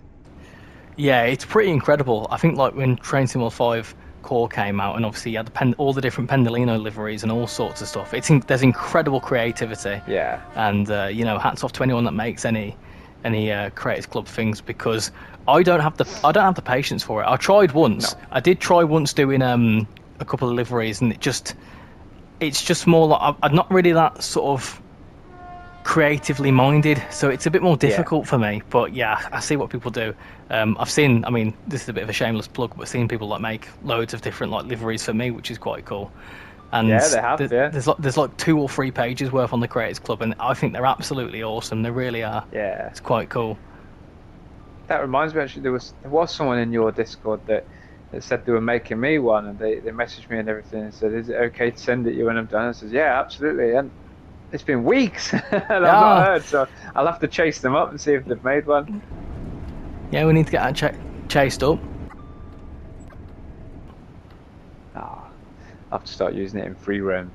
I don't know. I think it was for the class 20. I think so. Yeah, because I think they asked me which one I wanted, and I said the class 20. Oh, of course. You know I love the class 20. Yeah, you do like a 20. I do. Yeah. If it's diesel, it's got to be 20. Yeah. It's diesel or steam for you. You don't like electric things, do you? Not really. No, not really. There's no noise. Like, I like to hear the engine working. I do. I like my diesels. I'm a big fan of diesels. That's why I think, like, routes that are, like, for example, like 5 Circle and, like, what's the other one? Cardiff. Things like that I really like. Yeah. They're my sort of favourites. Then again, I say that, but Birmingham Cross City's up there, but that's obviously a home route, so I'm a little bit biased. But your home route, Midland Main Line, I love it. Oh, what a route. What a fantastic route. Oh. Thank you, Skyhawk. How many miles away are you from Newark? I've just gone down to 12. Yeah. Yeah. Yeah, I remember, like, back in the day when I saw the teaser of it was the HST and the 158, I think, at Leicester they used as the teaser image. I just went, yeah. Leicester. I know, and obviously that was long before I was an ambassador, and before you as well, wasn't it? So yeah. We probably didn't even know each other existed then. I don't think. No. I think that was because it came out in like 2023, didn't it? Midland Main Line. Yeah, wasn't it like a TrainSimWorld 3 route? I want to say maybe. I think so. Yeah, I didn't start creating content until like start of 2024. I think you were around about the same, weren't you? I'm just gonna say yes. I don't know. I don't keep track. No, I don't know. I know it was a January, but I just started basically. I was bored at my last job. I didn't like it, and I'd seen like other train accounts on TikTok, and I thought, like, I've got loads of videos from years of like train spotting. Why don't I just put them on there, and then I can delete them off my phone and like free up some storage? That's a good idea. And I put a couple on, and they instantly got like a few thousand views. I was like, oh, nice, okay, right, let's see if I can make something of this, and here we are now. Yeah, because how many followers is it? Around about. I'm on 6,000, isn't it? Yeah, nearly 6. Yeah. That's the next sort of milestone. That's incredible. And you're flying on YouTube, aren't you? Yeah, well, but I say that really confidently. I'm doing all right. Yeah, yeah. No, it's obviously doing a lot better than what I ever thought. But yeah, it's kind of mad how much reach train spotting and whatever it has, and it's such like a really nice community as well. I feel like it's massive. It's bigger than I thought it was, and like I feel TrainSimWorld is like a massive part of that. It's bringing people together, and all the communities that come with it, and all the like social spaces. Like you've got the TrainSimWorld community Discord as well. That's got thousands of people in it, and everyone's like-minded, and it's just it's brilliant. Yeah, it's absolutely brilliant. I'm concerned this red that's in about 3 miles isn't. Mine's just changed. Oh, okay, that's fine. I was getting a bit panicky then, thinking, oh, we're chasing yellows here. It's not changing. Yeah, I did start braking. It'll be all right. If you're telling me it's changing, that's fine. Could be. You can't see my screen. That's a good point. Are you 7.7 away? 7.2. Oh, what? You're half a mile ahead. I need to speed up. What's going on here? This is not good. I told you, this is a race. Yeah. Have you been speeding though? No. You need only to check the odd, like, when it just goes slightly up and you instantly back down. Like. Yeah. That 110 got me a little bit. Yeah. And they're like a cool little crossing near Newark, if I recall correctly. The flat crossing. Yeah. Where That's the different railways cross over. Yeah. That's quite cool. It's quite cool. I was like I was saying, I was in this sort of area not too long ago. I went into Newark, I actually went into Newark and I got stopped just before. Is it Newark Castle? Is that the name of the station? Yeah, Newark. So Newark Castle's the other line. So like the Midland Main Line would go with that, and then we're Newark Northgate, aren't we? Is that the bit that goes up to Lincoln? Is that right? Yeah. Yeah, because some services, some LNER services on this route, they end at Newark Northgate, don't they? But they're actually Lincoln services, aren't they? Yes. Yeah. What am I doing here? I'm going way too slow. I'm only going 115. Yeah, I slowed right down. I sort of felt like we were really close to the station, and then it creeps up on you, though. Hang on a minute. Yeah, it does. So many level crossings, isn't there, on this route? Yeah. I always tap the horn. Yeah, it's always good for train spotting. We need to do our little train spotting thing, don't we? Yes, we do. Yeah.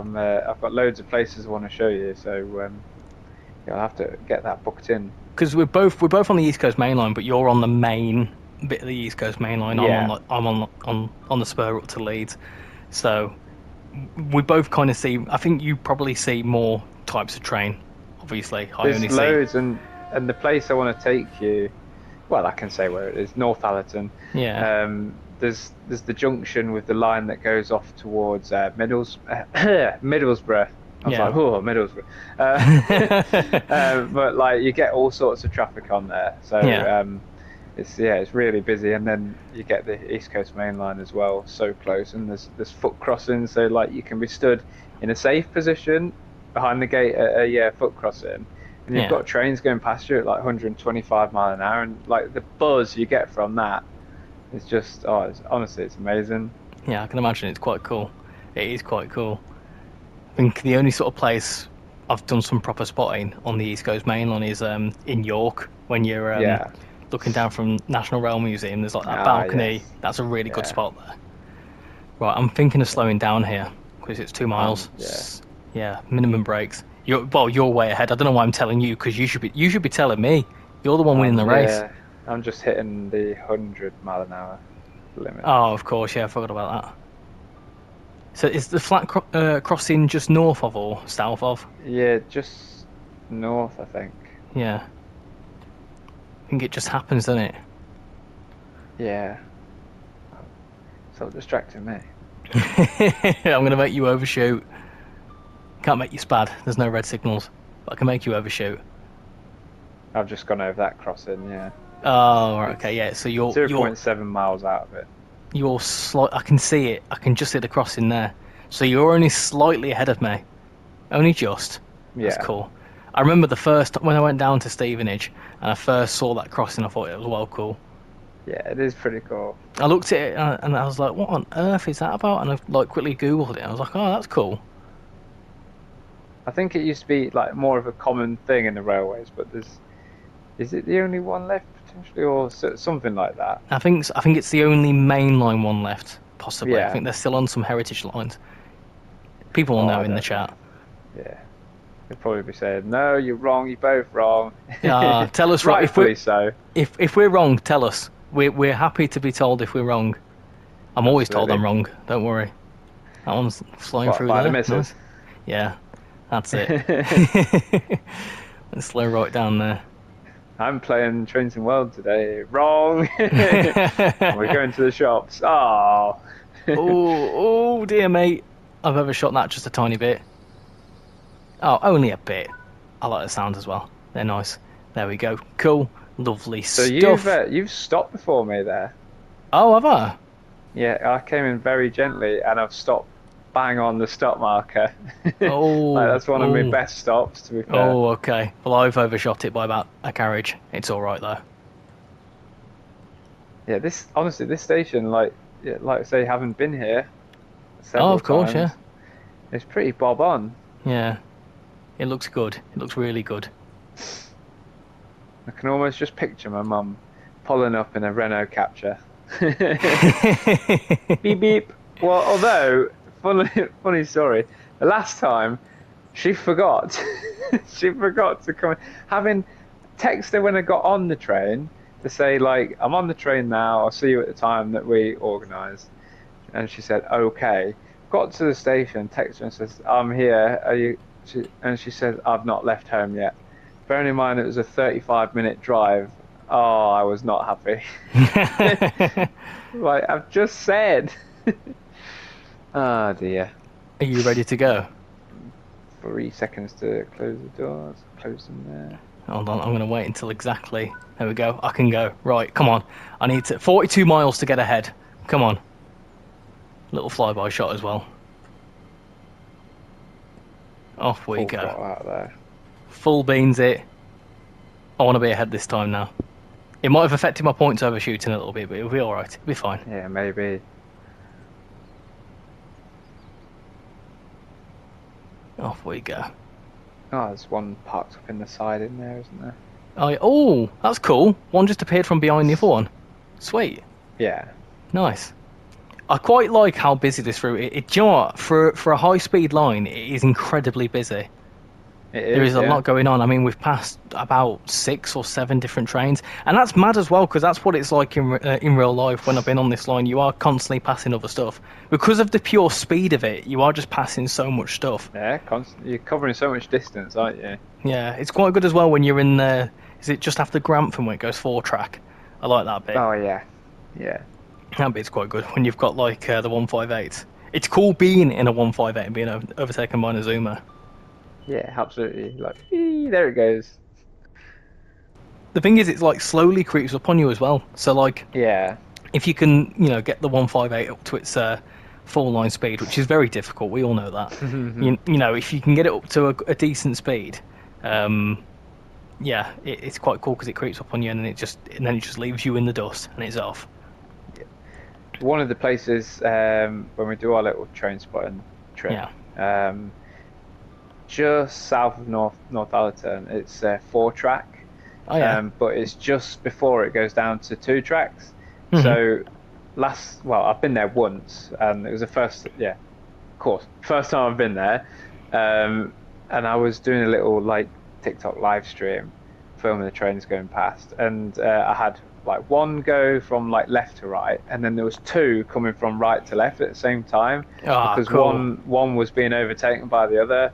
And I sounded like Francis. I was so excited on stream. Honestly, brilliant.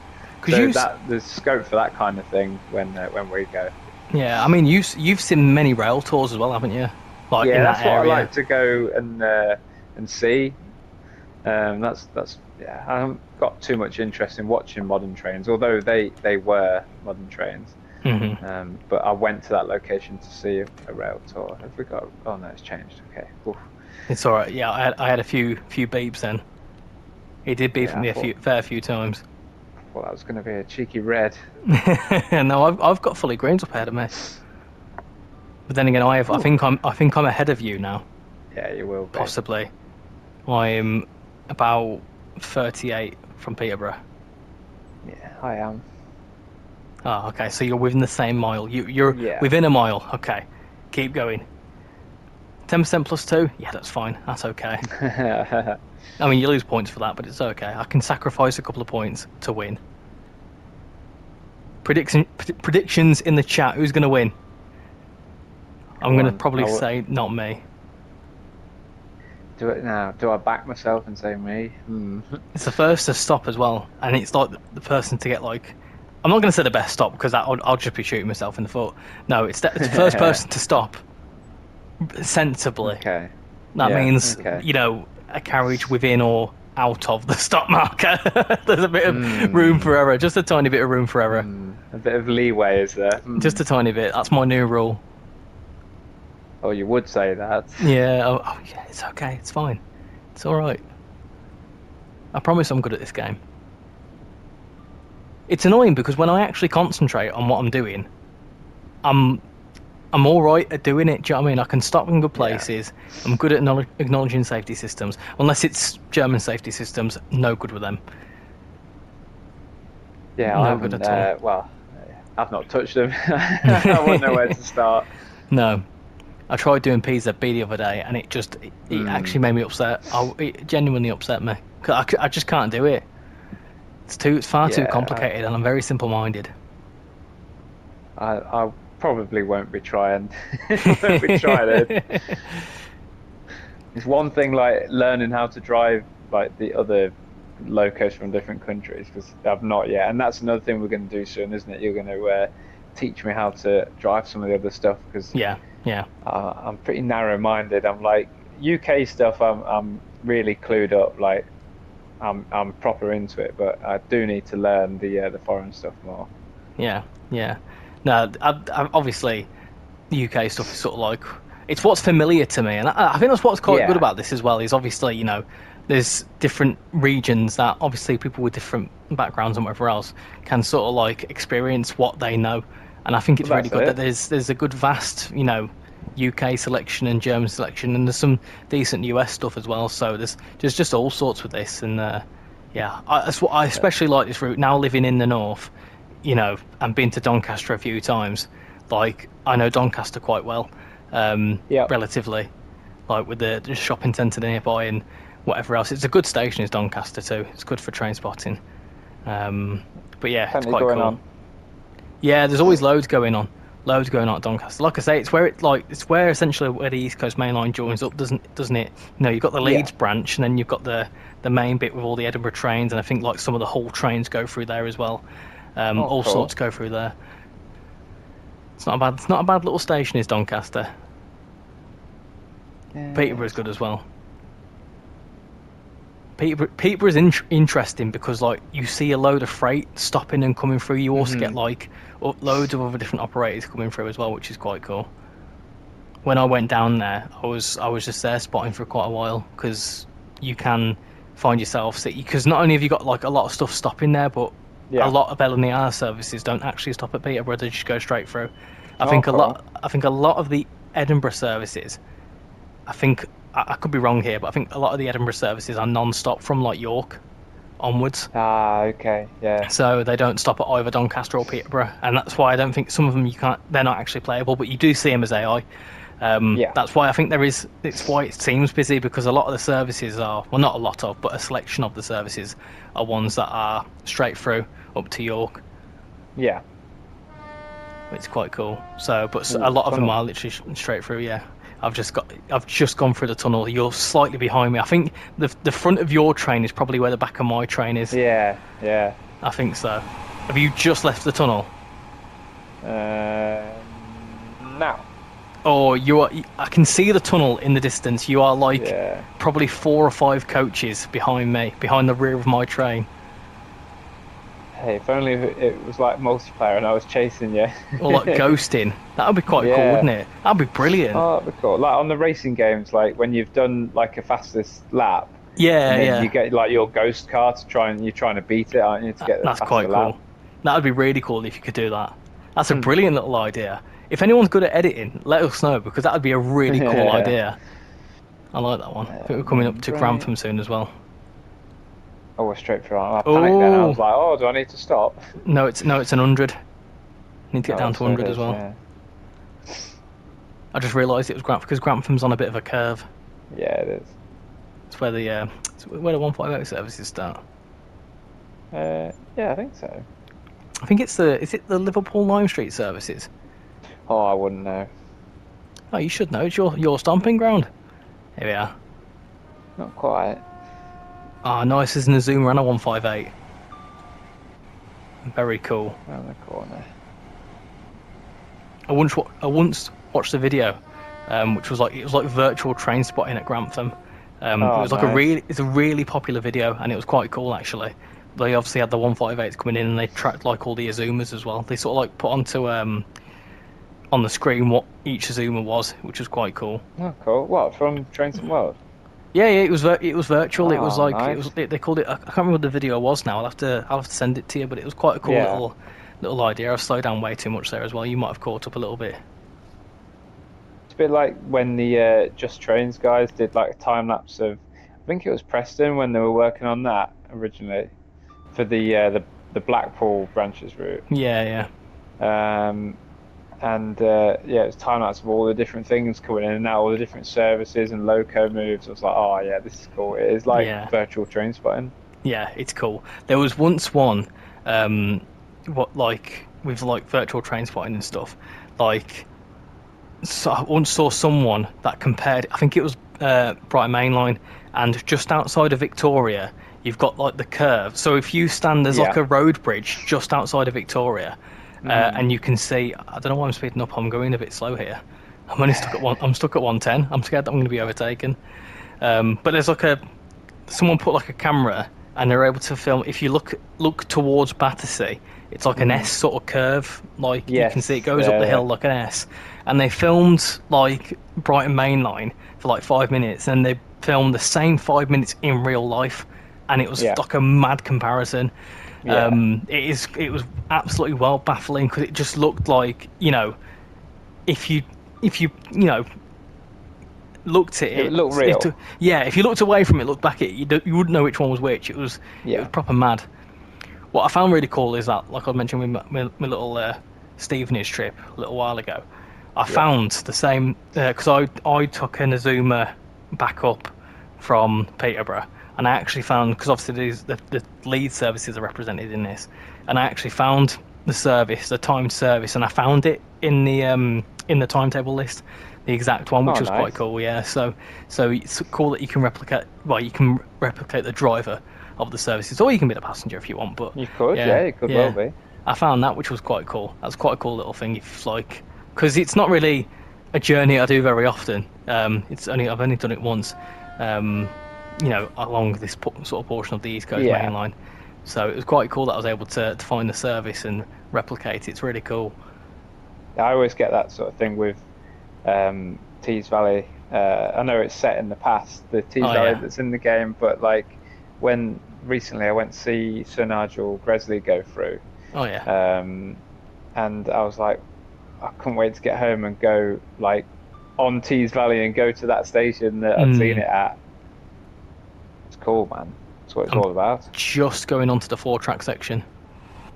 Yes, I am now. Oh, I've just looked. I've just timed that as you've said that, and the front of your train is probably just kissing the back of mine now.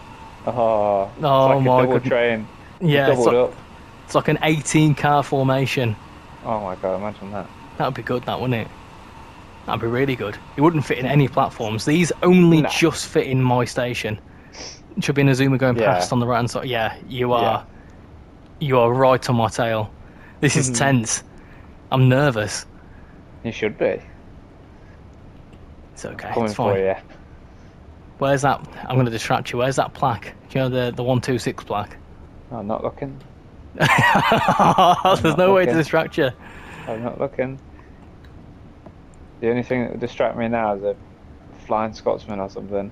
Oh, I really hope, just for comedic value, there is a flying Scotsman.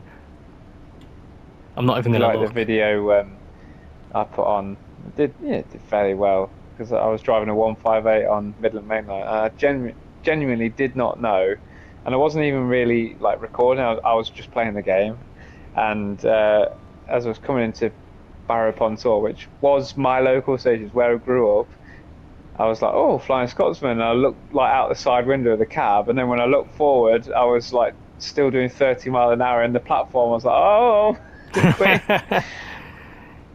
Dear me. It's amazing how many people comment on TikToks I've found, asking like, you know, what the game is. So it's pushing out to new people that haven't played it, which I think is really cool. And it's nice to be able to answer people's questions. But then the amount of people as well that like think it's real life. Yeah. Like they're like, oh, like, this is really cool. Thanks for sharing like your perspective of being a train driver. I'm like, no, I'm not. It's a train simulator, but it does look good enough to be real. Yeah. When I when the Flying Scotsman first came out, I actually showed my granddad, who loved his trains, and I showed him Flying Scotsman, and he was like, "Oh, that's a really good video. Where was that taken?" And I went, "No, this is a game." And he was like, "You are?" Obviously, being an older generation, they don't kind of understand some of the things, but like, he was like, he went, "No, it's like genuinely, I feel like that was like filmed somewhere. That's absolutely incredible." Yeah, and he loved it. That's brilliant, man. I did similar. I took, obviously it was out, PlayStation 4 was the first console I had TrainSimWorld on when it first came out, and I took it round to my grandparents' house to show them. Yeah. And they loved it. And that side of my family, my granddad's not with us now, but one of the Jubilees in the game is called Keith, like the nameplate on it, and that's my granddad's name. So like a couple of times when it's come up on my game, I've sent my granny a picture, and it said, "Look, it's Keith again," and she's like, "Oh, that's fantastic. Where are you driving Keith to today?" I'm like, "Oh man, that's brilliant." Oh, that's beautiful. That's actually really nice. Like that. Yeah, I've got pictures all in my phone. I've got loads. Every time I've spawned in, it's been Keith. I'm like, woohoo! Off we go. That's really cool. Man.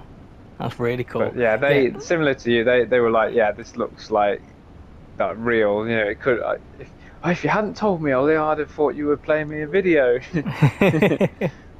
I was speaking to my uncle about it as well, so on the same side of the family, and he's very much into his games. Like we always talk about games and stuff.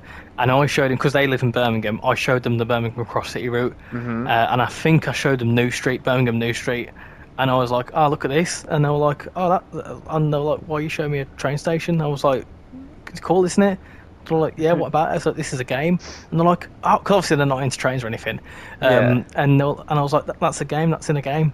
That, and they're like, no way. And I went, yeah, it's not a picture or anything. I'm not showing you a picture of the game. I'm showing you a train station in a game. Yeah. How cool is that?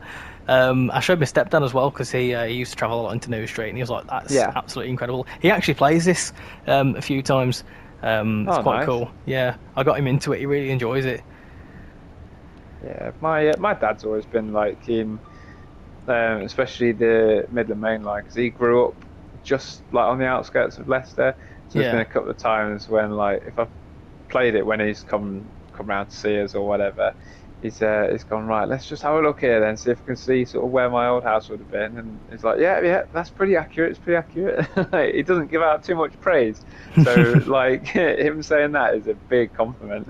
You'll have to let us know in the chat, peeps.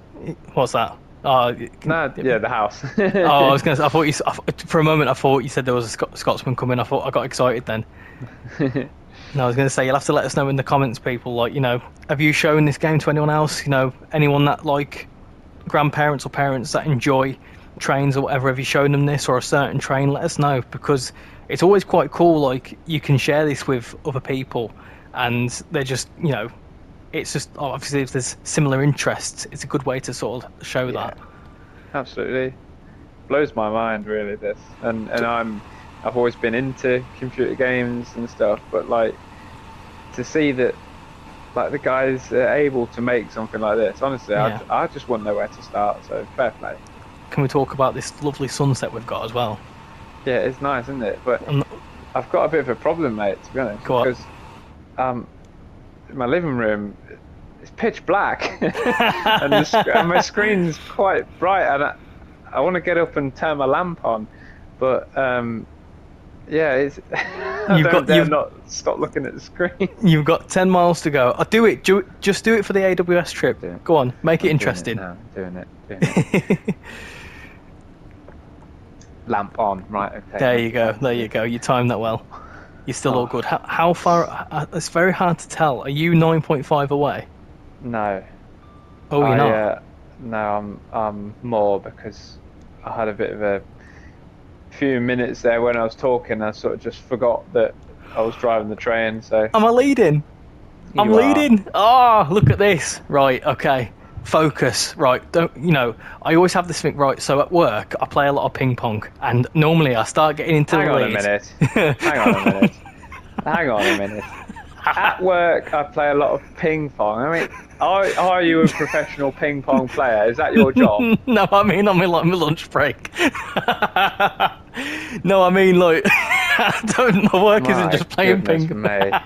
Let me add some context. So during my lunch break, there is a ping pong table in the kitchen, and I play ping pong with my colleagues, and I'll get in the lead like 9, or it'll be like 9-2 or whatever else, and then I'll get a bit too confident with it, and then all of a sudden they'll like make like 10 points on me, and I'll lose. So the moral of the story is I need to focus, but you're distracting me now because you're making me chuckle. What you're saying is you're a bottle job, is what you're saying. No. You are. You're basically the Tottenham Hotspur of the Train Sim world. Oh, World. you don't want to say that. Don't want to say that too loudly. Oh, I've said it. Oh, goodness gracious me. It's all right. How far are you away? Go on. 6'8". Oh, you're not that far then. I'm only on 6'4". No. Okay. You're not too far away. There is a few adverse signals coming up though. So I need to pay attention to what I'm doing just a little bit. Sod them. No change for me. Oh, they've gone green as well. Lovely. I love that little track monitor. This route is really good for the track monitor. Yeah, it is. Oh, 158. Woo. Oh, no, wait, what? I passed the 158. I've just passed the 158 as well, and I'm ahead of you.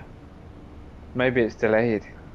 Maybe. That's interesting. Literally, as you said 158, I just saw it as well. Are you actually ahead of me? 5'4". Ah, that's weird.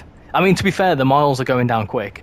Like, in the time it took me to say 5'4", like, time for you to say 5'4", I've gone down, like, by 0.2 miles. So I'm not too surprised. Need to start paying attention soon as well. I'm really, like, pushing the speed limit. I'm making sure it's on the limit. I'm going to relax a little bit when I come into Peterborough, I think. Feet up, right? No, not feet up, because DSD. You need feet down for that. But you know what I mean, right? I'm going to make sure I stop properly. It's getting smart, chat. Like, I can't be having this arrogance. No, none of that. None of that. You'll get me. Then again, though, I'll say this. I'll stop perfectly, and apparently my points will probably be absolutely horrendous. Well, they deserve to be from that last stop. It wasn't that bad. I mean, you didn't see it. It's all right. Only the chat saw it, so it's all right, chat. It's all right, chat. You can tell them that I stopped perfectly. It's all good. Shut up. I am slowing down for some reason. Oh, whoa, look! Can you see a freight service as you come in? I'm looking at nothing other than the two rails in front of me. You wait for it, you'll see a little freight service. That's quite cool. It's like a double-headed 66. That's really cool. Right, I'm going to start slowing down. I want to focus. I like as well with this. It's like a good mixture because you're in the countryside all of a sudden, and then like you're in the countryside, and then all of a sudden you're in like a built-up area. Yeah. You're focusing now. I can sense it. I've not passed any freight. How far away are you? 1.5. 1.5. You're ahead of me. How have you done that? I'm flying, absolutely flying. Are you going to slow down in time? Yeah. There's lots of beeping. I'm scared. I might have to like full brakes it. That's nice. It's nice as you come into Peterborough. Yeah, it's cool. Oh, loads of 66s sort of buzzing about in the yard. I can see them. I can see them all. To be fair, that 66 you might have not seen because it like blends into because of the sunset. Oh, I've just seen that 66. The wagons were brown, so it sort of like blended into the grass. I need to focus on what I'm doing here. I'm approaching way too quickly. How close are you? 800. Oh no! 700. No! You're gonna beat me. I can't believe it. You predicted it. Well, I'm focusing later. Best still a late breakers. That's it. I'm sure that's a slogan for an F1 driver, right? 50. I'm approaching the station at 50. This is not going to turn out well. I'm 30 into the platform. Oh, there's a Thames link. Look at that. Can you see that? Oh, I don't have that installed. Oh, no way. That's quite cool. There's two of them. That's actually really cool. 158 on my right. Oh my goodness, this is going to be close. Oh, the 158 is leaving as I'm pulling in. Oh my goodness. Have you stopped yet? No. Oh my goodness. This is going to be close. I'm going to try and get as close as I can. I'm stopping. Ah, the 158 is leaving for me as well. I'm 10 yards away. I stopped. Oh no! No! How close were you? 3 yards. Oh, I was 8 yards out. Oh, I think you beat me there. Oh dear. Oh, you beat. Dear. Oh dear me. And you were ahead. Oh, for ages. Oh no, you'll have to see what the points are like though, because if I've got more points than I've won, you may have won on time, but I may have won on points. This is where you've not. Probably. We'll certainly find out. But yeah, I've got a Thames link on the opposite platform. I've also got another 700 down here, which is quite cool. My session finished. Oh, cool. Right. How many points did you get? Are you ready? Go on, hit me with it. Drum roll.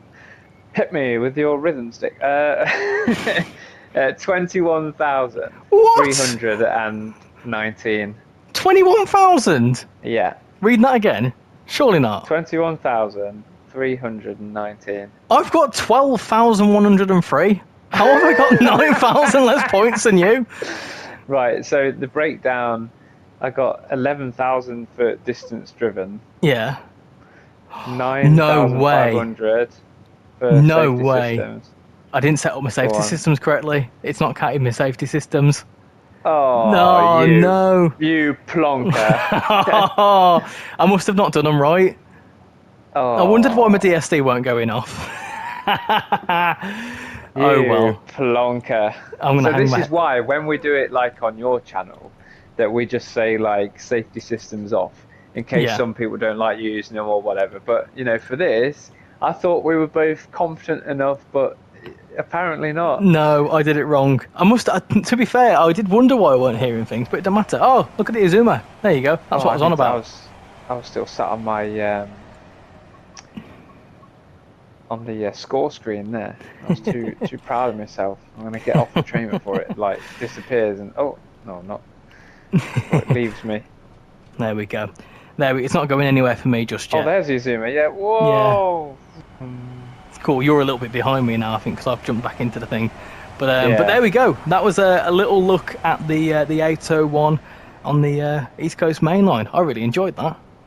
Yeah, it's been really fun, isn't it? That was a good run, actually. It didn't feel like 50 minutes at all. It flew by. It did fly by, to be fair. That was really good. Congratulations, sir, for winning and for doing the best cab setup as well. You'll have to teach me your ways. Well, I can't say I'm surprised. I can imagine the chat's agreeing as well. Oh dear me, epic fail. In the chat for Richie. Oh dear me. Anyway, thank you all for watching this segment. I've been Richie. Like I said, I've got a YouTube channel called RichyRail where we do all sorts of things Train Sim World, and it's usually a good bit of fun. And similar to Richie, I'm casual and Train Sim World content across my YouTube and TikTok. Awesome. So yeah, thank you all for watching, and we'll hopefully see you all in the next segment.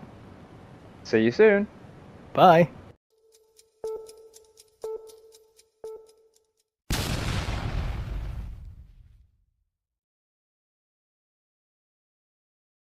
Herzlich willkommen, liebe Community, zu Train Sim World 5. Heute mit dem Flixtrain von Aachen Hauptbahnhof nach Köln Hauptbahnhof auf der Strecke Köln-Aachen. Und in dem ganzen Video geht es darum, dass wir die Flixtrain mal vorstellen, Vectron BE193 für DTG. Dazu fangen wir hier gleich mal an, die Bildschirme hier mal dunkel zu stellen, schon wäre ich so geblendet. Okay, wir schalten hier den Hauptschlüssel ein, stellen hier auf Vorwärts, das Führerbremsventil haben wir zugeschaltet. Dann machen wir hier die Tür rechts auf. Wir stellen hier noch die AFB ein. Die Signalbilder sind schon eingestellt. Vorne an, hinten an der Lok aus, weil es sind ja Wagen dran. Das heißt, hier brauchen wir nichts. Machen wir hier noch die Zugsammelschiene. Ist zwar ein, aber wir drücken nochmal Start. Dann gehen wir auf die Rückseite. Die LZB, die PZB und die SIFA. Ob wir jetzt hier die LZB brauchen, weiß ich nicht, aber ansonsten kommt hier links oben immer die Meldung, dass man die LZB einschalten soll. Das brauchen wir dann nicht wirklich, deswegen schalten wir sie einfach mit ein. Was haben wir hier? Scheibenwischer. Und hier ist eigentlich nicht mehr großartig mehr einzustellen. Wir warten noch bis 15:26 Uhr, dann dürfen wir mal losdüsen. Ansonsten sieht das ganze Teil so aus, welches auch demnächst im Sale sein wird. So viel schon mal sei gesagt. Es wird noch mehr im Sale sein. Das könnt ihr euch dann gerne anschauen, wenn es soweit ist. Stellen wir mal erstmal die Kameras ein, damit ich dann während der Fahrt nur noch drauf schauen muss. Dann machen wir mal die Tür zu. Was kommt denn hier rein?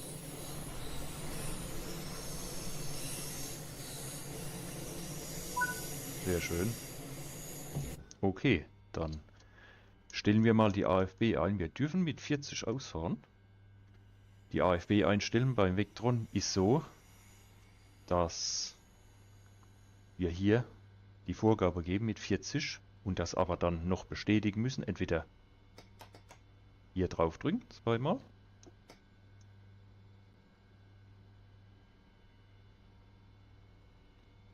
Natürlich müssen wir dann vorher schon mal die Bremsen lösen. Und was ich noch sagen wollte, die AFB kann man auch mit der Tastatur bedienen, bestätigen. Mit Steuerung 2x F. Ist hier leider ein bisschen... Ja, kriege ich nicht so ganz hin mit dem Bedienpult hier. Deswegen mache ich das dann beim Vectron hier auf der Tastatur nebendran. So, haben wir auch noch ein Zuglängenmesser. Den bedienen wir dann mit Shift und A. Und zwar Shift 2x A. Wird dann hier ablaufen gelassen. Von der Entfernung her. Kommt dann gleich ein Ton. Dann weiß man, dass der letzte Wagen drüber ist. Wo an der Stelle, wo man Zuglängenmesser eingeschaltet hat. Achtung! Jetzt ist der letzte Wagen da drüber, wo wir den Zuglängenmesser eingeschaltet haben. So, wir sind unterwegs zum Kölner Hauptbahnhof, Bahnsteig 2. Sind 64 Kilometer ohne Zwischenhalt. Und mal gucken, was noch so auf der Strecke hier passiert. Strecke ist auch sehr schön gemacht. Hier geht es darum, DTG hat einen Aufruf gestartet, dass die Content Creator, die dort Ambassador sind, ein Video hinschicken können, wo man die Sachen, die demnächst im Angebot sind, vorstellt. So, nochmal AFB drücken, AFB bestätigen. Ich wollte erst die Flixtrain auf der Kinzigtalbahn fahren, da das Video aber nur maximal 60 Minuten sein darf. War das ein bisschen knapp mit Einleitung und Abspann, weil die Fahrt geht so um die 55 Minuten. Das war dann ein bisschen viel. Deswegen stellen wir heute mal die Flixtrain vor und schauen mal, was noch so alles kommt. Am Start habe ich hier selbstgebautes Bedienpult. So eine Grundausstattung mit ein paar Knöpfe und Joysticks gibt es bei diversen Händlern als Arcade Knöpfe, kann man sagen. Ui, das ist aber auch ziemlich schnell hier, ne? Achtung da vorne. Und funktioniert nur auf dem PC, nicht auf der Konsole.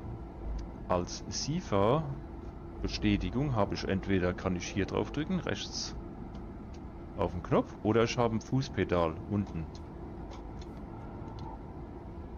Ein USB-Fußpedal, kostet da nur 10, 12 Euro. Funktioniert dann auch nur auf dem PC. Aber wenn es funktioniert, dann ist gut. Gibt es noch ein externes Programm dazu, was man dann einrichten muss, damit man auch die Tasten zuweisen kann, weil die Hebel funktionieren hier, wie wenn man immer einen Tastendruck auf der Tastatur macht. So, hier dürfen wir 120 auf dem Signal. Und hier steht eine 14, ab da dürfen wir 140 fahren, allerdings erst wenn der letzte Wagen drüber ist. Kriegt man auch dann oben links im HUD angezeigt. So wie jetzt. AFB wieder bestätigen. Und dann geht's ab die wilde Fahrt. Ausgelegt ist Flixtrain Vectron mit 200 km/h Vmax.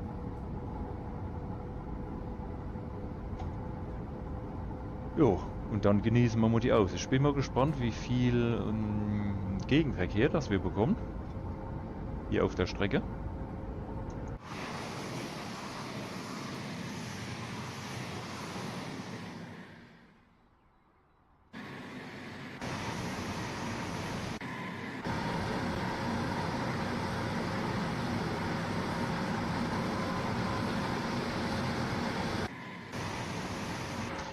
Die grüne Farbe von der Flixtrain ist ja nicht jedermanns Sache, aber mir gefällt sie sehr gut.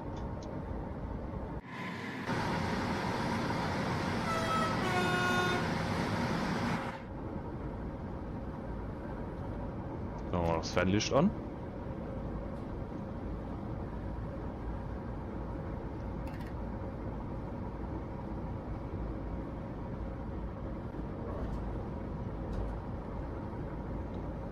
Vorne kommt schon was entgegen.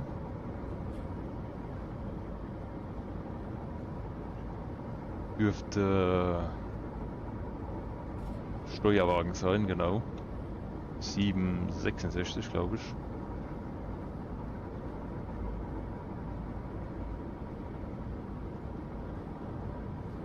So, da vorne haben wir dann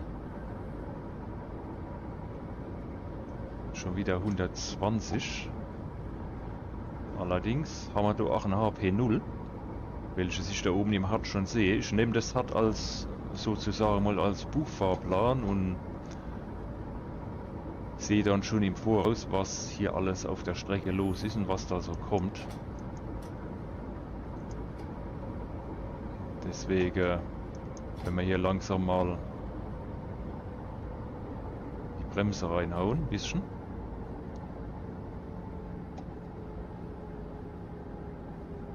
Ganz schön am Wackeln hier.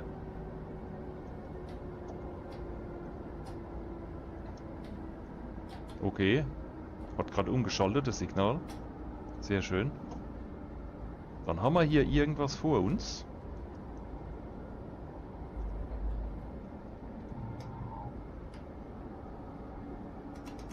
Und die AFB wieder bestätigen.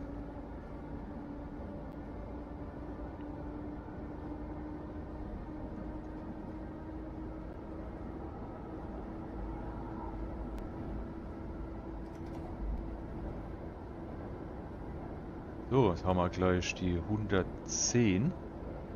Haben schon eine Vorankündigung bekommen. An dem Schild. Das war eben nochmal der Zuglängenmesser. Kann man natürlich aber auch 110 dann fahren.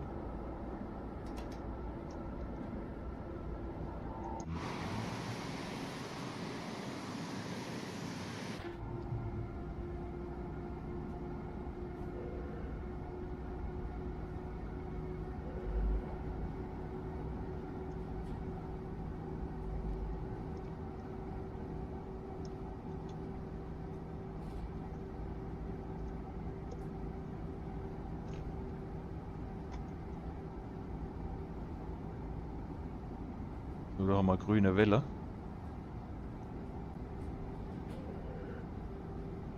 Aber natürlich könnten wir auch mal auf die Karte gucken, ob hier irgendwas vorne dran ist.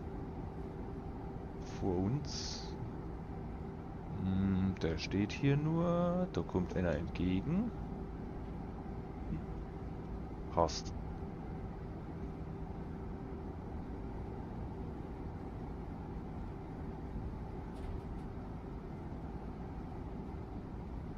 Wieder Vorsignal grün, Hauptsignal auch grün. Ich sage immer grün wie bei den Autos, wie im Straßenverkehr. So, was haben wir dann hier? Die 182 mit Kesselwagen. Sehr nice. Schön viel KI-Verkehr hier. Gefällt mir.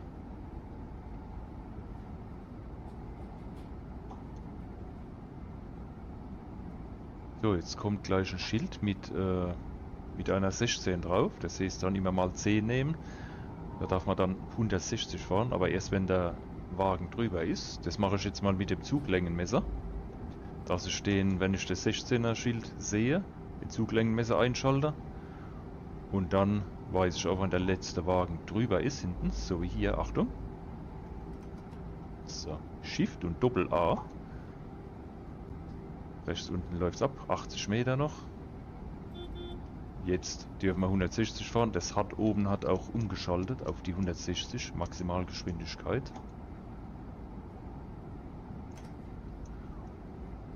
Und schneller dürfen wir sowieso nicht in der PZB, weil alles was drüber ist, sollte dann eigentlich LZB geführt sein. Ich bin mir jetzt nur nicht ganz sicher, ob auf der Strecke hier überhaupt LZB verbaut ist. Aber das ist ja nicht schlimm, wir haben ja Zeit. Und laut Uhrzeit oben sollten wir in 32, 33 Minuten in Köln am Hauptbahnhof Bahnsteig 2 sein. Das ist ein vergammelter Bahnsteig hier. Da ist aber nichts, ne? Nö. Das war mal.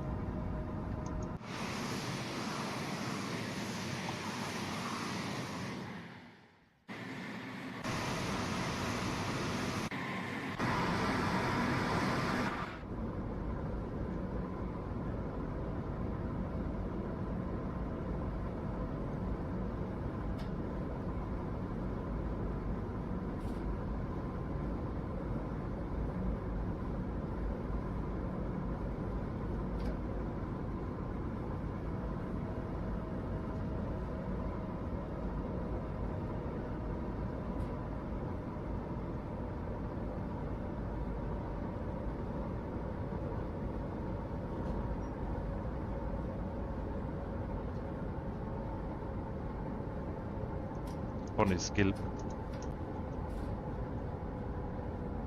Da müssen wir dann auch bestätigen.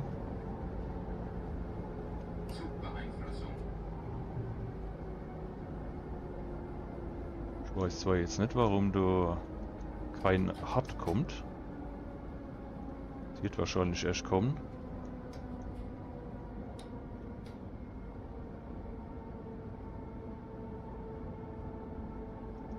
Gut, dann warten wir noch ein bisschen.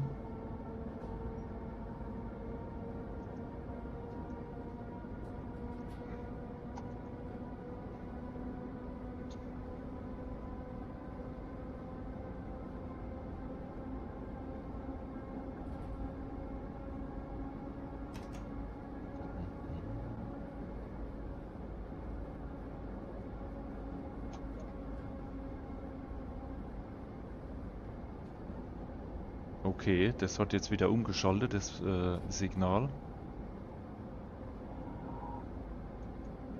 Irgendwas ist hier vor uns. Und irgendein Lokführer hat mal gesagt, fährt etwas vor dir her, fahr mit 60 und nicht mehr. Allerdings ist 60 auch schon ein bisschen langsam. Das hat jetzt auch schon wieder umgeschaltet. Deswegen würde ich sagen, wir fahren hier mal, stellen hier mal 110 ein. Das ist, glaube ich, eine ganz gute Geschwindigkeit. Wenn da wirklich was vor uns her gurkt.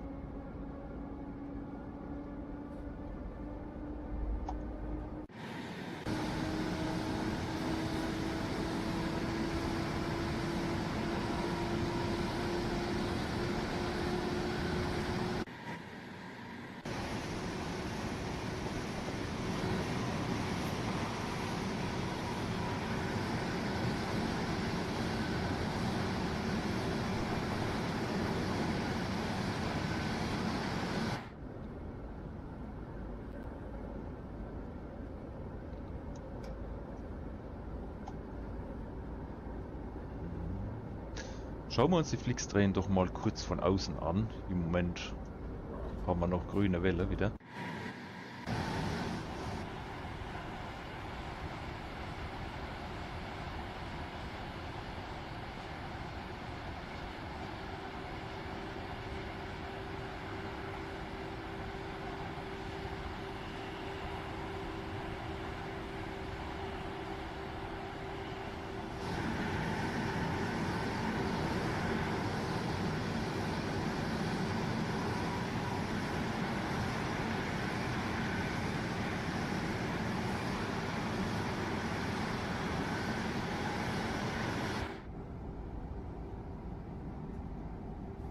schon sehr cool gemacht.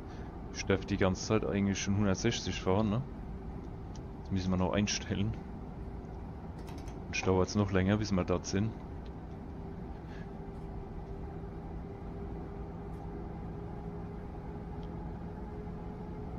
Vielleicht ist ja der Kollege weiter vorne schon irgendwo abgebogen, keine Ahnung. Und wir dürfen dann weiter.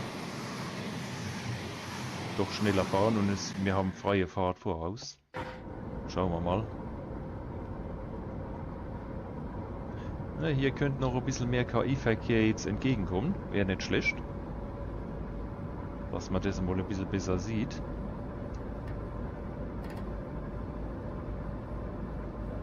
Was hier eigentlich so alles rumfährt noch auf der Strecke.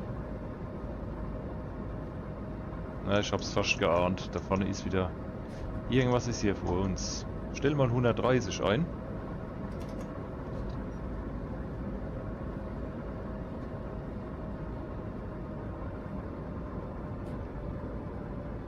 Weil wenn wir irgendwo ins Vorsignal rein donnern, dann muss ich eh runter auf 85 mindestens.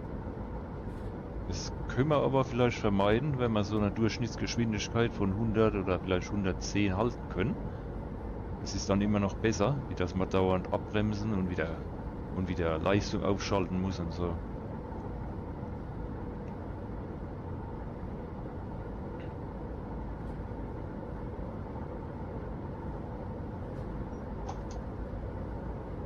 Aber ich möchte doch mal schauen, was das für einer ist hier.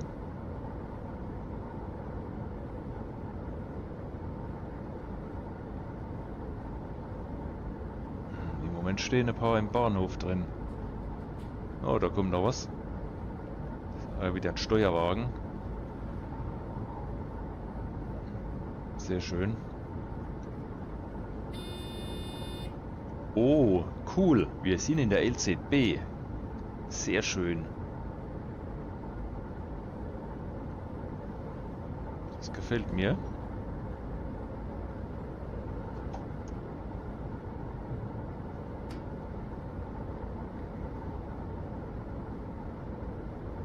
Trotzdem ist hier noch was vor uns und wir kriegen hier ein gelbes Signal gleich. Normal müsste er schon langsam abbremsen dann.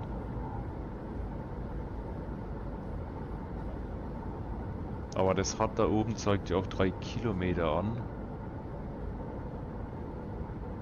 Eben geht er in den Bremsmodus, ich mache gar nichts. Die LZB regelt, ich muss nur noch die SIFA drücken.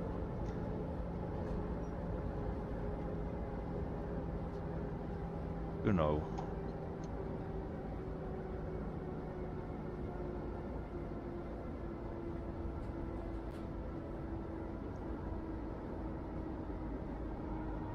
Wir sehen es hier unten.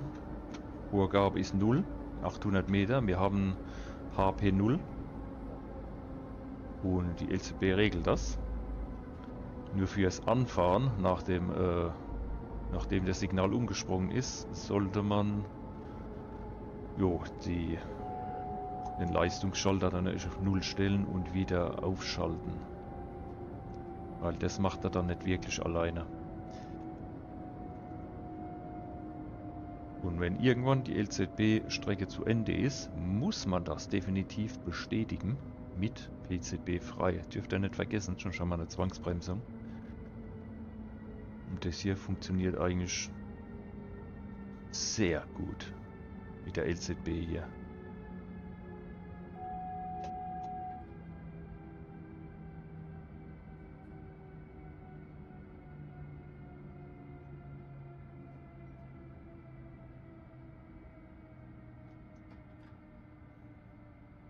Also nicht falsch verstehen, ich bin kein Lokführer, das habe ich mir alles so ein bisschen angeeignet, ob das auch alles 100% stimmt. Kein Mensch, der kein Lokführer ist, kennt das ganze Regelwerk von der Bahn, also macht auch irgendwie keinen Sinn. Aber ich tue hier mein Bestes und wenn man die LZB sind, kann man auch die AFB komplett hochstellen. Muss ich noch bestätigen. Und der Leistungshebel habe ich schon zurückgestellt und auch Also Fahrschalter auf ausgestellt und Führerbremsventil stelle ich mal auf 1B. Dann werden wir sehen. Ah, die S-Bahn. Das ist doch... Oh, sehr coole Gleisführung her. Sehr schön gemacht. Der rüberfährt, dann kommt einer entgegen. Das war der Talent gewesen. Der vor uns, nicht der, wo entgegengekommen ist. Entgegen war, glaube ich, eben 185. Mit den gemischten Wagen. Aber die 442 eben, Talent, sehr cool. Müsste er gewesen sein. Kann man sogar auf der Karte nachschauen. Wo ist er denn? Und zwar, wenn man drüber geht. RE9. Genau, RE9. Okay. Gut. So, und jetzt? Müssen wir warten, bis er aus dem Bereich raus ist. Jetzt ist umgesprungen. HP1 heißt es, glaube ich.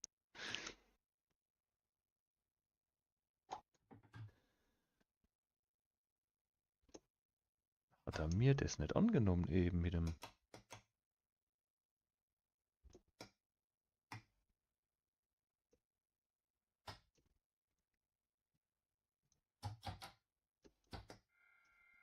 Doch, die Bremse natürlich war noch drin. Also er blinkt ihr immer noch der AFB, die AFB-Raute hier.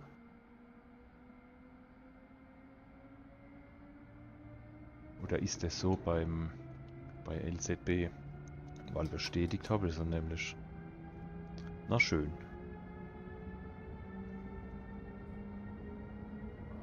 So, weiter geht's in der LZB-Führung. Haben hier jetzt an der Anzeige hier mit 2800 Metern irgendwas kommt dann noch da. 2600, das läuft jetzt ab und dann kommt irgendeine Änderung. Je nachdem, was die LZB-Signalgeber hierher geben. Oh, jetzt fängt er noch an zu regnen. Dann machen wir mal Scheibenwischer an. Unregelmäßig. Also Intervallschaltung. Geht hier auch.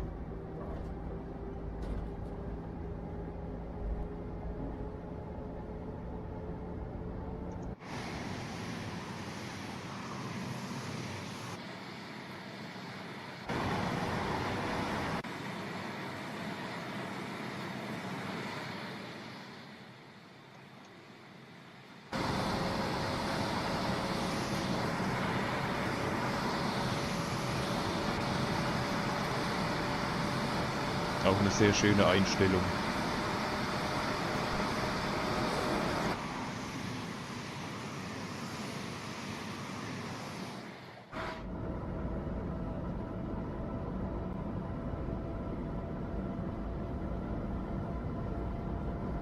Ich finde es ein bisschen überbelichtet hier, wie das Licht hier reinscheint in die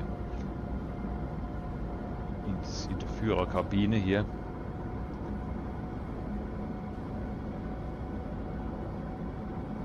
Aber nun gut.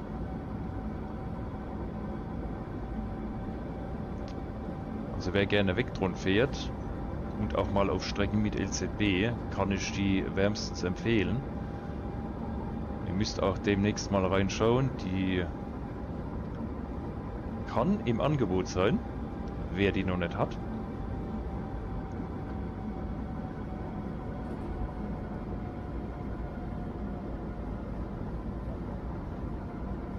So, wir haben nur 32 Kilometer bis Köln Hauptbahnhof. Sind noch 19 Minuten. Dann sollten wir dort sein. Dürfte auch nicht wirklich viel Verspätungen geben, weil wir ja jetzt LZB geführt sind. Die machen das ja alles. Die macht das ja alles hier. Und wenn da einer vor uns rumfährt, dann können wir ja nichts dazu, ne? Wenn der langsamer ist.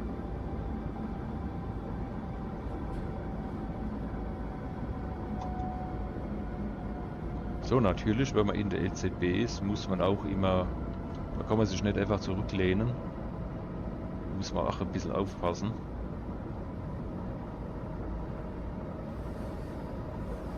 Sehr schön, ICE.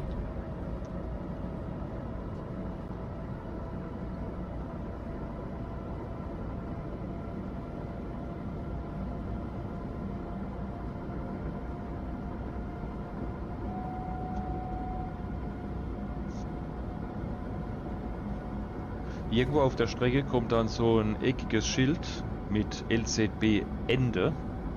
Das müssen wir dann bestätigen mit PZB frei. Müssen wir aufpassen, dass wir das nicht vergeigen. Also man kriegt hier auch im Display eine Anzeige LZB Ende, dass man es bestätigen soll.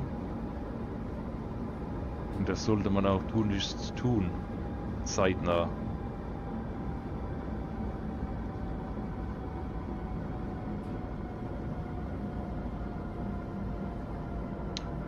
Da ist ganz schön was los auf der Strecke hier.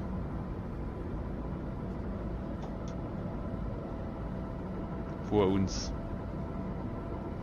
Dauernd schalten die Signale oben rechts im HUD wieder um.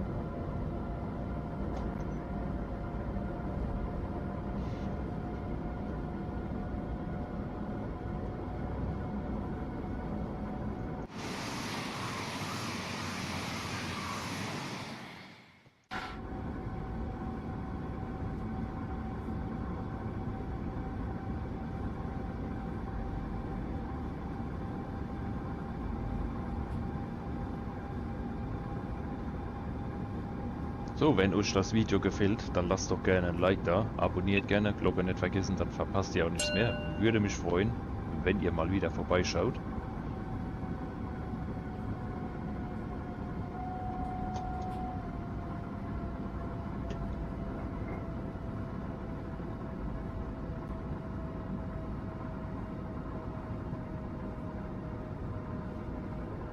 Hat auch gerade wieder umgeschaltet, das Signal. So, was steht da vorne? Ja, da steht nichts, da fährt. Okay.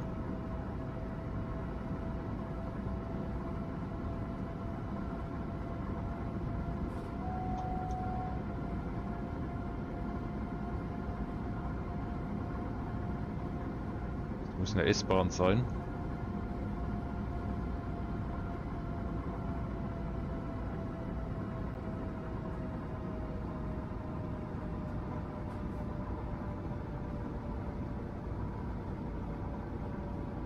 Da rechts blinkt's und die 8 ist aber nicht für uns, war für die S-Bahn gedacht.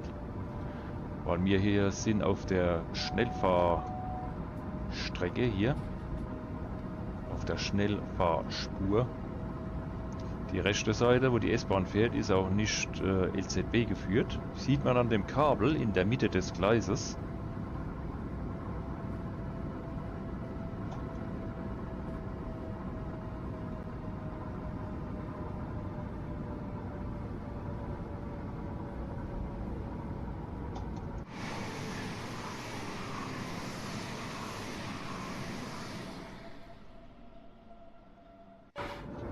Sehr schön.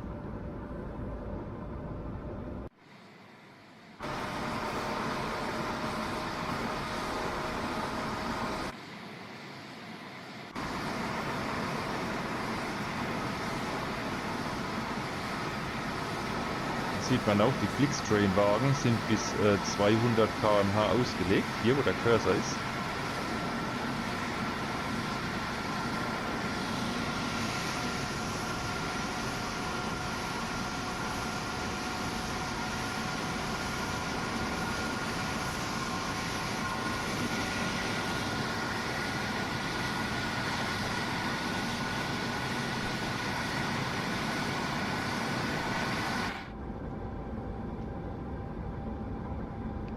Oh, da kann man ganz schön durchbrettern hier. Was sieht man hier eigentlich? In Horrem. Sind wir gerade durch Horrem gebrettert. Oh, wir haben noch 17 Kilometer. 14 Minuten. Noch haben wir leichter Regen. Die Die Frisur sitzt. So, Maximalgeschwindigkeit haben wir erreicht. Was wir hier dürfen, mein Gott, die wackelt ganz schön, aber auch die Schwankungsintensität, die könnt ihr einstellen in den Einstellungen hier im Programm. Ich weiß jetzt nicht, wo ich sie stehen habe bei mir, keine Ahnung.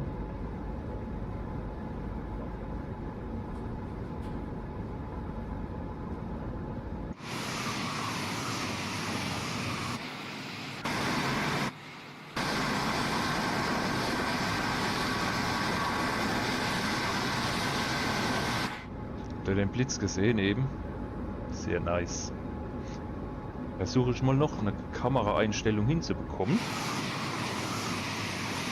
Aber der ist zu schnell.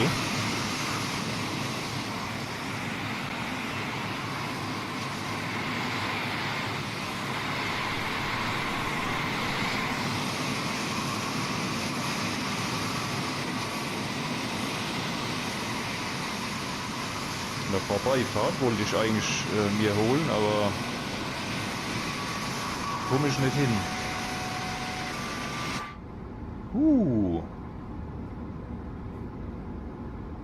Ich aufpassen wegen der SIFA, gell?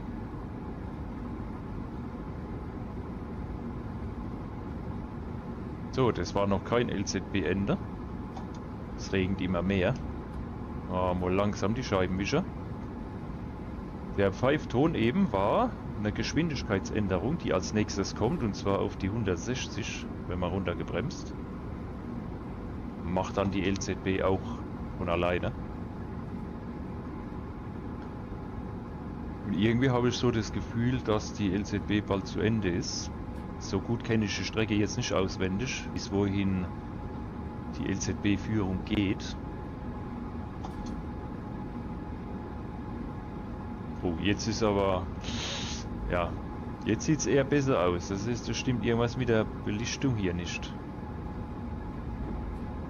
Der Wechsel, der ist ein bisschen ruppig.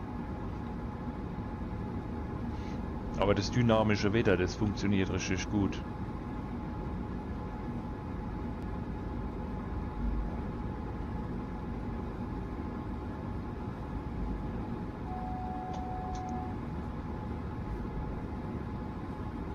Was leider noch nicht funktioniert ist, wenn man sich die Displays anschaut und versucht dann SIFA oder PZB zu drücken, geht nicht. Das ist schade.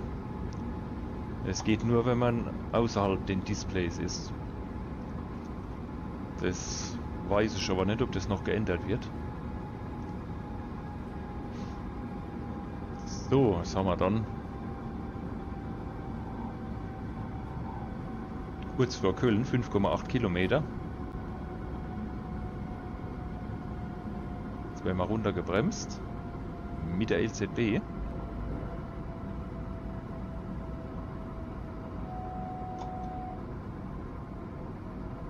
Kann sein, dass die LZB durchgeht, durch Köln durch.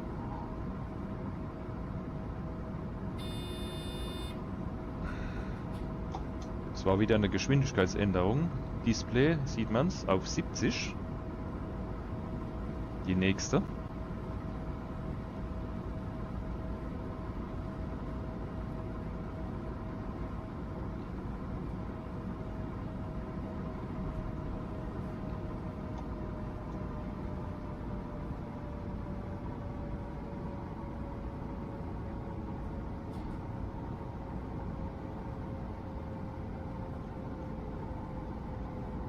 Wenn am Kölner Hauptbahnhof, wo wir stehen bleiben sollen, das Signal nicht rot ist, dann müsst ihr selbst eingreifen und die Leistung runternehmen, schon fährt er nämlich durch.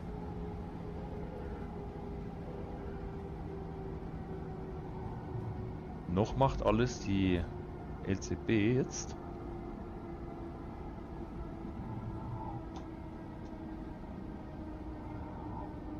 Wir tun es jetzt auf 70. Genau, jetzt haben wir LZB Ende.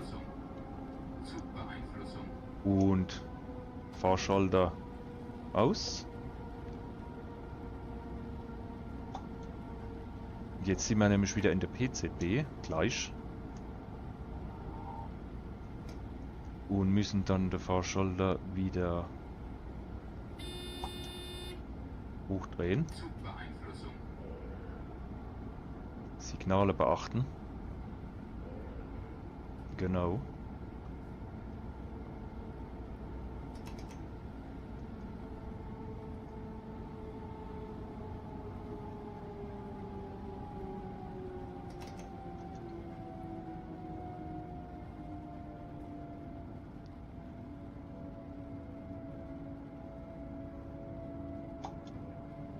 So, sehr schöne Einfahrt hier.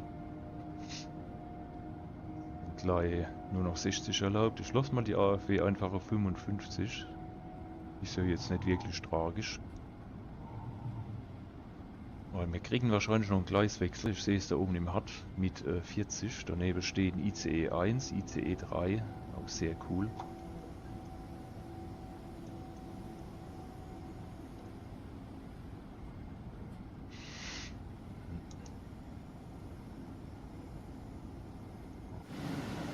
Uiuiui, was ein Wetter her. So, da wir in der PZB sind, müssen wir das Signal natürlich quittieren jetzt. Was war das?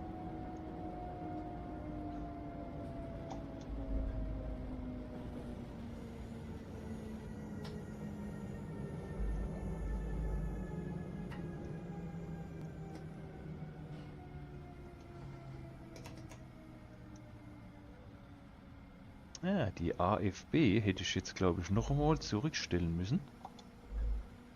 War dann mein Fehler, aber nicht schlimm, machen wir jetzt noch. Und dann wir hier auf die 40 einstellen, weil wir noch einmal einen Gleiswechsel bekommen. Aber wie ihr seht, links oben an der Zeit, wir haben noch 6 Minuten Zeit. Es ist für mich Southwest Studio untypisch, dass ich mal pünktlich bin.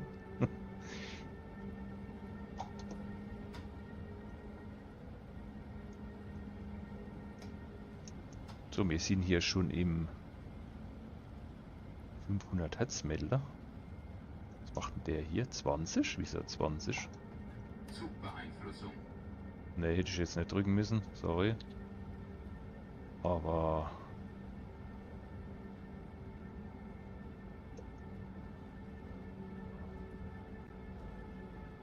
muss man aufpassen. Ah, okay, 500 Hertz Melder ist wieder weg.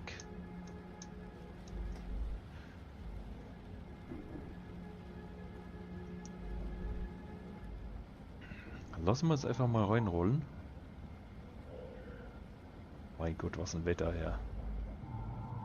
Aber auch hier wieder sehr schöne Gleisführung, muss ich sagen. Können wir gleich mal die Scheiben wieder ausschalten dann. Genau. So, jetzt fahren wir so weit vor, wie es geht.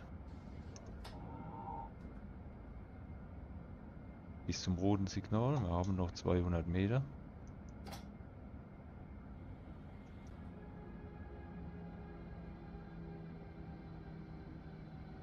So müsste noch einmal der 500er kommen. Genau.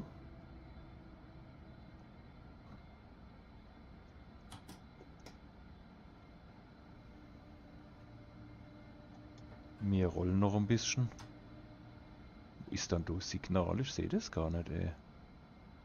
Ach, da vorne ist es. Okay.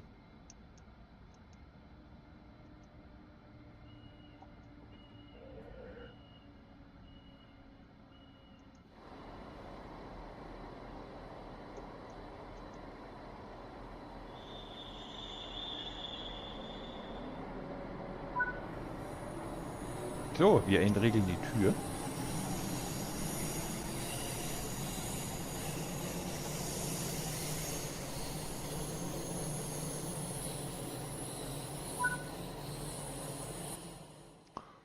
Ich wollte mir jetzt eigentlich nochmal Flixtrain angucken von außen, aber es ist hier leider schon vorbei. Wir haben die Strecke bis nach Köln Hauptbahnhof mit der BR 193 Vectron Flixtrain gefahren. Ich hoffe, es hat euch gefallen. Wenn ja, lasst gerne ein Like da, abonniert gerne, Glocke nicht vergessen, dann verpasst ihr auch nichts mehr. Würde mich freuen. Und ich wünsche euch noch einen schönen Tag. Bis zum nächsten Mal, liebe Leute. Bleibt gesund. Servus, ciao und goodbye.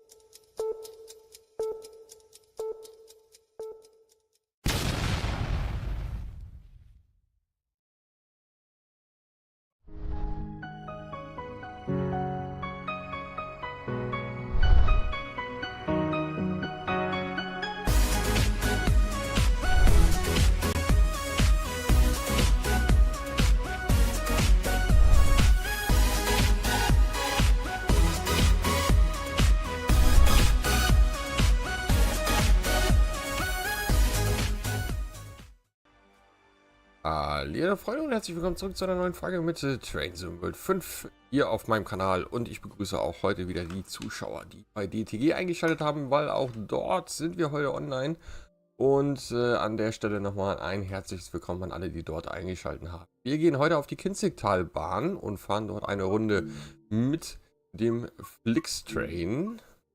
Der hat nämlich eine Kleinigkeit zu vermelden, genauso wie die Kinzigtalbahn auch. Dazu kommen wir aber gleich. Habe ich mir hier alles bereitgelegt. Diesmal ausnahmsweise mal gut vorbereitet. Bin ja sonst immer eher ein bisschen dilettantisch unterwegs, schlecht vorbereitet.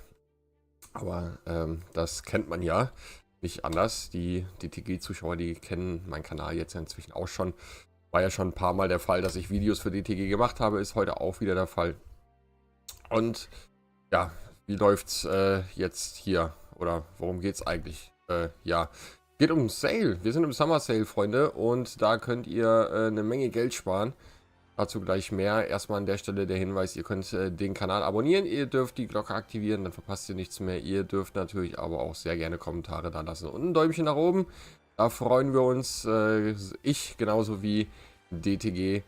Und dann von meiner Seite noch der kleine Hinweis, ich erreiche jetzt mit den Folgen hier die Tausender-Schwelle, also 1000 Folgen TrainSimWorld in einer Playlist.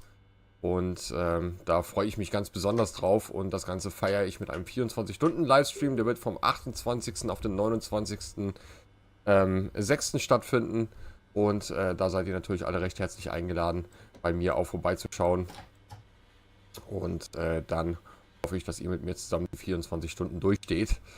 Und ja, soll es dann von der Stelle erstmal gewesen sein. So, wir rüsten unsere Lokomotive erstmal auf. Das ist Vectron in der Standardvariante Deutsch, ne? Für 2 Stromabnehmer. Vectron kenne ich ja relativ gut als Fahrzeug, weil die fahre ich in der im realen Leben auch. Die Vectron. Und da nehme ich erstmal ein paar Quality of Life Einstellungen vor. Unter anderem werde ich hier erstmal die E-Bremskraft auf 240 kN erhöhen. Dann die Zugkraft, die bleibt auf 300, Oberstrom bleibt auch auf 300, und wir sind natürlich in der DB, also das ist der Notbremsüberbrückung. Die könnte man hier auch anmachen, theoretisch könnte man die anmachen. Machen wir aber, oder machen wir halt nicht im Normalfall oder im jetzigen Fall. Aber wir könnten sie anmachen, ne, wenn wir wollten. Notbremsüberbrückung ist dafür gedacht, dass wir in Situationen, in denen die Rettungskräfte schwierig an den Zug kommen, in Tunneln, auf Brücken oder so. Das kann ich auch gleich nochmal zeigen. Wir fahren durch einen Tunnel, in dem das Ganze auch signalisiert wird. Und dadurch kann ich als Lokführer dann quasi verhindern, dass wir dort mit dem Zug zum Stehen kommen. Dafür ist eine Notbremsüberbrückung da. PZB-Modus, obere Zugart, das passt. Bremsart in R ist auch in Ordnung. Und die Zugbeleuchtung, die machen wir auch nochmal an. Und dann haben wir hier eigentlich auch alles durch. Dann gehen wir in die Quickbar bei der Lokomotive. Da gehen wir hier hin, machen die AFB an. Stellen uns die schon mal auf 40 km/h ein. Und die AFB hier hat ja die Besonderheit, wir haben hier vorne jetzt ein blinkendes Lämpchen oder ein blinkendes gelbes Signal. Wir haben noch rot, da lasse ich die Tür noch offen. Solange das blinkt, haben wir die Geschwindigkeit nur vorgewählt. Drücken wir einmal hier drauf und dann geht das ins Ruhelicht über, und schwuppdiwupp haben wir unsere Geschwindigkeit eingestellt. Dann können wir die nächste Geschwindigkeit jetzt hier voreinstellen. Aktuell sind wir dann quasi immer noch auf 40 km/h eingestellt, könnten aber schon die 60 vorwählen. Und wenn wir dann irgendwann für 60 oder 100 fahren dürfen, weiß ich jetzt, bei der Ausfahrt hier müssten wir eigentlich mit 40 rausgehen, weil wir auf Gleis 1 stehen, was eigentlich schon ungewöhnlich ist.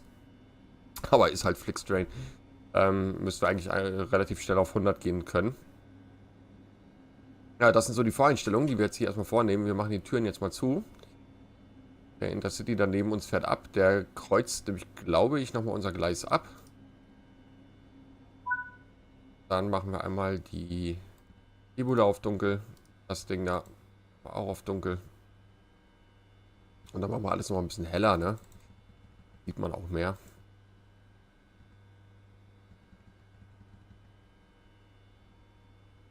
Und dann ist die Vectron soweit fahrbereit. Brauchen wir gleich nur die direkte Bremse lösen. Beziehungsweise können wir das jetzt schon machen, da wir ja die AFB drin haben, hält die AFB ja automatisch die direkte Bremse in der Bremsstellung. Da seht ihr es auch, ne? Dann geht es für uns jetzt los Richtung Frankfurt.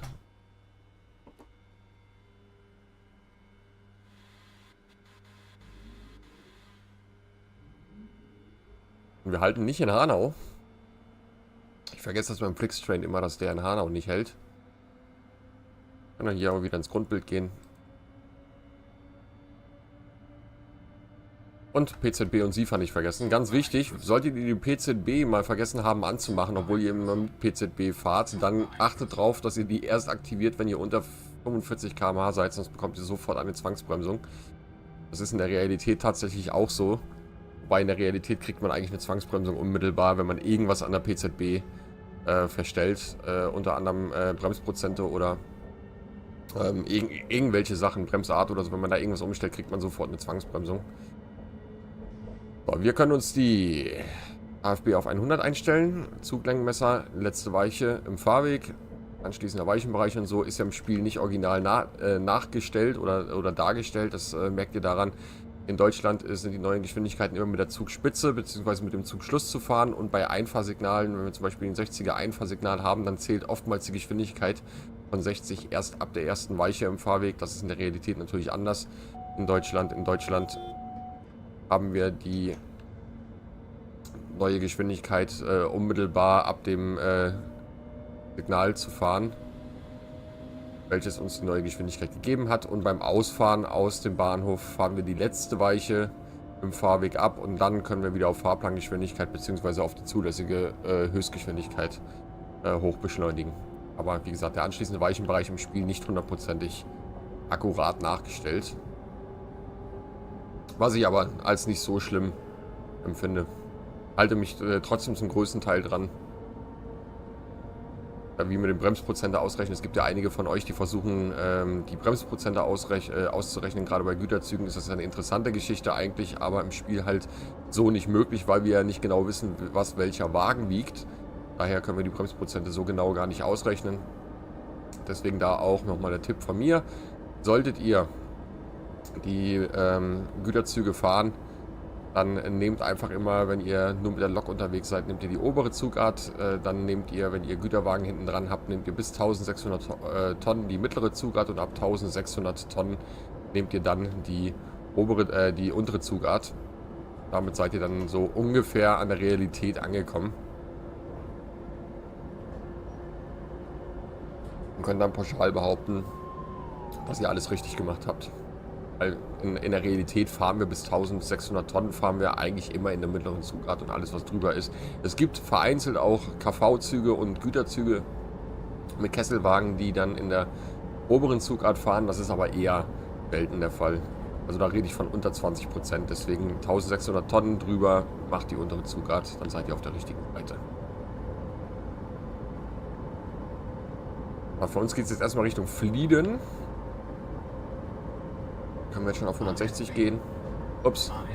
Das passiert mir aber auch jedes Mal. AFB, dass ich die ausmache, weil da die Taste irgendwann mal geändert wurde.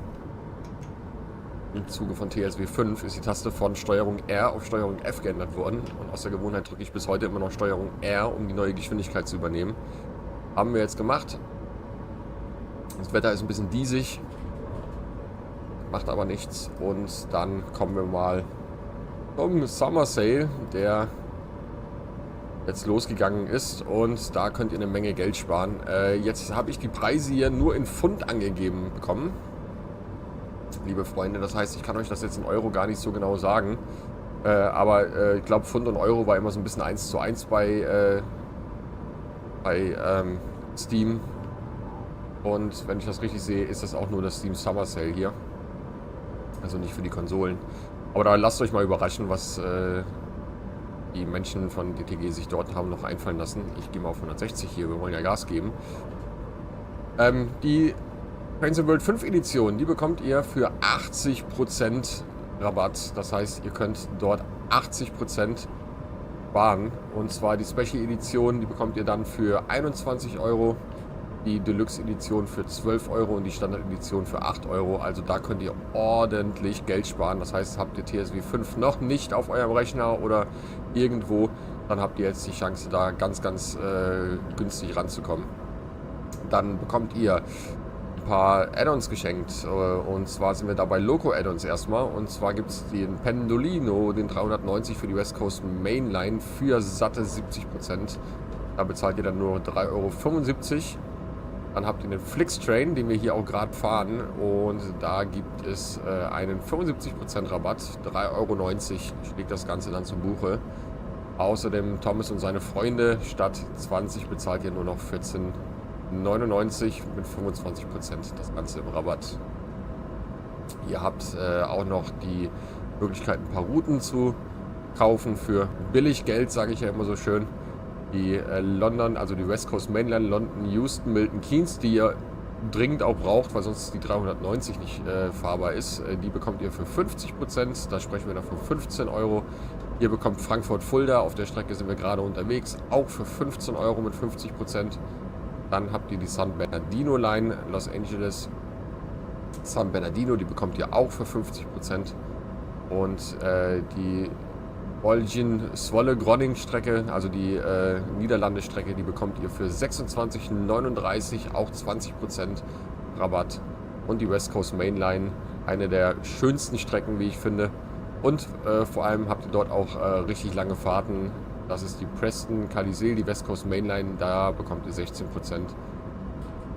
Und dann gibt es noch andere, ganz viele andere Angebote, natürlich im Rahmen der ehemaligen oder der Vorgänger.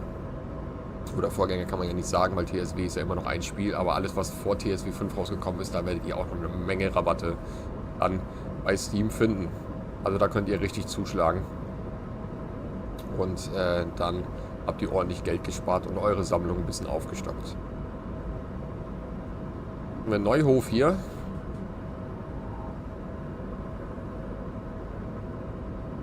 Hier hatte ich das Vergnügen zum ersten Mal in meiner Eisenbahnkarriere mit ZS8 auszufahren. Gegengleis-Fahrersatzsignal. Das heißt, wir fahren auf Ersatzsignal am haltzeigenden Signal ins Gegengleis und werden dann irgendwann vor einer Trapeztafel oder vor einem Sperrsignal zum Stehen kommen, beziehungsweise wenn das Sperrsignal offen ist, darf ich in den Bahnhof einfahren. Und in diesem Fall hier ist es ein Sperrsignal, weil wir hier, ich glaube, inzwischen Gleiswechselbetrieb haben. Aber als ich hier damals mein Ersatzsignal bekommen habe, haben wir hier noch keinen Gleiswechselbetrieb gehabt. Daher noch mit Sperrsignal dann den nächsten Bahnhof eingefahren. Und wir sind ein Personenzug, das heißt, wir können etwas machen, was wir mit Güterzügen im Normalfall nicht machen, nämlich mit der AFB unseren Zug bremsen. Das machen wir mit Güterzügen in der Realität nicht. Im Spiel dürft ihr das natürlich machen. Da kann euch wenig passieren. In der Realität rate ich davon ab. Und das könnt ihr jetzt auch mal beobachten. Wenn ich jetzt anfange, die AFB auf 150 einzustellen, die jetzt gleich angekündigt werden. Und ja, ich bin auf dieser Strecke streckenkundig. Ich fahre diese Strecke auch in Real. Und das auch nicht zu selten. So, wir bekommen gleich eine 150. Ich stelle die jetzt mal ein in der AFB. Dann seht ihr, dass der Zug anfängt zu bremsen. Und dadurch, dass wir jetzt wenig runterbremsen, nimmt er im Normalfall keine Luft dazu. Jetzt hat er ein bisschen Luft dazu genommen. Das macht aber nichts, weil wir auch ein Personenzug hinten sind. Das heißt, der Querschnitt unserer Bremsventile an den Wagen ist relativ hoch. eingestellt, also so, dass wir uns gar keine Bremsstörung einbauen. Da geht es nämlich darum, mit den Güterzügen, da kann es oftmals passieren, dass ihr euch eine Bremsstörung einbaut, wenn ihr dort mit der AFB bremst, weil die Lokomotiven dazu neigen, die Luft immer stufenweise, also kurz Luft raus, wieder rein, raus, wieder rein, und dadurch kann es euch passieren, dass ihr euch dann die Bremsventile an den Güterwagen durcheinander bringt. Also da von mir der Tipp, einfach, ja, oder nicht der Tipp, ne, weil das ist ja kein Tipp vom Spiel oder fürs Spiel ja unrelevant, da könnt ihr das mit der AFB ruhig gemütlich machen, aber in der Realität machen wir das halt einfach nicht mit der AFB bremsen. Eine Besonderheit an der Frankfurt-Kinzigtalbahn, wie ich immer finde, ist die Tatsache, dass wir hier so ein bisschen hier oben im Kinzigtal rumfahren und dann nachher auch ein bisschen noch schnell fahren dürfen hinter Gelnhausen. Vergesst den Bahnhof immer wieder hinter Gelnhausen, heißt, da geht dann irgendwann die LZB los, da dürfen wir bis kurz vor Hanau mal ein bisschen schneller fahren. Und hier oben halt ein bisschen konzentrierter, weil hier andere Geschwindigkeiten zählen. Und dann fällt mir jetzt hier gerade auf, dass hier ein Signal fehlt. Die 140, die sind hier nicht angezeigt worden. Dann haben wir die 140 auch.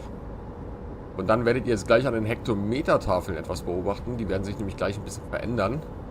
Jetzt haben wir weiße Hektometertafeln, in der schwarz die Kilometer bzw. der Standort angegeben ist, immer in 200er Schritten, oben die Kilometer, unten die 100er. Und jetzt verändern sie sich. Jetzt haben wir oben und unten jeweils einen gelb bzw. orangenen Streifen. Das bedeutet für uns, dass ab hier die NBÜ einzuschalten wäre. Das würde dann bedeuten, dass wenn die Fahrgäste hinten Notbremse ziehen, dann könnte ich als Lokführer immer noch zu einer geeigneten oder an eine geeignete Stelle fahren, um den Zug anzuhalten, um dort dann die Evakuierung des Zuges ja, zu sichern. So, Zuglenkmesser wieder an und dann dürfen wir noch mal ein bisschen 160 fahren. Zack. Dann machen wir ein bisschen Fernlicht an, dass wir auch ein bisschen was sehen hier in unserem Cube.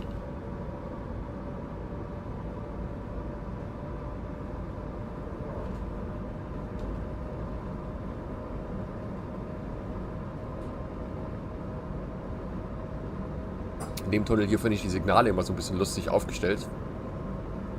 In der Realität klemmen die hier nämlich an der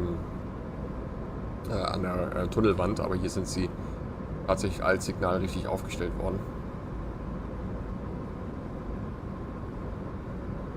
Ein bisschen befremdlich für mich, weil ich das ja anders gewohnt bin, aber das sind Kleinigkeiten. Und jetzt mal ganz ehrlich, jemand von euch, der hier die Kinzigtalbahn noch nie gefahren ist, beziehungsweise auch nicht, sage ich mal, als Lokführer gefahren ist, der wüsste das wahrscheinlich auch nicht. Das sind so, ich sage ja immer, das sind so alles so Kleinigkeiten, wo man sich dran aufhängen kann. Klar ist es nicht originalgetreu nachgebaut. Ne? Da gab es zum Beispiel auch mal eine Diskussion über das Bahnbetriebswerk in Ludwigshafen am Rhein, auf der Pfälzischen Ludwigsbahn, wo ich auch sage, ey Leute, say, what the hell, wenn ich doch in Hamburg wohne, noch nie in Ludwigshafen war, dann ist mir doch egal, wie das Bahnbetriebswerk da ausschaut. Also man kann auch die Kirche mal ein bisschen im Dorf lassen, um es mal vorsichtig zu sagen.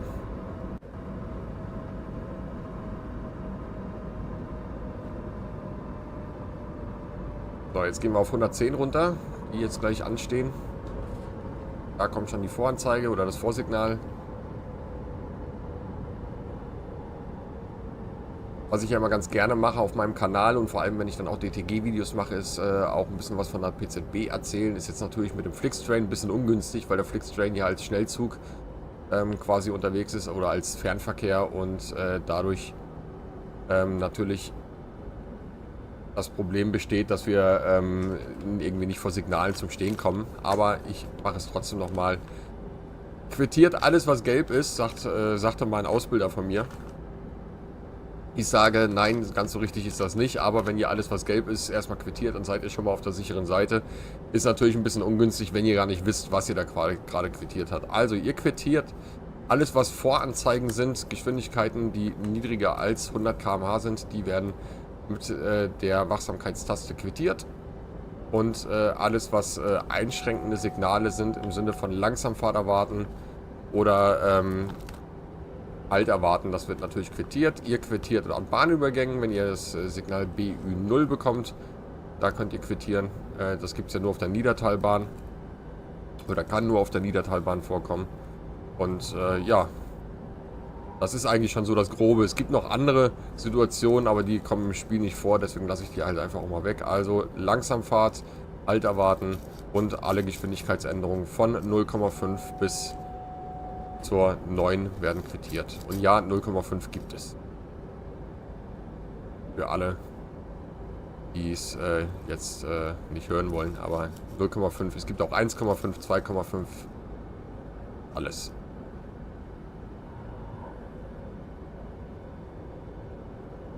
Niedrigste, was ich im realen Leben gesehen habe, ist 1,5. In Mannheim an der Industriebahn. Da stehen die Signale aufgestellt.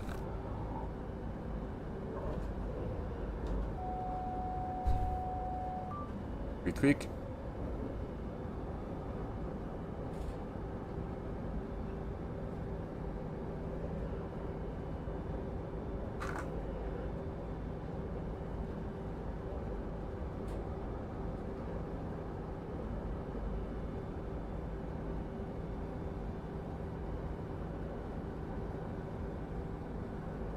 Luft sorgen hier. Wird heute wieder ein warmer, sonniger Tag hier bei uns.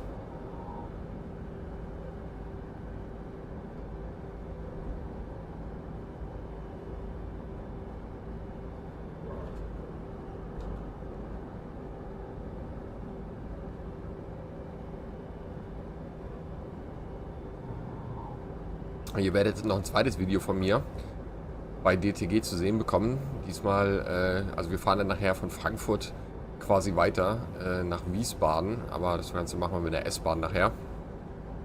Die Strecke hat aktuell noch kein Angebot, die ist aber auch noch relativ frisch und, muss ich auch ganz ehrlich sagen, eine der abwechslungsreicheren Strecken in TSW. Da kann ich auf jeden Fall auch nur eine Empfehlung aussprechen, wer seine Sammlung noch mit etwas Vernünftigen aufstocken will. Der ist mit Frankfurt-Wiesbaden, also mit der S-Bahn Frankfurt, auch super aufgehoben.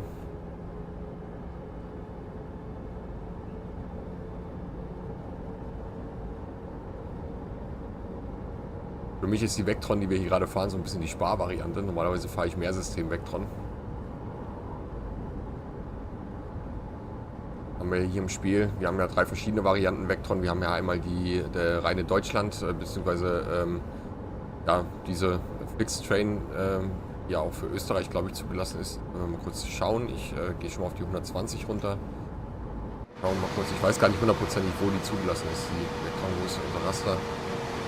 Ja, Deutschland und Österreich, das klar. Ja, selbes Stromsystem ist ohne Probleme dort auch fahrbar. Sicherungssystem passt auch, PZB. Wir haben auch noch die Baseline 3 Vectron, das ist die Railpool, die haben wir hier. Das ist die neuere Variante, da geht es mit ETCS halt richtig los. Die haben wir im Unternehmen auch. Und dann haben wir noch die DB Vectron, das ist so die Standard Vectron, wie ich sie jahrelang gefahren habe, beziehungsweise immer noch fahre. Die dann halt für Niederlande, Deutschland, Schweiz und Italien zugelassen ist. Ich glaube, hier im Spiel sind noch ein paar mehr Zulassungen drauf getackert worden. Der kann man dann relativ viel machen.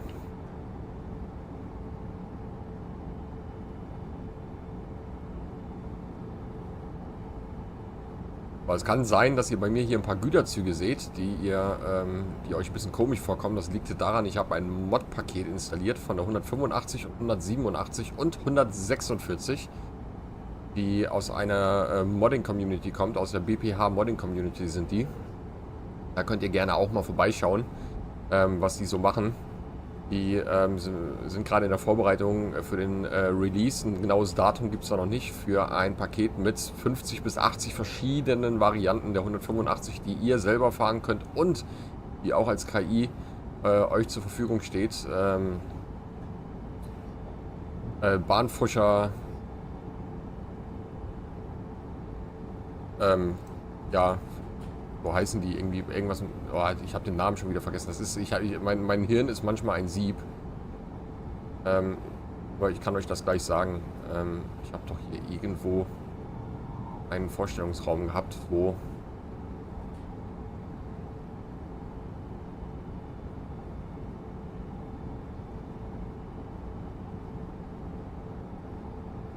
irgendwo hatte ich sowas sehen.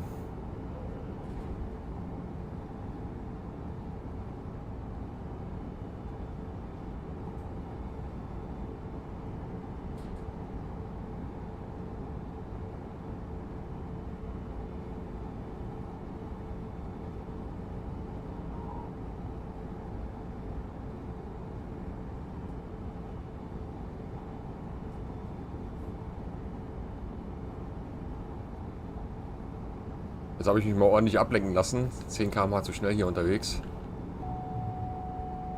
Ah, Flixtrain muss die Verspätung rausholen, aber jetzt dürfen wir... Hallo, ich drück doch. Okay, so wie ich es mache, macht ihr es im Idealfall nicht. Einmal den Fahrhebel wieder auf 0. Hallo? Hat doch die SIFA wieder gelöst.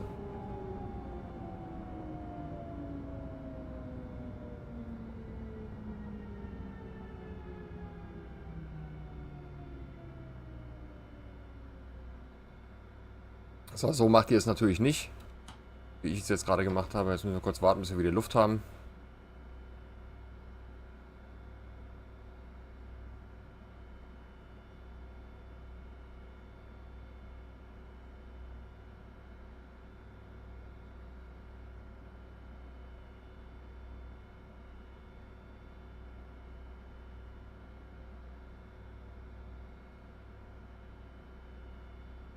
So, Bremse lösen und dann fahren wir wieder los. Wieder vorbildlich hier. Der Lokführer wieder mit seiner Zwangsbremsung, weil er nicht aufgepasst hat.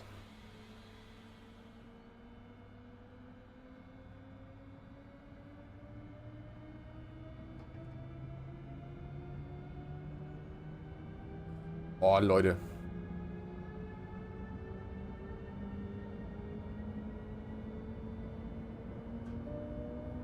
So, jetzt können wir aber wieder 160 fahren.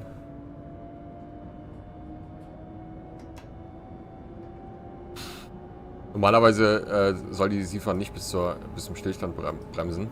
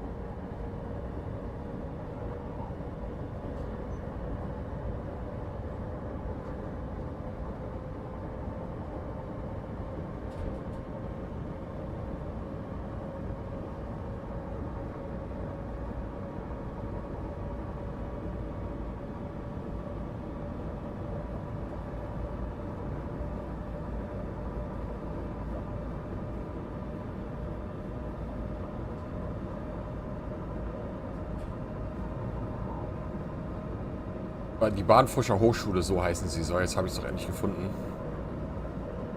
Ich bin nur gerade in meinem Discord hier ein bisschen durcheinander. Also Leute, wir haben auch eine reine deutsche Eisenbahnsimulation Deutschlands Community gegründet mit ganz, ganz vielen Content-Creatoren. 20 sind wir da an der Zahl. Und da sind einige Namen dabei, die ihr auch kennt. Da haben wir den Habelplay mit drin, den Kai am Zocken, den Seidenspinner haben wir mit drin. Wir haben den Felix Ausrufezeichen mit drin, Felix der Weise ist mit drin, der Bauer sein Daddel, den kennt ihr, den Commander, den kennt ihr. Der Danny spielt, das sollte bekannt sein. Dann haben wir noch den Hightower LP, der ist dort mit drin. Der Justus, den Kingsim haben wir mit drin, den Lavan, der ist auch mit dabei. Den Nevio LP haben wir mit dabei, wir haben den Rubelio mit dabei. Und den TrainSimPlay, den kennt ihr auch. Der macht ja auch viele Modding-Vorstellungen. Und da könnt ihr gerne mal vorbeischauen. Den Link, den habe ich auf meinem Kanal in der Videobeschreibung mit drin. Ich werde mal gucken, ob DTG den vielleicht hier auch mit in die Videobeschreibung bei DTG reinhaut. Da muss ich aber nochmal ein bisschen nachverhandeln, glaube ich. Und dann freue ich mich, wenn der ein oder andere von euch dort auch den Weg hinfindet. Über 300 Mitglieder sind wir schon. Und ja, wie gesagt, also 20 Content-Creatoren, da könnt ihr euch auf jeden Fall auch nochmal Inspiration holen. Und wir haben festgestellt, dass jeder von uns Content-Creatoren so ein bisschen andere Dinge macht. Bei mir ist das Ganze ja immer eher fachspezifisch, da ich ja Lokführer bin. Ist das bei mir halt alles eher auf die Realität bezogen. Dann haben wir Felix Ausrufezeichen, der das sehr unterhaltsam bringt. Dann haben wir den Felix der Weise, der das aus der, ja, ich nenne es aus der Hobby-Perspektive dann zeigt. Dann haben wir den Bauer sein Daddelt, der sehr viele ja, besondere Fahrten macht. Also da ist für jeden auf jeden Fall was dabei. Dann haben wir unseren Zwangsenkönig, der in der Folge ich leider bin, aber normalerweise ist es der Kai am Zocken, der seine Zwangsbremsung ja zählt. 170 hat er dieses Jahr schon gehabt. Also da auf jeden Fall auch für jeden nochmal was mit dabei. Und dann schaue ich mal, dass ich das Ganze hier irgendwie mit verlinkt bekomme für euch, die TG-Zuschauer. Da würde ich mich natürlich freuen, wenn ihr da nochmal vorbeikommt und da auch nochmal reinschaut. So, wir fahren 140 jetzt nochmal kurz. Jetzt dürfen wir gleich nochmal ein bisschen schneller fahren. Das fahre ich aber nicht, weil von der Uhrzeit her liegen wir sehr gut in der Zeit. Trotz Zwangsbremsung. Jetzt gleich in Gelnhausen. Und dann dürfen wir hinter Gelnhausen 160 fahren.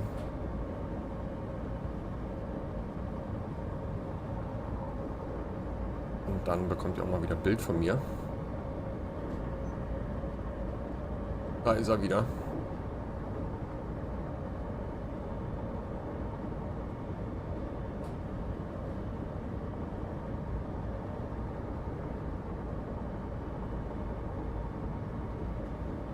Wenn ihr euch für das 185er Modding-Paket interessiert, dann könnt ihr gerne mal auf meinem Kanal vorbeischauen. Einfach Ramagani oben eingeben. Und dann könnt ihr dort ein Video finden, wo ich die 185, die 187, die 146 Mods mal vorstelle. mit den Moddern zusammen, die das Ganze erstellt haben. Da gibt es ganz, ganz tolle neue Funktionen, die bei den Lokomotiven auch mit eingefügt worden sind oder teilweise eingefügt worden sind. Die 187er betrifft das am ehesten.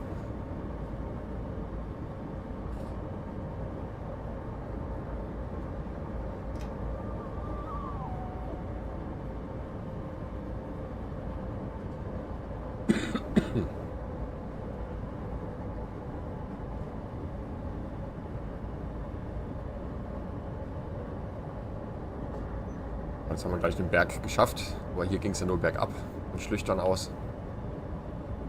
Mit schweren Güterzügen bei schlechtem Wetter ist die hier gar nicht so einfach zu befahren.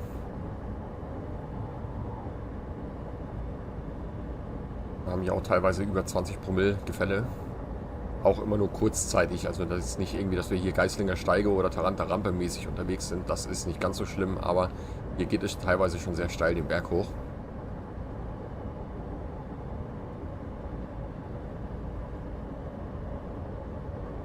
Das hier ist ja eine von den eher überlasteten Streckenabschnitten in der deutschen Eisenbahn, weil hier der ganze Fernverkehr, der von Frankfurt Richtung Norden fährt, fährt alles über diese Strecke hier.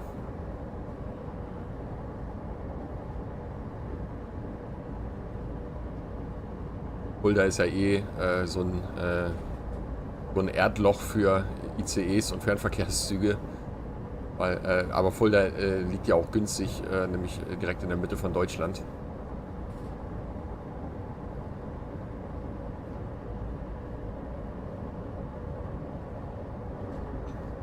Und dann kommt jetzt 160. Ich will den Zuglängenmesser wieder anmachen.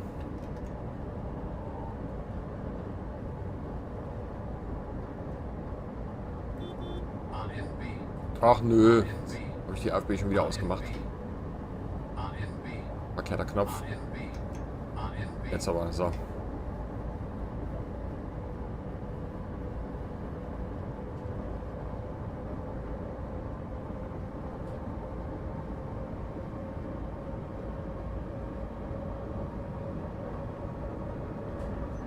eine meiner absoluten Lieblingslokomotiven im Realen wie auch im Spiel. Anfangs war die Vectron als Lokführer echt schwierig, weil noch viele Fehler, also Kinderkrankheiten in der Lokomotive steckten und die Lokomotive halt sehr fehlerempfindlich war. Also das heißt, wenn ich als Lokführer irgendwas beim Aufrüsten in dem Bereich war auch eher die Probleme verkehrt gemacht habe, dann hat die Lokomotive wenig verziehen und entsprechend gar nicht so einfach gewesen, teilweise mit den Lokomotiven klarzukommen. Man muss auch relativ viele Ventile umstellen oder irgendwelche Einstellungen vornehmen, müssen wir inzwischen nicht mehr. Inzwischen werden die Lokomotiven mit eingeschaltetem ETCS im System national gefahren. Das heißt, wir haben ETCS im Hintergrund zwar mitlaufen, aber fahren mit der PZB bzw. LZB dann durch die Gegend. Und das sind aber Kinderkrankheiten, die Siemens inzwischen so gut ausgemerzt hat, dass die Lokomotiven eigentlich fast keine Probleme mehr machen. Die haben halt so ihre üblichen Störungen, die andere Lokomotiven auch hin und wieder mal haben, wobei ich insgesamt in meiner Karriere als Lokführer, 10 Jahre bin ich jetzt Lokführer, noch nicht so... bei mir hat sich der Fehlerteufel noch nicht so eingeschlichen wie bei anderen Kollegen. Also ich kenne da Kollegen, wo jede zweite Lokomotive irgendwie kaputt ist oder Probleme macht. Bei mir ist es eher weniger. Ich habe mir über die Jahre aber auch relativ, also ich fahre ja nur 3 Lokomotiven oder 4 in Anführungsstrichen, 482, 185 ist ja eigentlich dasselbe. Die 189 und die 193 und da habe ich mir über die Jahre halt für sämtliche Lokomotiven so ein paar Tricks und Kniffe angeeignet, wie ich gewisse Probleme lösen kann. Bei der 185/482 haben wir im Sommer immer so ein bisschen Lüfterprobleme. Das kann man zum Beispiel dadurch lösen, dass man eine Sicherung von einem Lüfter ausmacht und dann laufen die Lüfter nämlich auf 100%. Dann hat man das Hitzeproblem schon mal ein bisschen reduziert und sollte einem dann noch mal die Sicherung rausfliegen von der Lüfteranlage, dann kann man die nochmal ein bisschen verstellen, also dass die Sicherungen ein bisschen später rausspringen und dann läuft das. Also Hitzeprobleme habe ich einmal, musste ich eine Lokomotive im Sommer wegen Hitze abstellen. Das ging leider nicht anders. Da kam zum Glück ein Kollege mit einer Doppeltraktion von hinten, dem habe ich dann eine Lok weggenommen in Freiburg, habe die vorne draufgestellt. Ich bin den Zug dann aber selber nicht mehr weitergefahren, sondern das hat ein anderer Kollege gemacht, weil ich sonst über meine Lenkzeiten gekommen wäre. War in Freiburg im Güterbahnhof, da haben wir das Ganze veranstaltet. Ging aber relativ fix, also das war relativ unentspannt. Ich bin aber auch ein pflegeleichter Lokführer für so eine Leitstelle, weil ich halt auch viel Mist mitmache, sage ich mal, und mich wenig beschwere. Weil gerade so diese Herausforderung ist ja das, was ich ganz gerne mache. Oder was ich... weil dieser Lokführer-Alltag, der hängt mir ja doch relativ zum Hals raus, um jetzt mal ehrlich zu sein. Jeden Tag dasselbe machen ist nicht mein Ding. Ich muss Abwechslung haben. Ich bin auch einer der wenigen Lokführer, glaube ich, die gerne Bremsproben machen.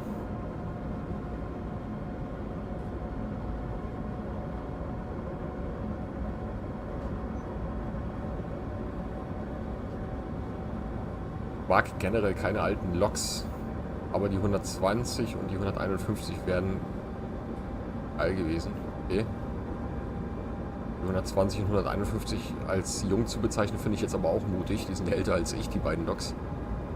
Ich bin eigentlich schon ein alter Mann, also so fast ein alter Mann. Holzkiste ist schon bestellt, sagen wir es mal so. Aber jetzt dürfen wir mal 200 fahren, nicht für lange. Das ist nur bis Wolfgang. Da werden wir aus der LZB entlassen. Aus der LZB, wenn ihr dort entlassen werdet, braucht ihr bei der Lokomotive die AFB nicht auf 0 stellen, um die wieder zu aktivieren, sondern es reicht, wenn ihr die einmal quittiert. Ich stelle mir die jetzt schon mal wieder auf 100, glaube ich, fahren wir nachher raus, oder 120 in Hanau. Für mich mit den Güterzügen immer ein bisschen schwierig. Da ich mit den Güterzügen ja die Geschwindigkeiten gar nicht fahre, die Personenzüge fahren. Ich fahre ja meistens nur 100. Und dadurch achte ich natürlich dann nicht auf Signale oder auf Geschwindigkeitsbeschränkungen, die für meine Güterzüge nicht relevant sind. Das heißt, wenn irgendwo 120, 130, 140 steht oder so, das sehe ich zwar, dass es da ist, aber ich nehme das gar nicht wahr, weil es für mich einfach nicht relevant ist.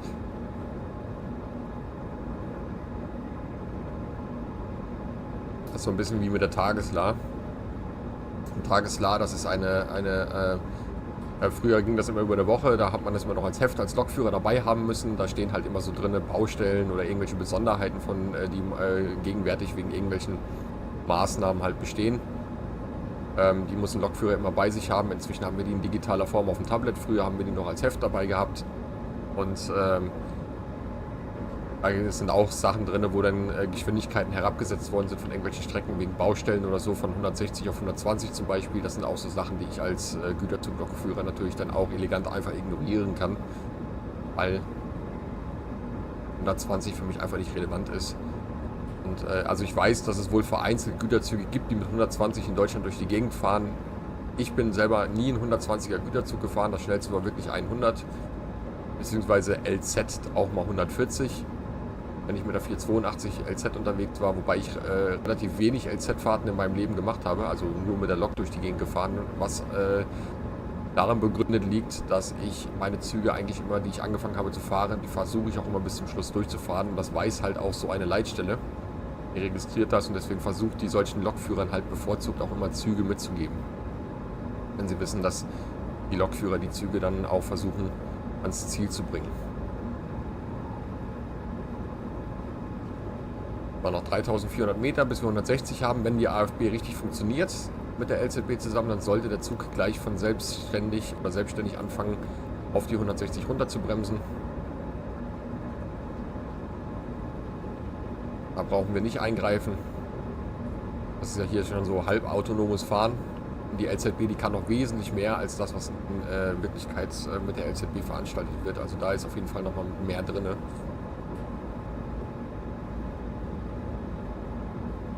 Müsst ihr aber auch mal anfangen zu bremsen langsam. Jetzt nimmt sie die Leistung raus. Jetzt fängt sie an zu bremsen. Nimmt auch direkt Luft mit dazu.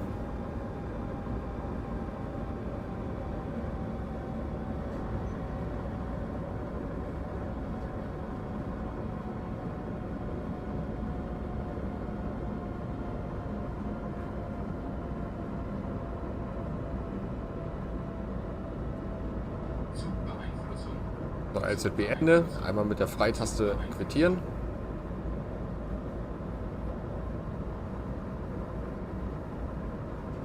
Jetzt muss ich eingreifen, weil die 110 da vorne, die will er jetzt nicht erkennen.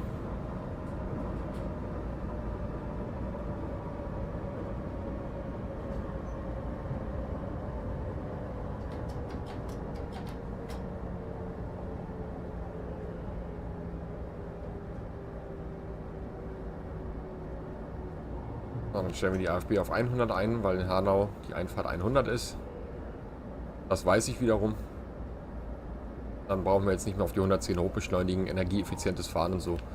Und die Vectron hier im Spiel, die kann ja uns den Verbrauch schon anzeigen, ne? Da seht ihr es auch.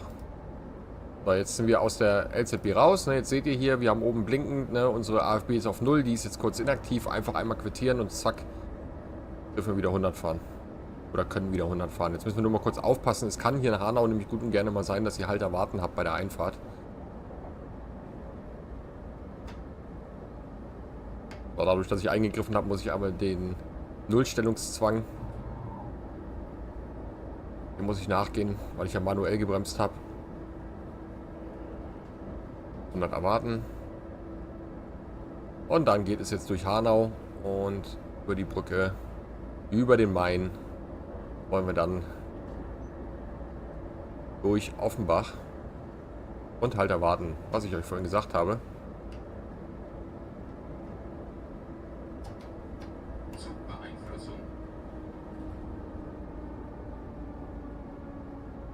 So, das Hauptsignal ist am Ende vom Bahnsteig.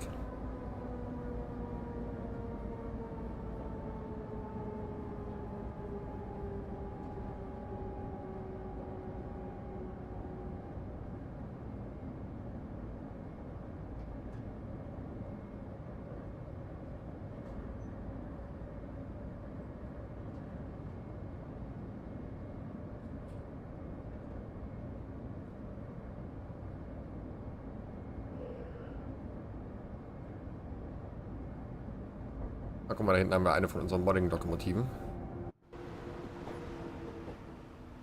Mal gesehen habt. In diesem Fall haben wir jetzt eine von WLC. Ja, 187. Und da kann man auch ganz lustige Sachen noch an den Lokomotiven machen.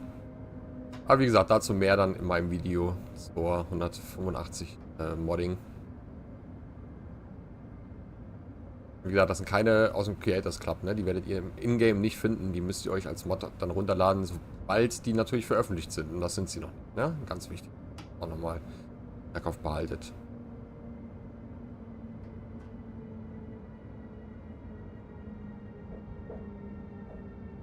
Schön an den deutschen Strecken ist wie an den englischen auch, wobei die deutschen da glaube ich nochmal ein bisschen vorteilhafter sind, ist die Abwechslung an Fahrzeugen, die wir haben.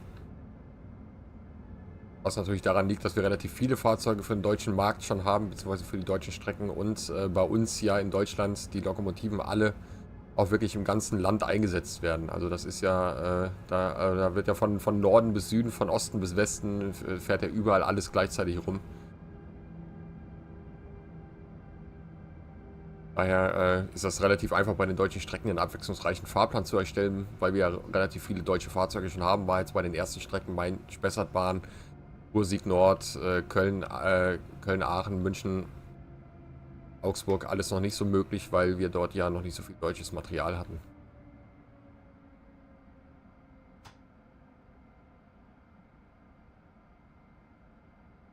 So, geh auf, dass wir weiterfahren können.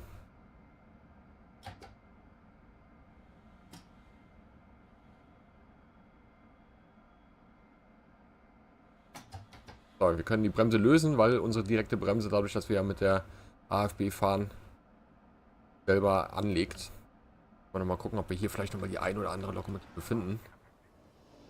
Da ist nämlich noch ein Güterzug. Der ist aber ohne Lok, glaube ich. Da haben wir noch einen Kessel. War auch ohne Lok.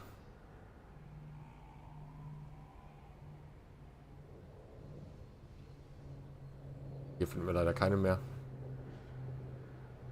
Aber hier könnt ihr zum Beispiel dann auch, wenn das geht, dann könnt ihr hier zum Beispiel auch bei der Mods hier theoretisch die Plane wechseln. Bei der Lok gibt es jetzt keine Plane. Haben wir auf der anderen Seite noch was zu stehen? Leider nicht. Offenbach hätten wir unter Umständen noch was. Oh, was ist denn hier los? Oh, hier blockiert sich aber alles gegenseitig, oder? Uiuiui. Der Zug hier, der blockiert.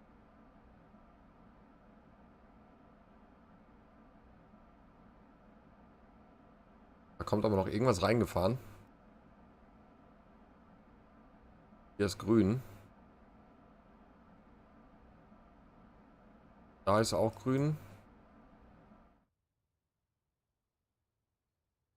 Da kommt aber nicht.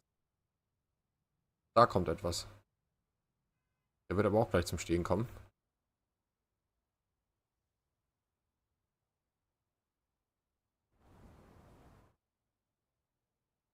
Mal hier mal kurz im Blick behalten, dass wir jetzt hier nicht unnötig lange rumstehen.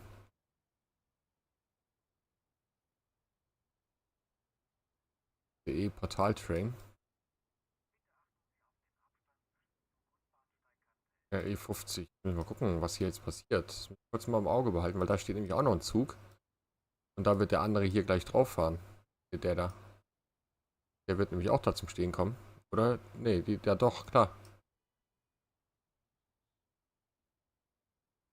So, da müssen wir gleich, glaube ich, mal kurz greifen.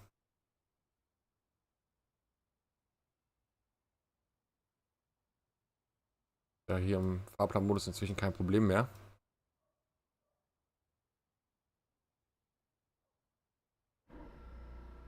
Genau, hier kommt er jetzt auch zum Stehen. Aber warum fährst denn du nicht? Hier vielleicht noch einer. Oh ja, guck mal hier, der fällt gleich raus. Da können wir mal kurz hinfliegen. Dann sehen wir, was der da macht. Hier. Der hier müsste es sein.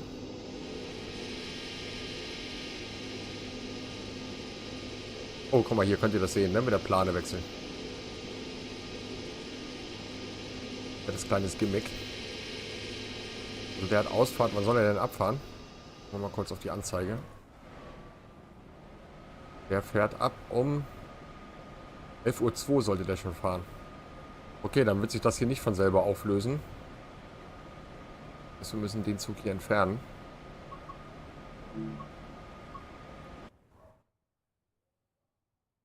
Uns wieder hin.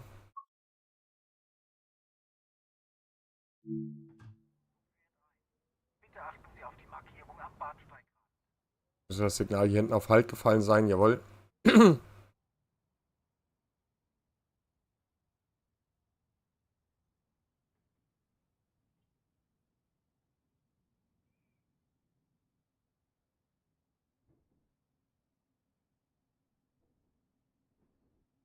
So, jetzt können wir uns wieder fahrbereit machen.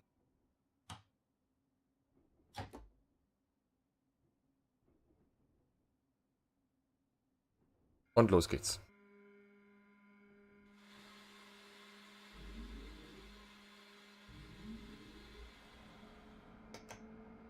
So, erstmal 20.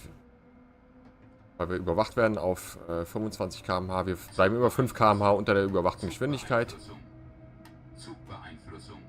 So, jetzt haben wir keine Zugbeeinflussung bekommen. Warum nicht?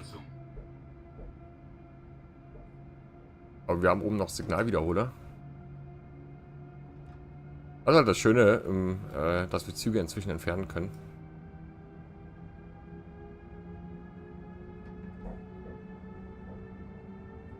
Jetzt kommen wir natürlich nicht mehr pünktlich in Frankfurt an.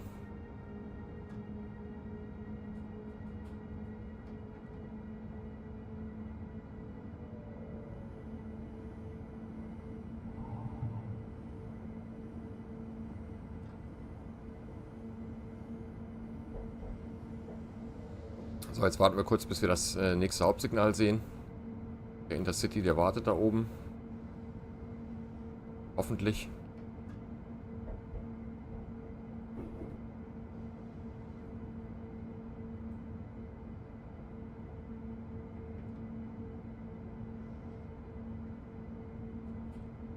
Und wir haben immer noch Halt.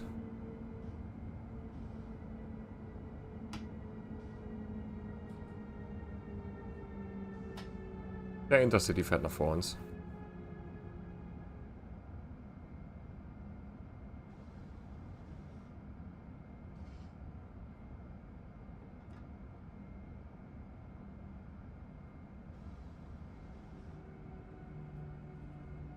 Zugbeeinflussung.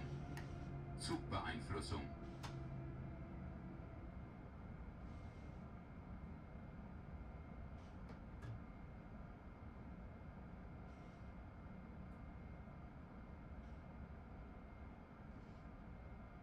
Hier hat sich ja ordentlich was angestaut.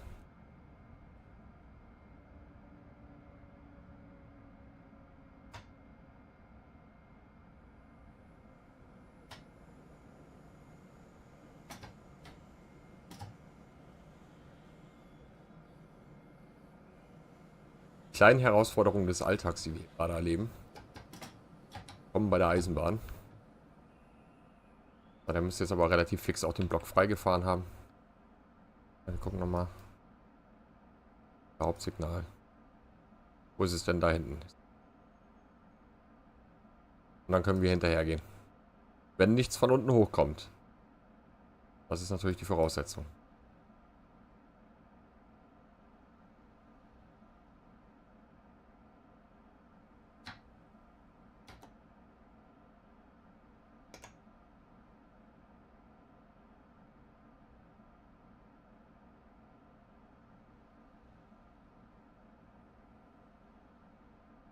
Und das ist mir alles offen. Vorteil ist, dass wir einen Intercity vor uns haben, der macht uns jetzt natürlich den Weg vorne ein bisschen frei. Komme ich nur leider mit den 60 Minuten nicht mehr hin. Aber das ist ja nicht so schlimm.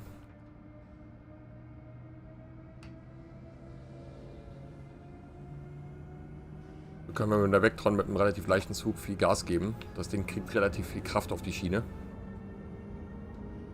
Die ganzen ICEs sich hier gestaut, alles verspätet. Wegen einem Regionalexpress.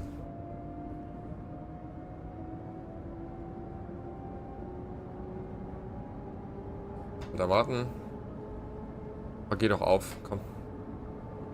Dankeschön. So. Jetzt sind wir im Blockabstand hinter dem Intercity.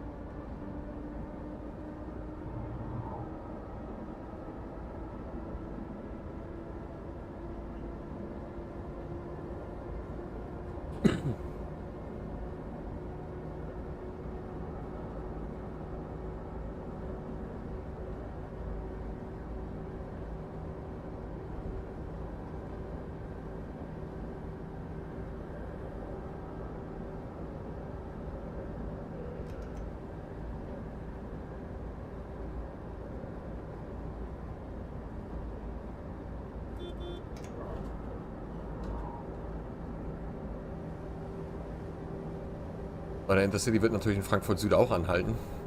Wenn nicht sogar in Offenbach. Aber der nächste Block ist schon frei, sehr schön.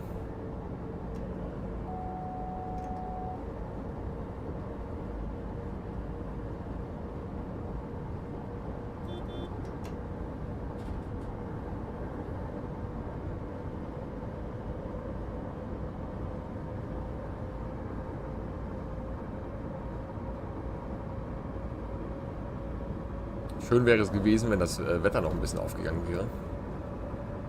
Man kann ja nicht alles haben, ne?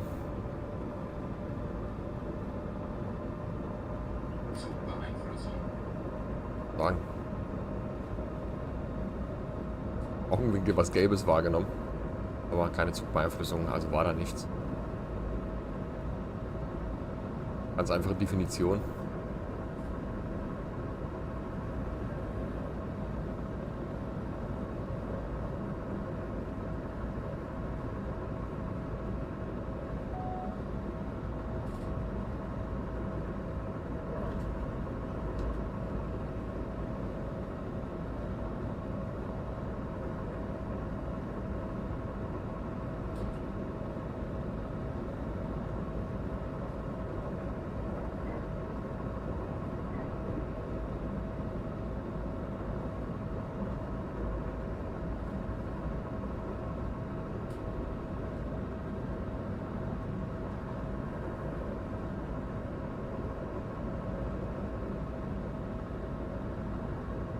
Länger darf die Fahrt jetzt aber auch nicht dauern, Freunde.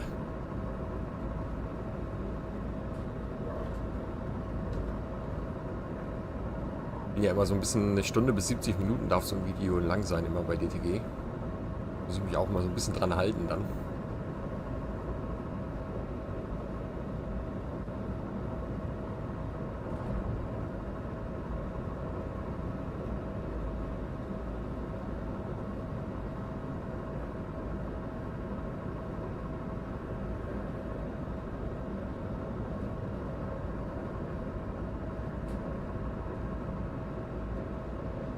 Weil der Intercity jetzt in Offenbach anhält, ist natürlich eher ungünstig.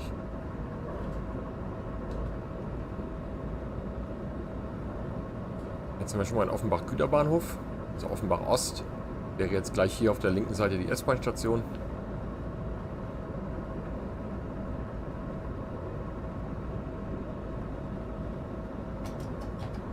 Der Bahnhof.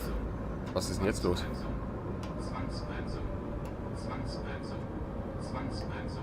Wachsam nicht betätigt, da war doch nichts.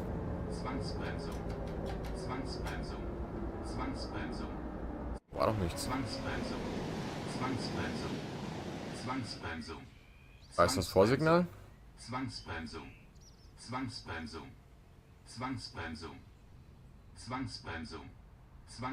Oh, das habe ich nicht quittiert. Ich habe auf das andere... Nee, das ist abgeschalten. Okay, da konnte ich jetzt nichts für. Da füllen wir wieder auf, dann kann der Intercity vor uns wenigstens auch nochmal wieder ein bisschen wegdüsen.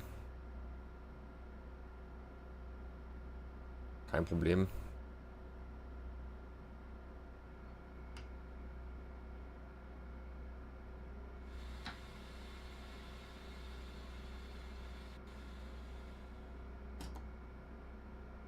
So, dann kann der Zug da vor uns schön weg.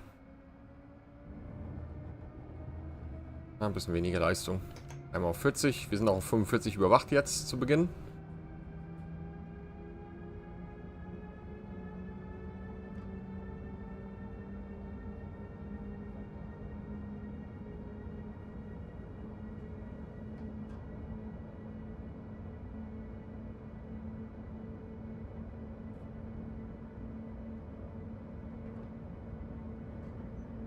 Aber das war bestimmt der Intercity, der ist bestimmt in Offenbach angehalten. Ja. Und der hält auch nochmal in Frankfurt Süd, das heißt, er wird gleich in Frankfurt Süd auch nochmal das Gleis blockieren. Zugbeeinflussung. Zugbeeinflussung.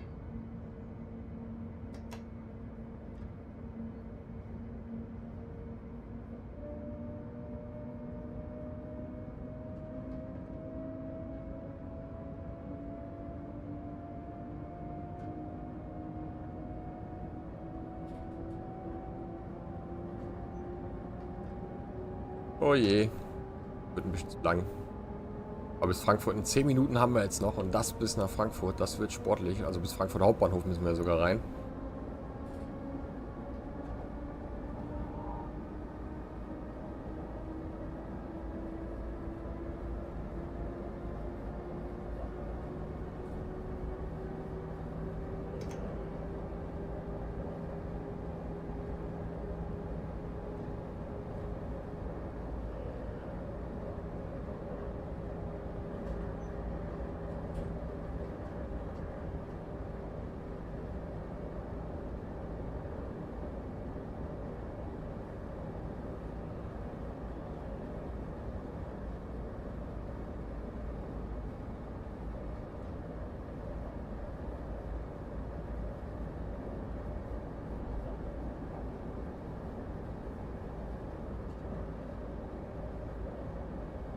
Ah nee, der Zug fährt nur bis Frankfurt Süd, der fährt ja gar nicht nach Frankfurt Hauptbahnhof. Ah, wir sind ja am Flixtrain. Oh, das ist wieder so eine Ramagani-Nummer, ey. Echt original Ramagani, ey. Nee, ich glaube das alles nicht mehr. Boah. Ey, aber original. Das bin wieder original ich, ey. Katastrophe. Ich rede was von Frankfurt Hauptbahnhof und sitze im Flixtrain, ey. Wisst ihr Bescheid.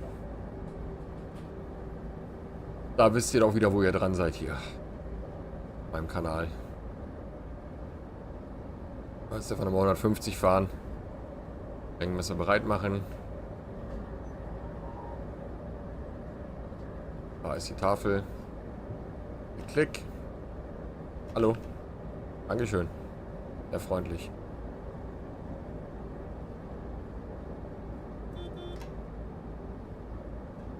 Das war wieder eine originale Aussage von mir. Wir fahren ja noch nach Frankfurt Hauptbahnhof. Ho, ho, ho, ho, ho.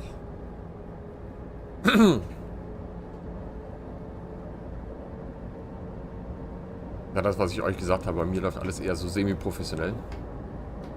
Aber wir haben nochmal halt erwarten. Das war ja klar. Weil der Intercity vor uns jetzt nicht weggeht.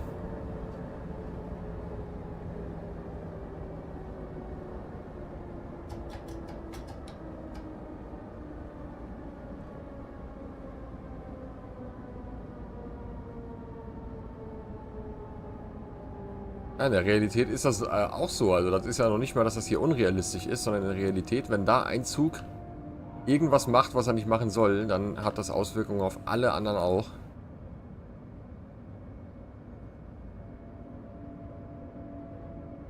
In diesem Fall haben wir diesen Regionalexpress da hinten gehabt. Gucken. Der steht da ja auch schon wieder.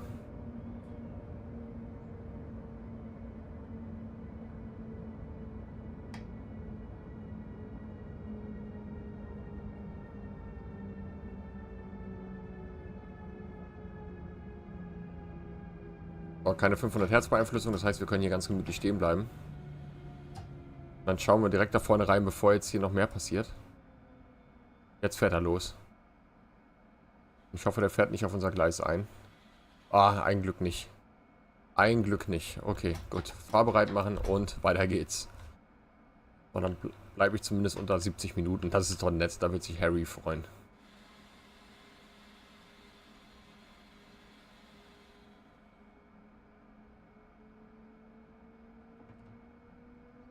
So, dann geht es direkt im Anschluss weiter mit der S-Bahn Wiesbaden. Die muss ich heute auch noch aufnehmen, weil die Videos werden heute noch gebraucht. Und dann muss ich für meinen eigenen Kanal auch noch eine Folge aufnehmen. Und da sind wir... wo sind wir denn da heute unterwegs eigentlich? Auf der Mildmain. Nein, jawohl. Eine Runde Overground fahren.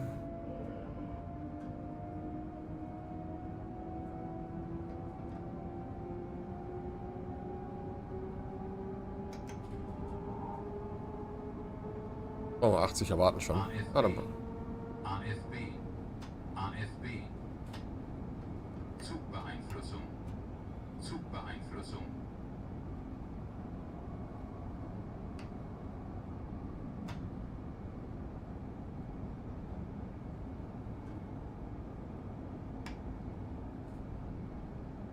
Na, wieso habe ich jetzt eine Traktionssperre drin?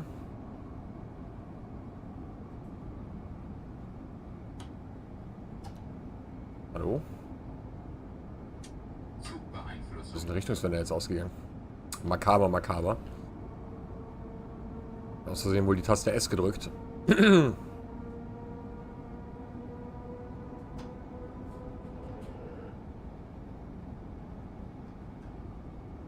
Und halt erwarten, klar. Zugbeeinflussung.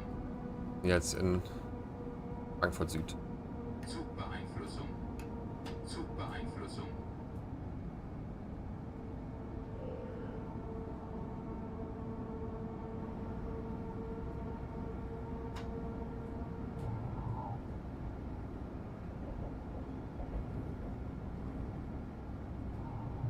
Und der Zug, der würde jetzt über Darmstadt und Neu-Edingen-Friedrichsfeld würde der jetzt weiterfahren. Über Frankfurt-Luisa.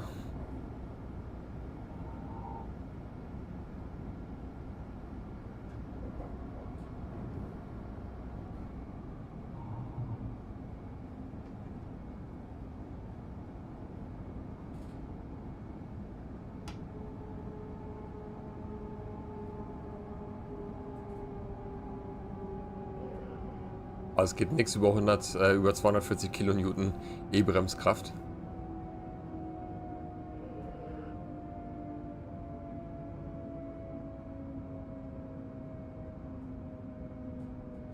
Aber 203 Meter haben wir. Uns die richtige Haartafel raus und da halten wir dann an.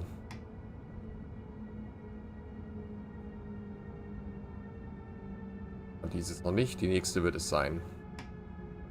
100 Meter.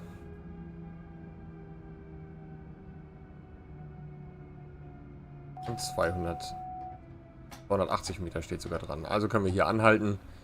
Türen auf und dann komme ich doch genau hin mit 70 Minuten. Alter, ist das hier wieder eine Punktlandung, Freunde. Ich mache die Türen noch auf, schmeiße die Fahrgäste noch raus und verabschiede mich von euch da draußen natürlich jetzt schon mal. Also nochmal zum Abschluss. Ihr könnt den Kanal abonnieren, ihr lasst einen Daumen nach oben da, ihr lasst auch Kommentare da. Im Idealfall bin ich mit im Chat, wenn dieser in Anführungsstrichen Stream läuft. Und dann dürft ihr natürlich auch sehr gerne bei mir auf dem Kanal vorbeischauen. Und nochmal der Hinweis auf die Eisenbahnsimulation Deutschland Community. Ich hoffe, dass ich Harry dazu überredet bekomme, das mit in die Beschreibung reinzuhauen. Und dann wünsche ich euch jetzt noch einen wunderschönen Abend und ich hoffe, ihr seid dann beim nächsten Mal wieder mit dabei. Natürlich auch bei meinen Ambassador-Kollegen, die auch noch Videos machen, egal ob deutschsprachig, englischsprachig oder andere Sprachen. Da schaut auch gerne nochmal rein. In dem Sinne, euch jetzt einen schönen Abend und von mir natürlich wie immer gepflegt eingehauen. Bis zum nächsten Mal. Ciao, ciao.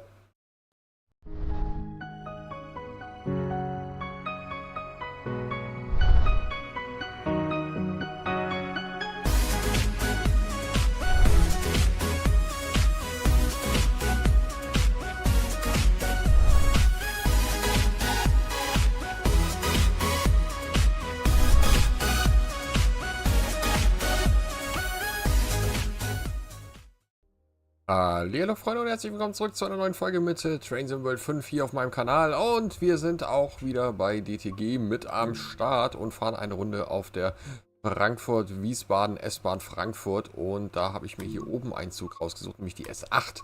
Die ganz große Runde über Flughafen und Mainz Hauptbahnhof. Und ja, auch auf der Strecke kenne ich mich gut aus, aber erst ab Frankfurt Stadion, beziehungsweise den Flughafenbereich eigentlich auch nicht, weil da fahre ich ja mit meinen Güterzügen immer nicht so lang.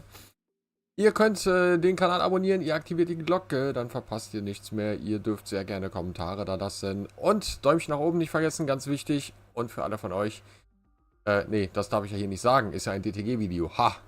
Ihr könnt aber auf meinem Kanal vorbeischauen, Ramagani einfach oben eingeben.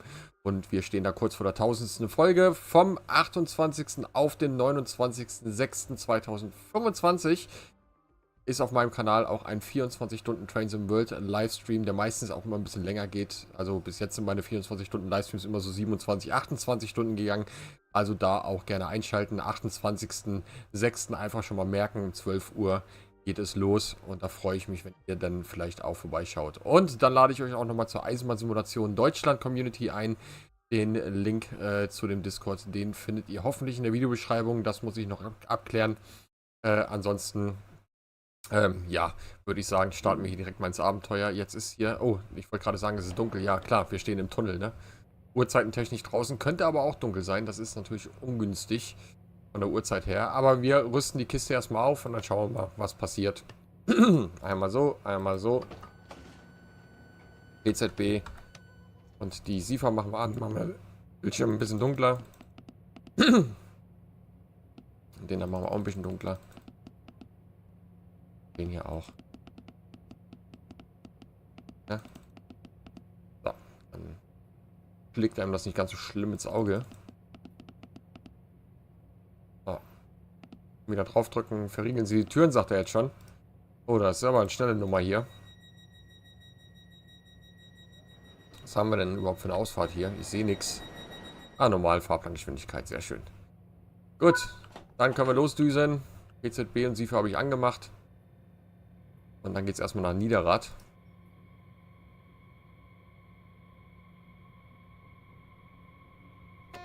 Und dann können wir uns auch direkt mal aus der PZB befreien. Aber jetzt hoffe ich, dass es draußen vielleicht noch ein bisschen hell ist.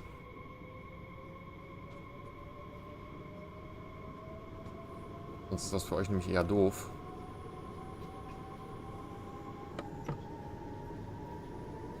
Aber das sieht sehr gut aus da vorne.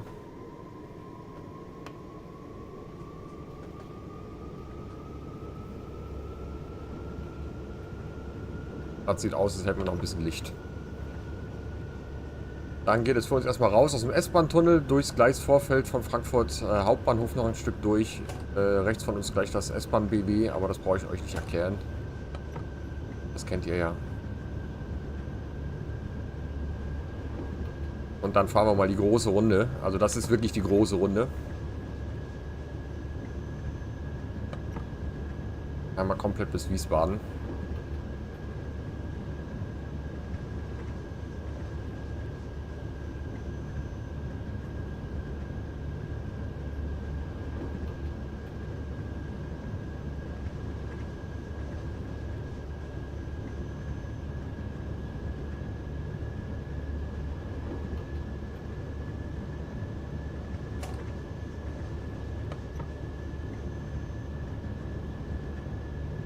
Und neben uns fährt auch noch irgendwas aus.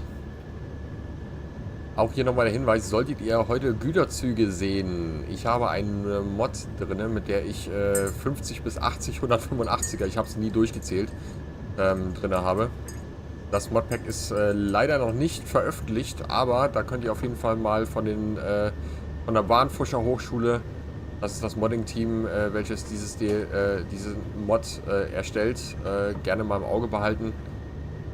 Dann fahren bei euch auch die buntesten 185er, 187er und 146er in der Zukunft rum. Also da könnt ihr euch auf jeden Fall mal auf ein super cooles Paket freuen. Wer sich das mal anschauen möchte, bei mir auf dem Kanal gibt es ein Video dazu, in dem ich mit dem Entwickler dieses Mod-Paketes zusammen die Lokomotiven ein bisschen erkunde. Und auch einiges erzählt wird zu den einzelnen Fahrzeugen, die dort mitgeliefert werden.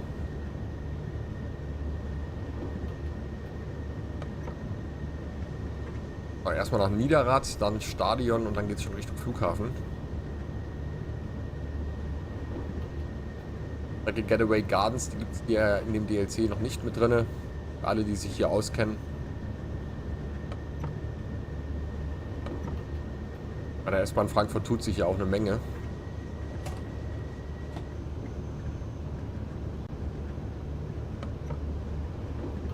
So, ich muss mal kurz was checken hier. Mal wissen, wie viele Wagen haben wir eigentlich? 12. Okay, dann wissen wir Bescheid. Und damit wir wissen, wo unsere Haartafeln überhaupt sind. Aber bei der S-Bahn kann man eigentlich dann bis zum Bahnsteigende eigentlich durchfahren.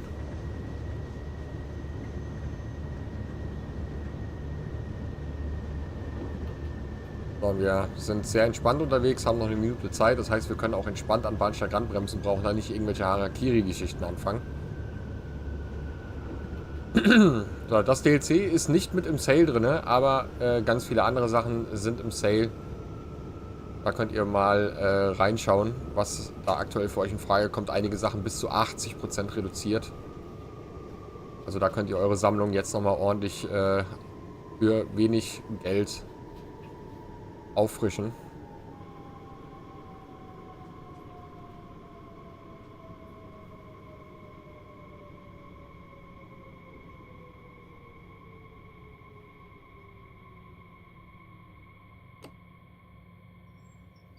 So, und dann wollen wir mal.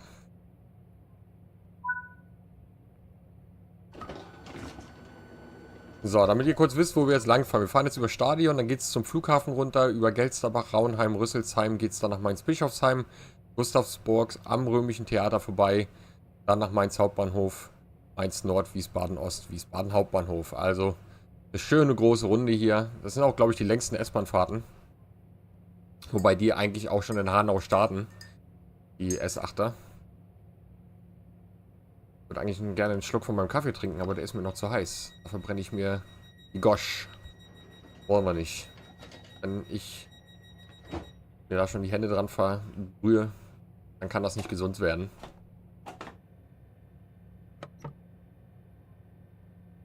So, wir sind hier mit der Baureihe 430 unterwegs. Das ist ja so ein, irgendwie in der Community irgendwie ein Lieblingsfahrzeug. Für mich ist es eine S-Bahn wie jeder andere auch. Also außer der Sound hat die jetzt nichts, was jetzt irgendwie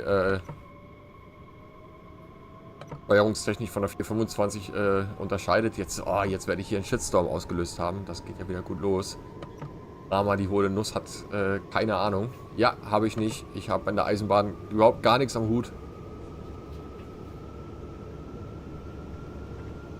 Bin erst seit 10 Jahren Lokführer. Und entsprechend habe ich von nichts eine Ahnung. War ganz wichtig zu wissen. So, Frankfurt, Main Stadion. Deutsche Bank Park.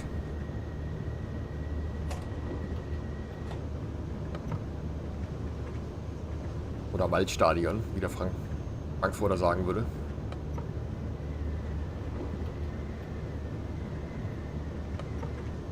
So, 80 erwarten. Da immer, wenn ihr mit Zügen fahrt, wo ihr eine Streckengeschwindigkeit, also 80 erwarten habt und in der mittleren oder unteren Zugart unterwegs seid, dann achtet immer drauf, dass ihr unter 95 km/h seid, wenn ihr über die 80 zum Quittieren drüber fahrt, weil sonst kriegt ihr eine Zugbeeinflussung und müsst dann auf unter 85 runterbremsen. Obwohl ihr eigentlich schneller fahren dürftet, dann kriegt ihr nämlich keine Zugbeeinflussung. Voraussetzung dafür ist natürlich, dass an der Stelle auch ein Geschwindigkeitsprüfabschnitt verbaut ist. Sollte das nicht der Fall sein, dann ist es auch egal.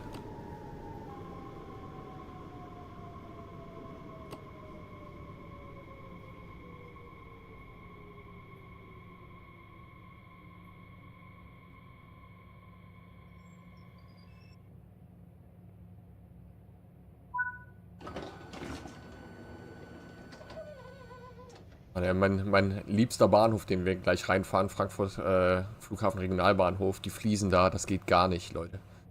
Das ist absolute Katastrophe. Ja, ich kann mal das nicht wieder auf Signalleuchte stellen. Und dann geht es los Richtung Regionalbahnhof Flughafen.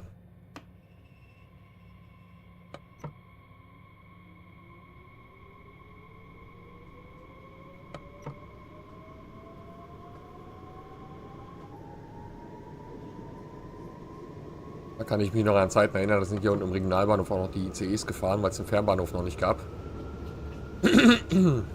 Auch schon ein paar Jährchen her. Ui, uiuiui. Eine Arschnase, Rama.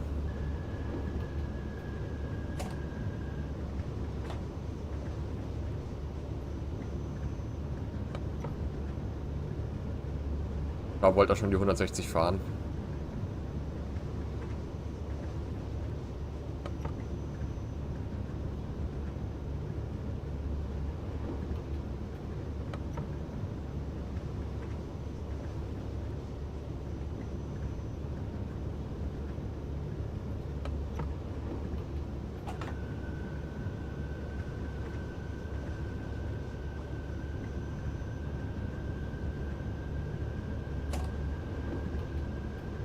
Ah, jetzt dürfen wir hier. Nee, lohnt sich nicht. Wobei, wir biegen ja noch ab. Da ist auch nur 80 erlaubt. Die übrigens hier an dieser Stelle nicht vorangekündigt gewesen ist. Ein kleiner Fun-Fact.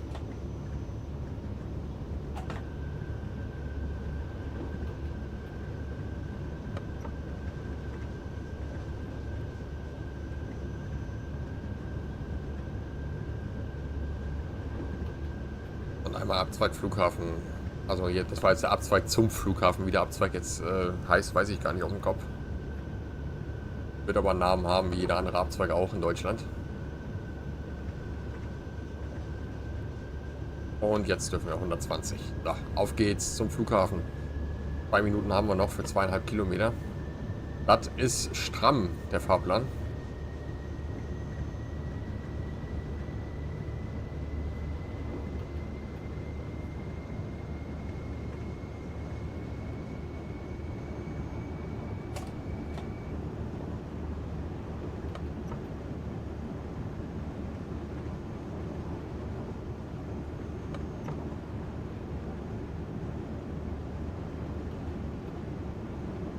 Das ist schon nicht schlecht, wie der Flughafen Frankfurt angebunden ist. Mit der S-Bahn 2 Stationen. Das ist nicht viel, ne?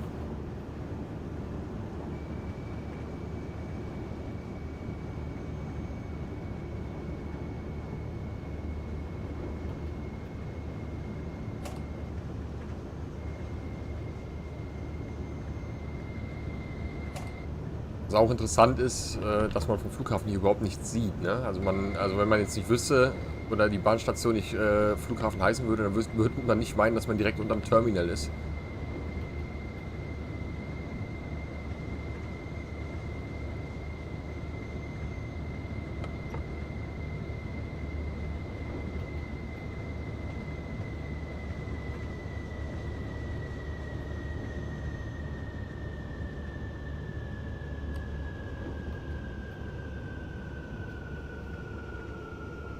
An der Bahnsteig länger erkennt man natürlich auch nochmal, dass hier früher auch mal längere Züge gehalten haben.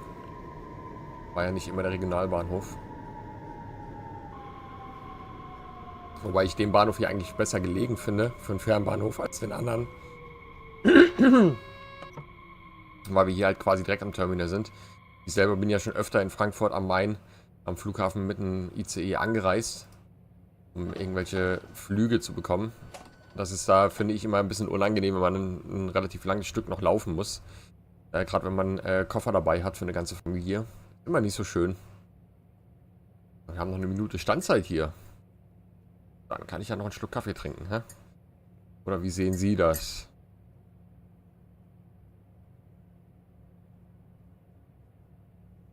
Ja, früher am Morgen schon total produktiv. Schon die zweite Folge, die ich heute aufnehme.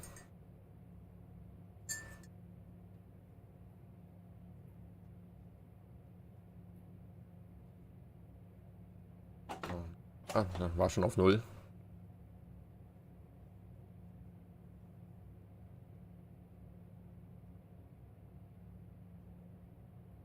Da stehen wir nun und warten noch. Dann wieder so ein DLC, was ich relativ fix jetzt hier am Abarbeiten war. Szenarien sind hier alle schon erledigt. Frankfurt-Fulda habe ich noch ein paar Szenarien. Also wenn ihr bei mir auf dem Kanal vorbeischauen wollt, wie gesagt, wir sind kurz vor der 1000. Folge. Also das hier müsste so roundabout 995, 96, 97, so in dem Bereich dreht sich diese Folgenziffer hier. Und 1000 Folgen wird natürlich groß gefeiert. Einmal mit einer Livestream-Folge, die ich mache, wo ich von Kassel bis nach Koblenz an einem Stück durchfahren möchte. Also nicht mit Unterbrechung, natürlich mit Streckenwechsel. Und dann der 24-Stunden-Stream natürlich.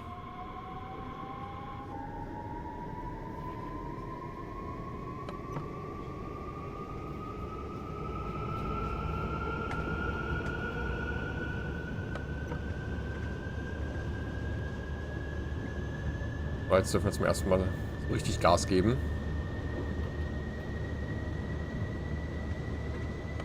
Einmal unterm Flughafen durch. Jetzt sind wir so... Ja, warte, jetzt muss ich gerade mal orientieren. Ja, genau, jetzt fahren wir gerade unter den Rollbahnen durch. Also den Rollbahnen, den Start- und Landebahnen. Ups.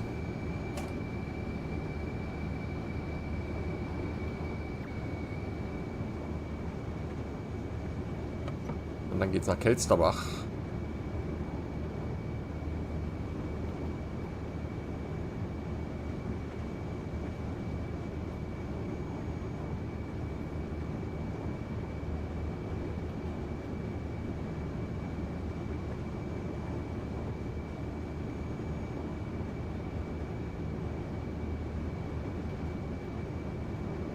Ah, schön, dass es noch hell ist.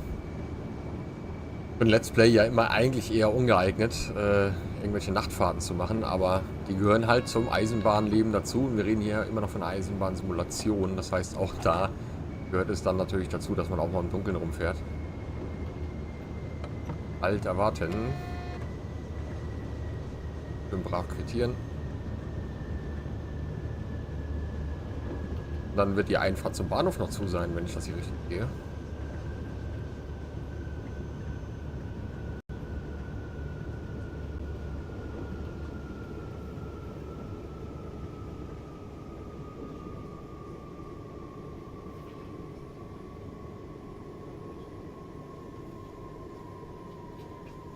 Dann schauen wir mal, was uns da den Weg blockiert, was uns da jetzt entgegenkommt.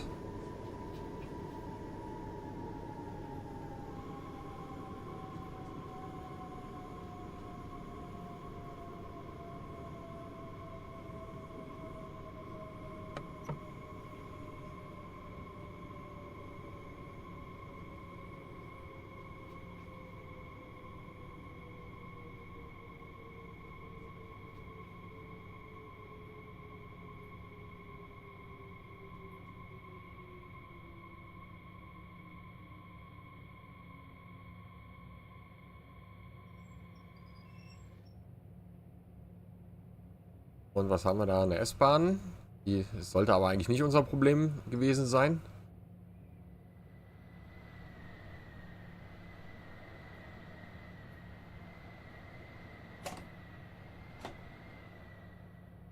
Na, irgendwas kommt da noch. Irgendwas wird da gleich noch fahren wollen.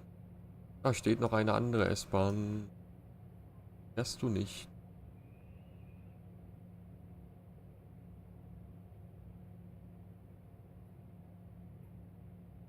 Wieder so einer, der uns blockiert, hä?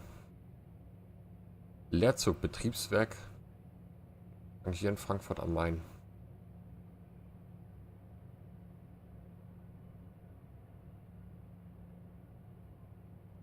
Ah, der kommt uns entgegen. Ah, okay, alles klar. Also doch eine S-Bahn, die uns blockiert. Gut, wenn der gleich die Weiche freigefahren hat, dann sollten wir Einfahrt bekommen. Haben wir jetzt natürlich noch Verspätung wieder, ne? Aber nicht meine Schuld. Fahrdienstleiter war es. Im Zweifel war es immer der Fahrdienstleiter.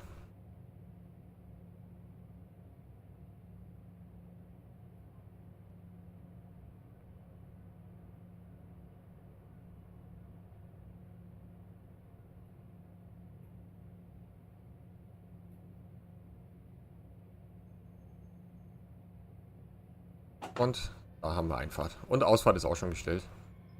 Aber mal gucken, ob wir da bis Mainz wieder pünktlich werden.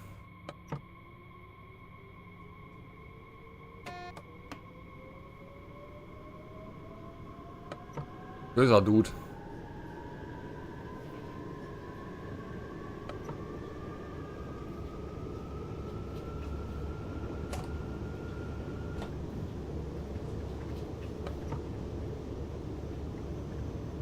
Das ist halt so richtig S-Bahn, ne?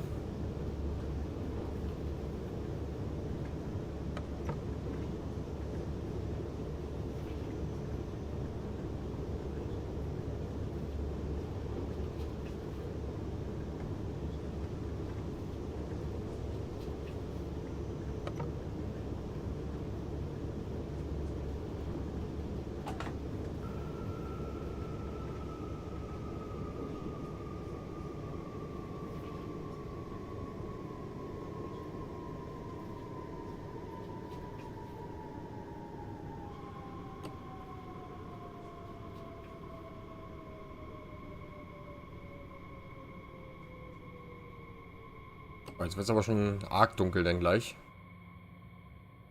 Wenn die Sonne da hinten am Horizont untergegangen ist. Bis wir in Wiesbaden sind, wird es wahrscheinlich dunkel sein. Aber ich finde es immer ganz nett, so bei Sonnenaufgang, Sonnenuntergang so ein bisschen zu fahren. Das macht immer so ein bisschen die Stimmung ganz toll. Vor allem, weil die meisten ja mit S-Bahn auch tatsächlich unterwegs sind, wenn es anfängt dunkel zu werden, weil ist ja meistens mit Feierabend verbunden. Wobei jetzt ja momentan im Sommer nicht. Sommersonnenwende ist jetzt, wenn ich aufnehme, morgen erst. Dann werden die Tage wieder kürzer. Das Wetter wärmer. Bei warm haben wir es ja eigentlich schon. Weil ich es nicht so krass finde wie letztes Jahr im Sommer.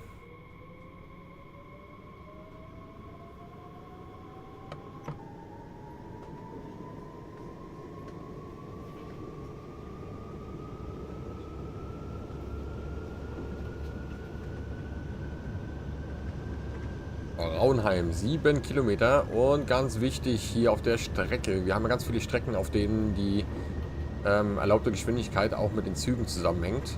Hier auf der Strecke ist das diesmal wieder nicht umgesetzt. Das heißt, uns oben wird 160 angezeigt, wir dürfen aber nur 140 fahren, weil das Fahrzeug eine Vmax von 140 hat. Da oben geht es in diesem Fall, irgendwo steht es auch. Stimmt. Ich sehe es nur wieder nicht in meiner geistigen Umnachtung hier. Ich meine, aber es hätte hier irgendwo auch gestanden. Aber also das Fahrzeug ist auf jeden Fall nur auf 140 km/h zugelassen. Also schneller fahren wir dann entsprechend auch nicht. Weil das gehört auch zum Simulieren mit dazu.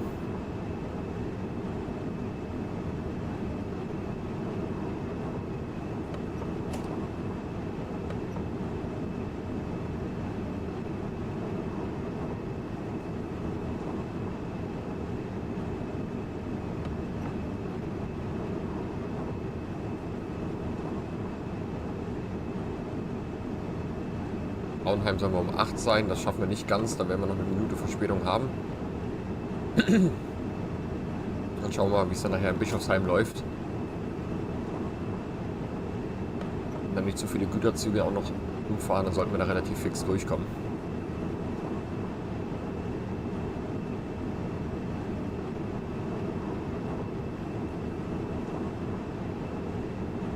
Güterzugtechnisch ist ja Mainz-Bischofsheim so ein Bahnhof, den ich nicht ganz so gelungen finde im Spiel.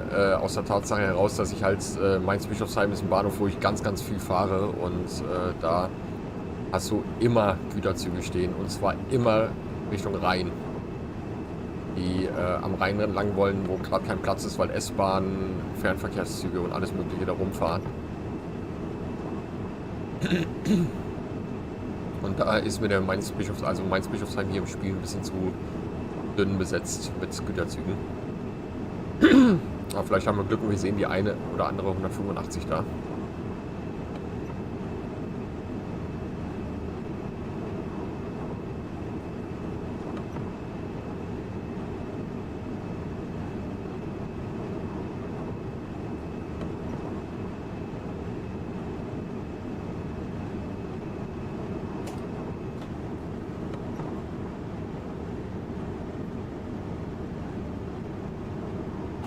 Ich glaube, ich gebe noch ein bisschen Gas.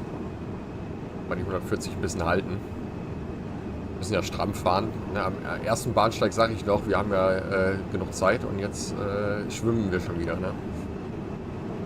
Das ist Eisenbahn. Aber das ist S-Bahn allgemein, strammes Fahren. Deswegen, also für mich persönlich als Lokführer wäre S-Bahn nichts. Weil das schon sehr stressig ist.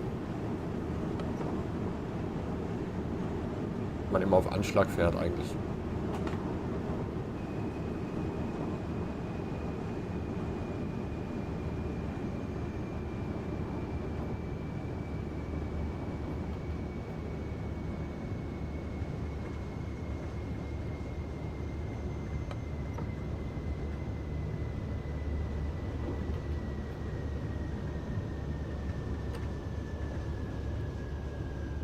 Bahnsteigkante 60, dann seid ihr immer sicher. Ihr könnt aber auch ein bisschen schneller ranfahren mit den S-Bahnen. Die bremsen ganz gut. Und durch die Länge, die ihr habt, spielt ihr auch nochmal euch ein bisschen in die Karten.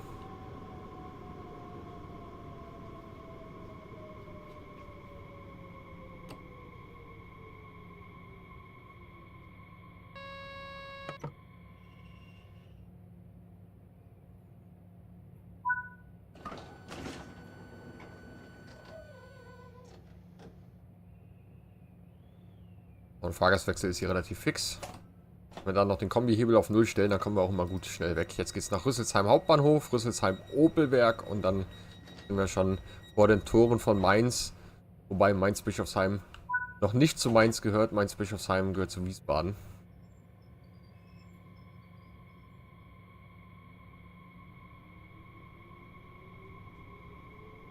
Warum das Mainz-Bischofsheim heißt, keine Ahnung. Ich hoffe, ich erzähle euch jetzt auch keinen Blödsinn. Mainz-Bischofsheim. Ne, ist eine eigene Gemeinde. Bis 45 war es ein Stadtteil von Mainz. Okay, dann habe ich nichts gesagt. Bischofsheim ist eine eigene Gemeinde, gehört nicht zu Wiesbaden. Wieder was gelernt. Das ist auf jeden Fall auf der hessischen Seite.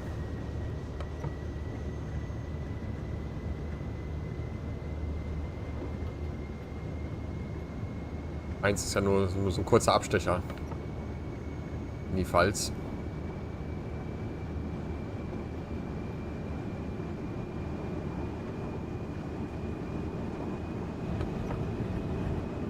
Noch 12 fahren sie hier oben.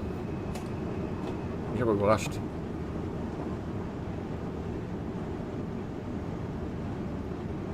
Was ist denn hier los?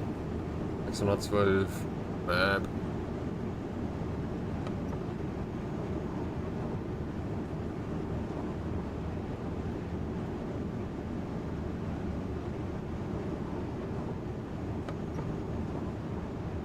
Jetzt kommt auch wieder gleich so ein Stück Strecke, das ich liebe hier. Also, was aber damit begründet ist, dass hier halt die Formsignale noch teilweise verbaut sind. Auch in der Realität übrigens noch. Und ich liebe es ja, wenn man so ein bisschen auch mal andere Signale wieder an den Strecken hat. Formsignale sind ja doch nochmal was sehr Besonderes. Und hier in Rüsselsheim ist auch nochmal lustig, weil wir ein Form-Vorsignal haben. Dann kommt ein Licht-Vorsignal-Wiederholer und dann kommt das Formsignal-Hauptsignal. Aber nicht aus der Richtung, aus der wir jetzt gerade kommen, sondern das ist aus Richtung Bischofsheim nach Rüsselsheim-Opelwerk rein.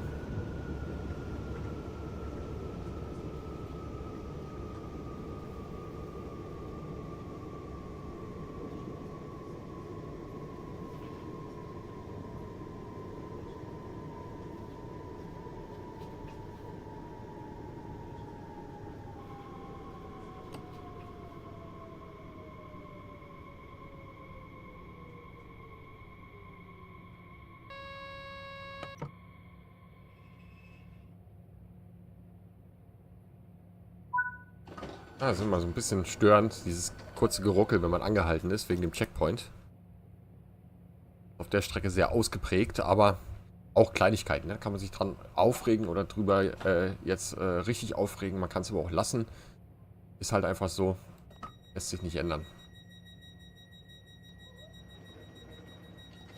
Auch streckenspezifisch. Auf der einen Strecke ist es eher wild, auf der anderen ist es nicht ganz so schlimm.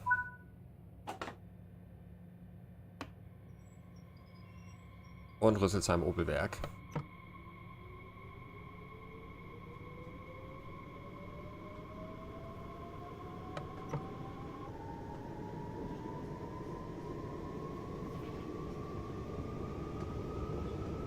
Gas geben und bremsen. Lustigerweise ist das Opelwerk größer als der Hauptbahnhof.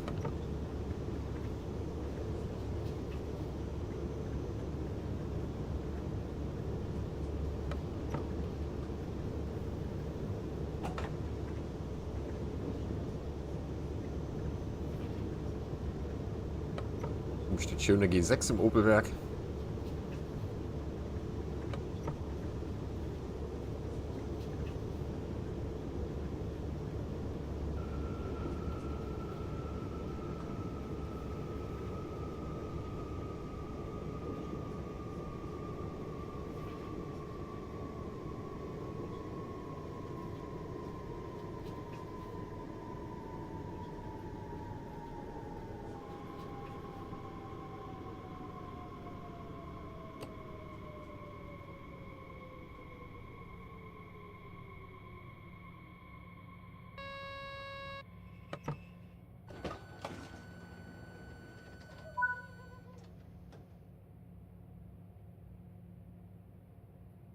Für alle, die sich wundern, dass ich immer hier auf den Knopf drücke. Ich mag das lieber, wenn man die Knöpfe auch benutzt, die da uns mitgegeben worden sind. Auch wenn es manchmal ein bisschen störend sein kann. Aber ich finde es dann doch cooler, wenn wir die Knöpfe benutzen. Als immer nur stur geradeaus rauszugucken.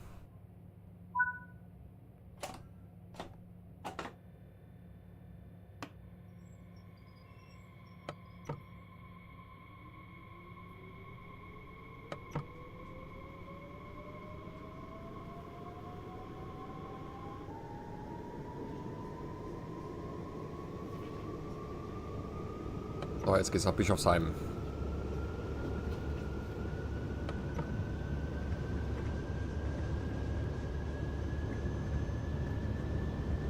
Bischofsheim ist auch so ein totales Nadelöhr für alles, was dort fährt.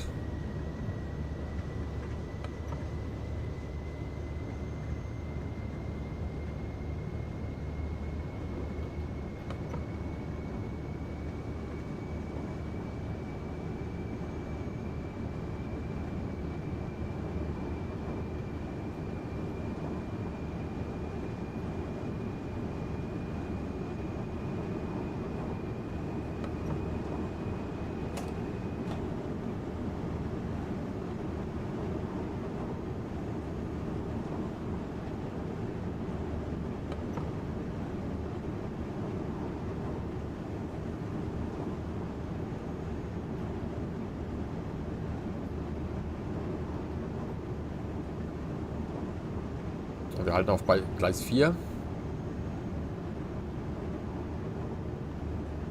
Liegt natürlich daran, dass wir die große Runde fahren über Mainz Hauptbahnhof, sonst würden wir auf Gleis 1 anhalten. Und würden dann über den Abzweig Kostheim direkt nach Wiesbaden fahren.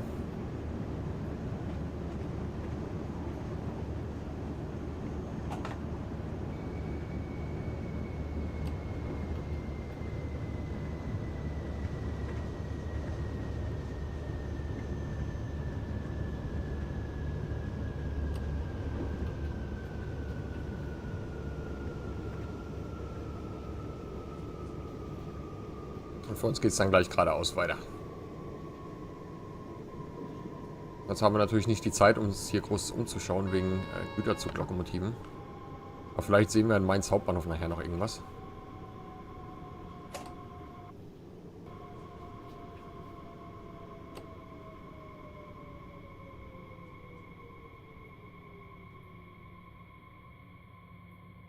Ich komme immer ein bisschen zu weit.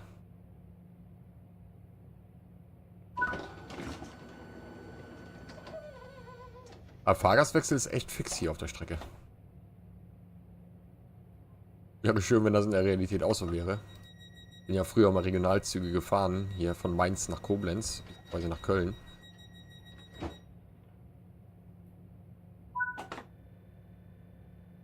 So, auf nach Gustavsburg.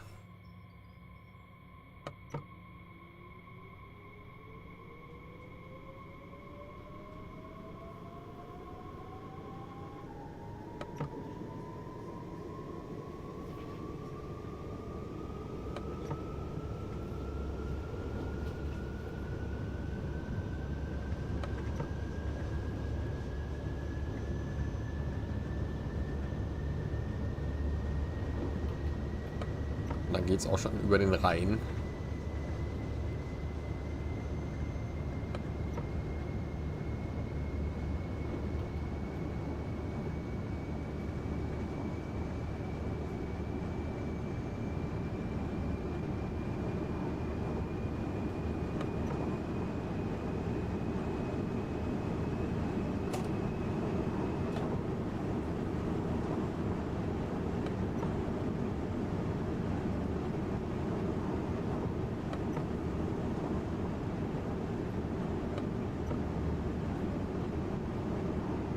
Mainz-Bischofsheim habe ich auch gleich nochmal einen kleinen Fun-Fact für euch.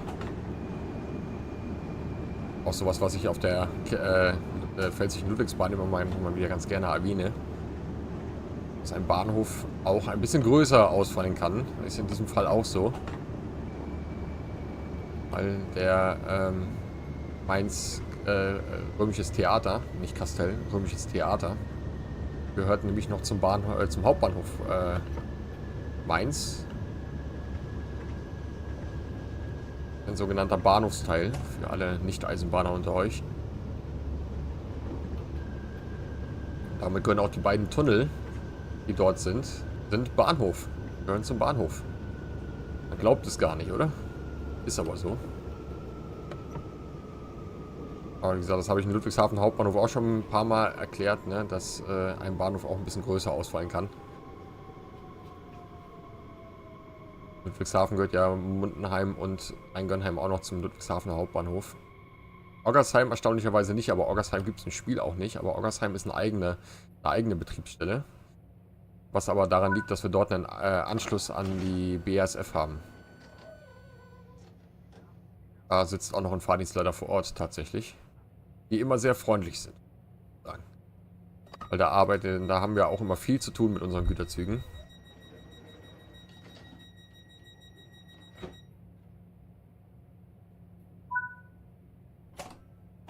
Mal angewöhnen, den Leistungshebel vorher auf 0 zu machen.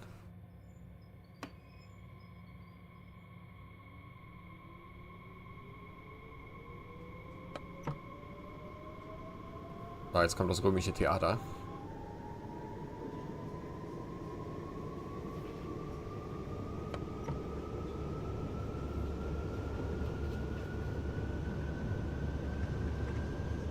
So, 80 erwarten werden wir da vorne jetzt gleich bekommen.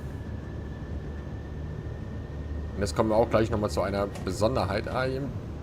Die Zugbeeinflussung ist eigentlich egal. Auf unter 85 müssen wir eh runterbremsen.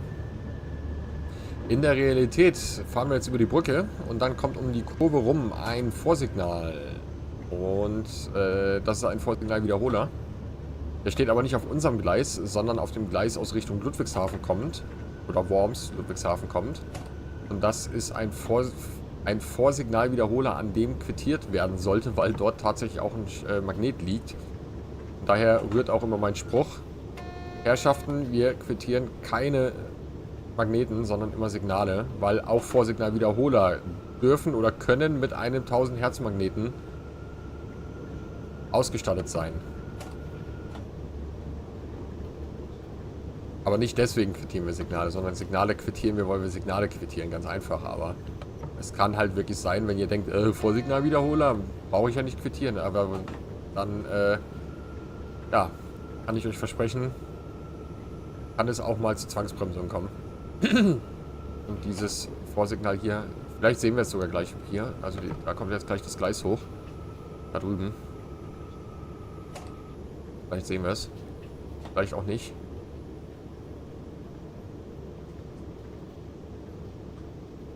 Da vorne, das Vorsignal. Der Wiederholer. Der ist in der Realität mit Magneten ausgestattet.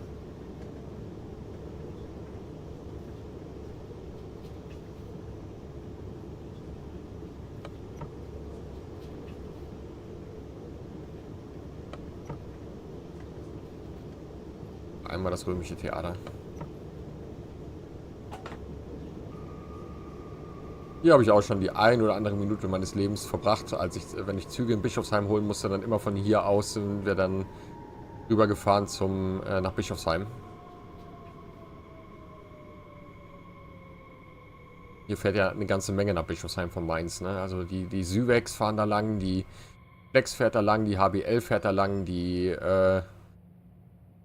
S-Bahn fährt da lang, Regionalzüge fahren da lang, also da fährt echt viel.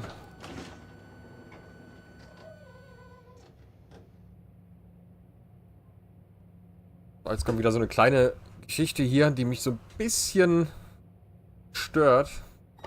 Die Ausleuchtung von den Tunneln, weil die sind in der Realität sowas von hell ausgeleuchtet.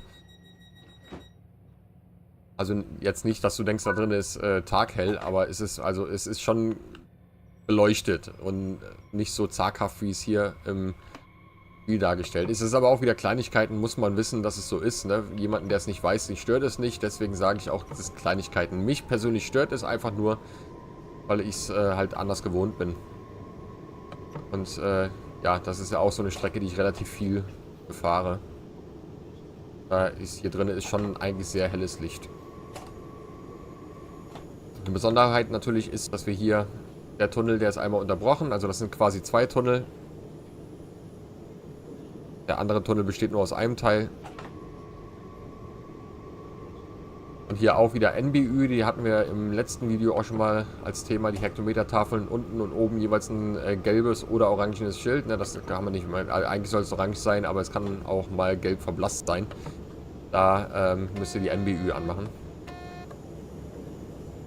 Aber die spielt ja im Spiel keine Rolle, die NBÜ. Weil du könntest da groß weglassen.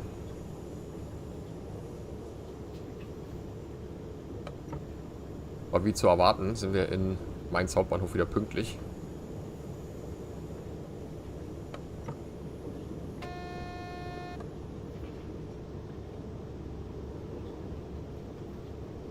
Und halt erwarten.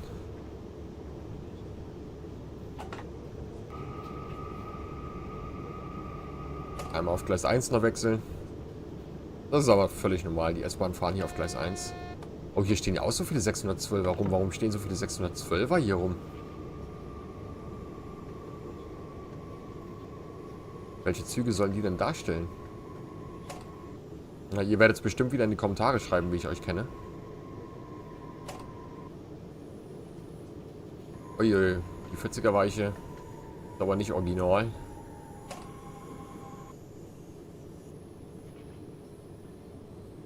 Ich habe jetzt die 60 oben im Kopf gehabt.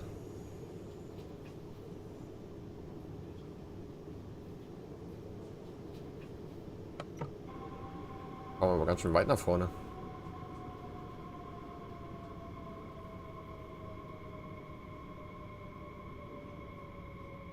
Aber die 425, die da drüben gerade einfährt, was die darstellen soll, das weiß ich. Das ist die Mittelrheinbahn.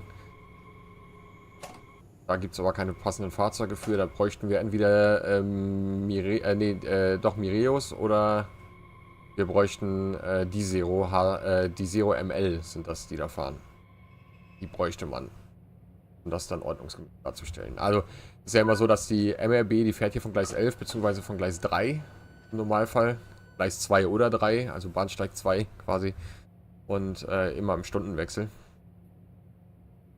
Außer morgens und mittags im Schülerverkehr, da fahren ja Sonderzüge. Die ich immer ganz gerne gefahren habe. Die fahren dann von Mainz nach Oberwesel, machen dort Kopf und fahren wieder zurück. Für den Schülerverkehr, das sind 2 Umläufe am Tag. Und in Oberwesel, da steht man dann immer 40 Minuten und da geht man auch gerne mal zum Rewe noch einen Kaffee trinken oder so. Da sind wir auch sogar schon tatsächlich dann in unserem jugendlichen Leichtsinn, den wir hatten. Ja, Fahrdienst leider, wir müssten einmal vorziehen, weil wir wollen Kaffee trinken gehen. Jo, alles klar, rangier mal vor. Auf dem Gleis konnte ja eh nichts passieren, weil wir haben das Gleis ja blockiert, da in Oberwesel. Das ist Gleis 3. Gott. Aber die... Mal kurz gucken, ob wir hier an der Zugzielanzeige was dran stehen haben. Wieder Oberstein sind das die Züge, okay. Und Kirchheim-Bolanden. Also sollen das die Flex-Züge darstellen. War mir neu, dass die mit einer 612 dargestellt sind, aber vielleicht habe ich auch noch nie drauf geachtet, das kann auch sein. Vielleicht war es vorher so und ich habe nicht drauf geachtet, aber egal. Ist besser, als wenn wir gar nichts hätten, ne? Und da sind wir Deutschen verwöhnt. Das ist einfach so. Da sind wir echt verwöhnt. So, Langsamfahrt und Langsamfahrt erwarten. Und dann geht es nach Mainz Süd. Nord, Entschuldigung. Süd wäre die andere Richtung, aber da ist Kastell. Römisch Theater. Oh, ich und Mainz, ey, wir werden auch keine Freunde mehr. Das ist wie Offenbach und Offenburg verwechsel ich auch immer. Wir sind ja 500 noch so lange an.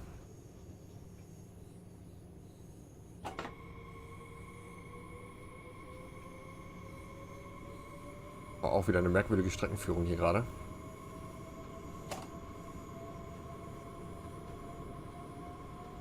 Kreuzen wir hinten wieder das komplette Vorfeld ab.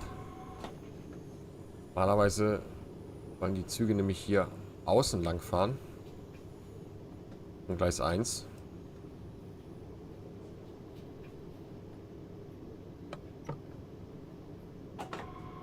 Und das zweite Mal, dass mir das auffällt, dass hier der Weg nicht richtig eingestellt ist.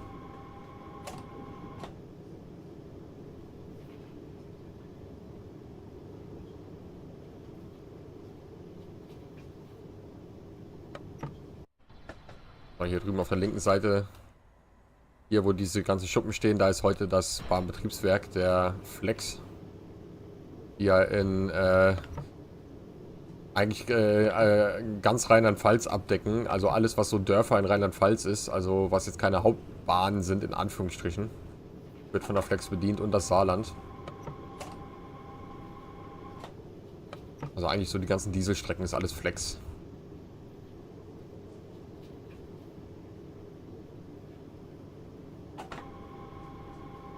Aber befreien könnte ich mich jetzt natürlich, mache ich natürlich nicht, weil wir dürfen eh nur 40 fahren und wir sind auf 45 überwacht. Damit würde ich mir eine Sicherheitskomponente wegnehmen.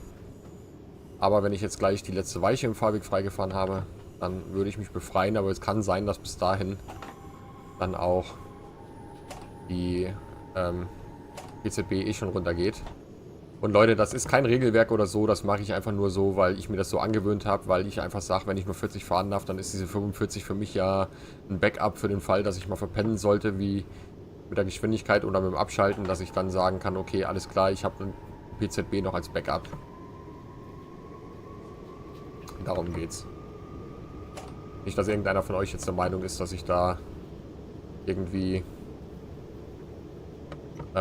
nach Regelwerk arbeite, ne? Sondern das ist so ein eigenes Ding. Aus der PZB befreien ist ja immer Fahrtbegriff höher als 30, in den nächsten 550 Metern kein 500 Hertz Magnet zu erwarten. Dann dürft ihr euch befreien. Muss jeder für sich selber entscheiden. Meine Art ist es so.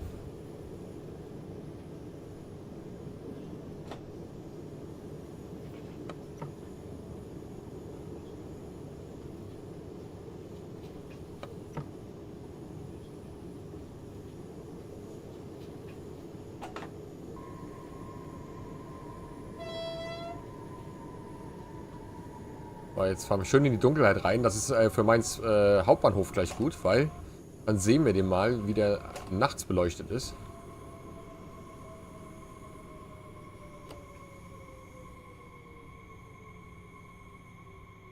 Aber das finde ich, insgesamt ist das gerade eine schöne Fahrt. Ich genieße das gerade richtig. Ne?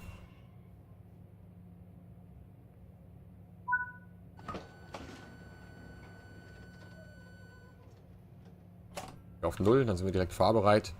Da geht es dann nach Wiesbaden-Ost schon. Vorletzter Halt. Da komme ich mit einer Stunde auch hin. Da wird die Harry sich freuen, weil ich das erste Video ja um 10 Minuten Überlänge habe. Aber auch mal ein bisschen schwierig, wenn man sich so ein Szenario oder so eine Fahrt raussucht für Auftragsarbeiten in Anführungsstrichen. Dann mit einem und dann schafft man das nicht und dann steht da aber auch 50, 60 Minuten oder 58 oder 56 Minuten und dann dauert das doch ein bisschen länger, weil irgendwas hakt oder irgendwas nicht richtig funktioniert. Dann ist das natürlich unangenehm für beide Seiten, aber es lässt sich halt nicht ändern, ne? Und da mein Anspruch ja ist, dass ich keine Fahrten in 2 Teile unterbreche, gibt ja durchaus auch Content-Creatoren, die so eine Sachen hier dann in 3, 4 Folgen eine Fahrt zeigen. Nee, finde ich immer ein bisschen doof. Gerade wenn man eine Geschichte dazu hat oder ein Szenario dazu hat, dann finde ich es immer doof, wenn man das unterbricht.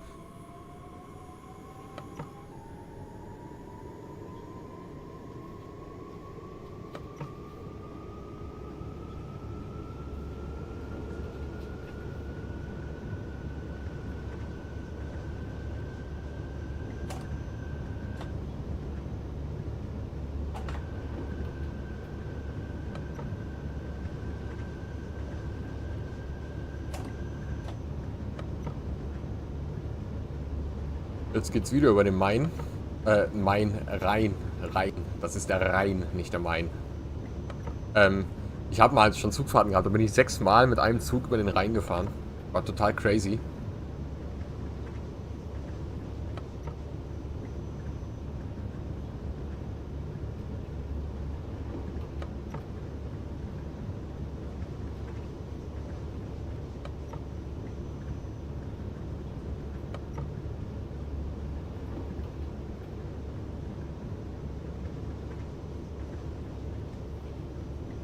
So, jetzt mache ich mal das Fernlicht wieder an, dass wir ein bisschen mehr sehen.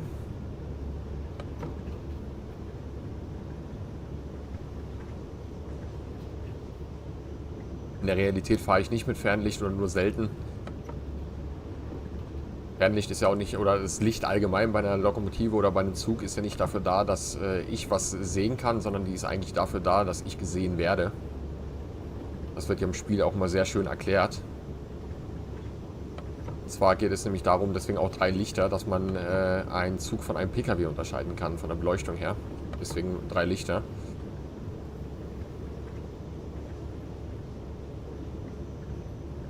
Und hier haben wir tatsächlich auch 3 Lichter. Das gibt ja, laut Regelwerk wäre ein gut beleuchteter oder eine gut beleuchtete Zielanzeige würde auch tatsächlich als Lampe zählen oder als Zugspitze zählen. Bei Straßenbahnen wird das öfter umgesetzt. Bei der Eisenbahn fällt mir jetzt gerade kein Fahrzeug ein, wo das umgesetzt wurde.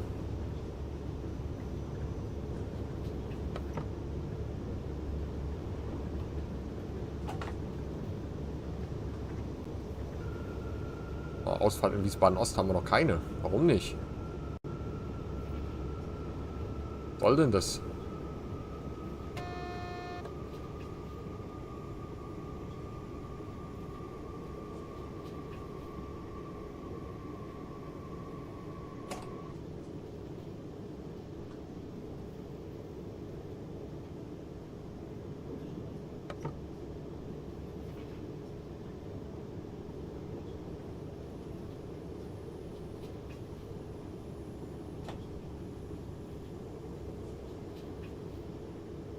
Fast keine Beleuchtung mehr hier. Selbst das Fernlicht ist hier nicht ganz so doll.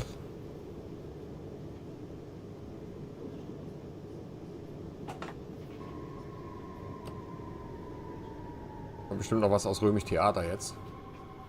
Kastell, nicht Römisch Theater. Mein Gott. Irgendwann kriege ich es gebacken. Ist alles rot. Von vorne kam jetzt noch was.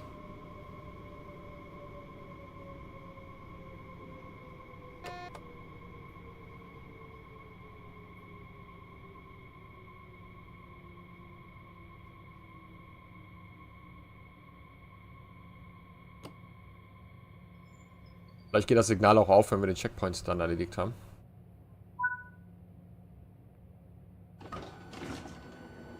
Ah. Jetzt ist es aufgegangen. Ist da vor uns noch was am Rumfahren? Alles frei. Kommt jetzt noch was raus, aber da wird dann hundertprozentig gerade was in Wiesbaden eingefahren sein.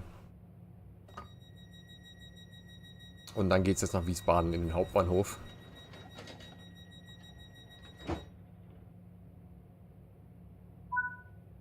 Auch vorsichtig beim Ausfahren. Wir sind noch auf dem 500 Hertz Überwachung, also 25 VMAX, bis der 500 Hertz Leuchtmelder da ausgeht. Der ist jetzt aus und dann können wir Gas geben. Hebel auf den Tisch, 3,3 Kilometer. Und dann schauen wir uns mal, ich glaube, ich meine den Wiesbadener Hauptbahnhof noch gar nicht in der Dunkelheit gesehen zu haben. Also ich weiß gar nicht, wie der ausschaut jetzt, von der Beleuchtung her. Wiesbaden ist ja so ein Hauptbahnhof, den man als Lokführer ganz, ganz selten sieht. Nämlich eigentlich nur dann, wenn Umleitungen gefahren werden von irgendwelchen ICEs oder so. Dann sieht man den vielleicht mal. Kann ich wahrscheinlich an einer Hand abzählen, wie oft ich im Wiesbaden Hauptbahnhof war.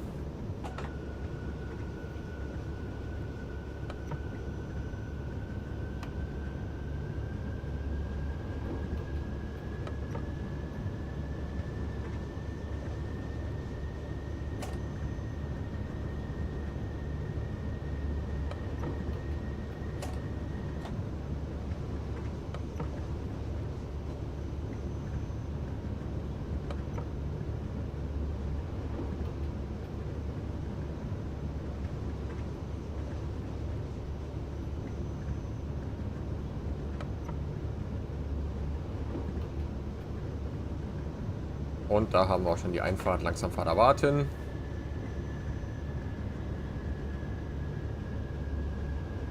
Brauchen wir nicht ganz so stramm bremsen.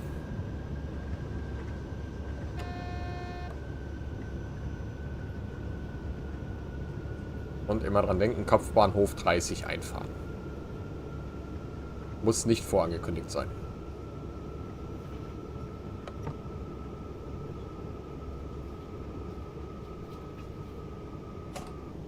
Lassen wir ein bisschen rollen. 7 Promille bergauf, da wird dann eh noch langsamer und dann können wir immer noch ein bisschen gegenbremsen. Im Zweifel.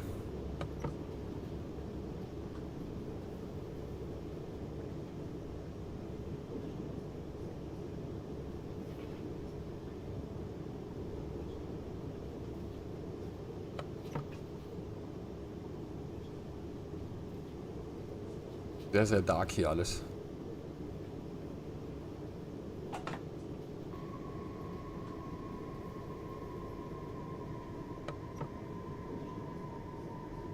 die 50 haben wir. Und die 40 auch.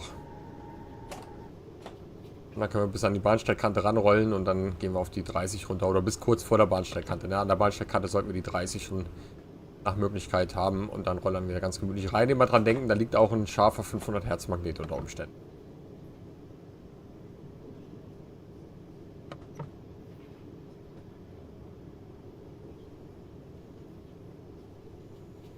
Park eine 411. Fährt ja hier auch regelmäßig. Das ist meistens die Heidelberg-Runde. Der fährt dann über Frankfurt Flughafen und dann über die Darmstadt-Strecke nach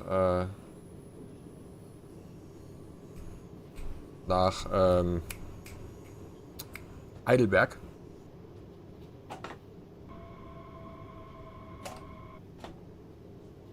Da oben am Bahnsteig seht ihr jetzt auf der rechten Seite oben die 30. Das ist 3. Die muss nicht vorangekündigt sein. Deswegen haben wir Streckenkunde bei der Deutschen Eisenbahn. Und ab dem Prellbock dürfen wir dann wieder 40 fahren. Ich hoffe, ich bin nicht der Einzige, der das lustig findet.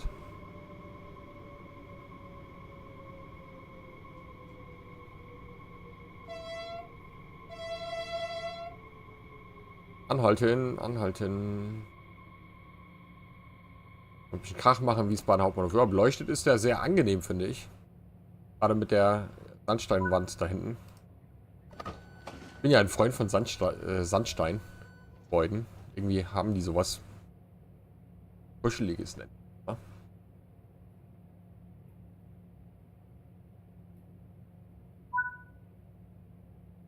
So, und das war's dann auch. Fast genau eine Stunde. Ich verabschiede mich von euch. Denkt dran zu abonnieren, aktiviert die Glocke und schaut wirklich in den Sale rein. Da könnt ihr eine Menge abgreifen momentan. Lasst einen Daumen nach oben da, kommentiert das Ganze hier und vor allem schaut auch mal auf meinem Kanal vorbei. Ramagani einfach oben eingeben. Ich hoffe, dass die Harry das vielleicht sogar verlinkt. Und dann bedanke ich mich bei euch fürs Zuschauen und wünsche euch noch einen schönen Abend.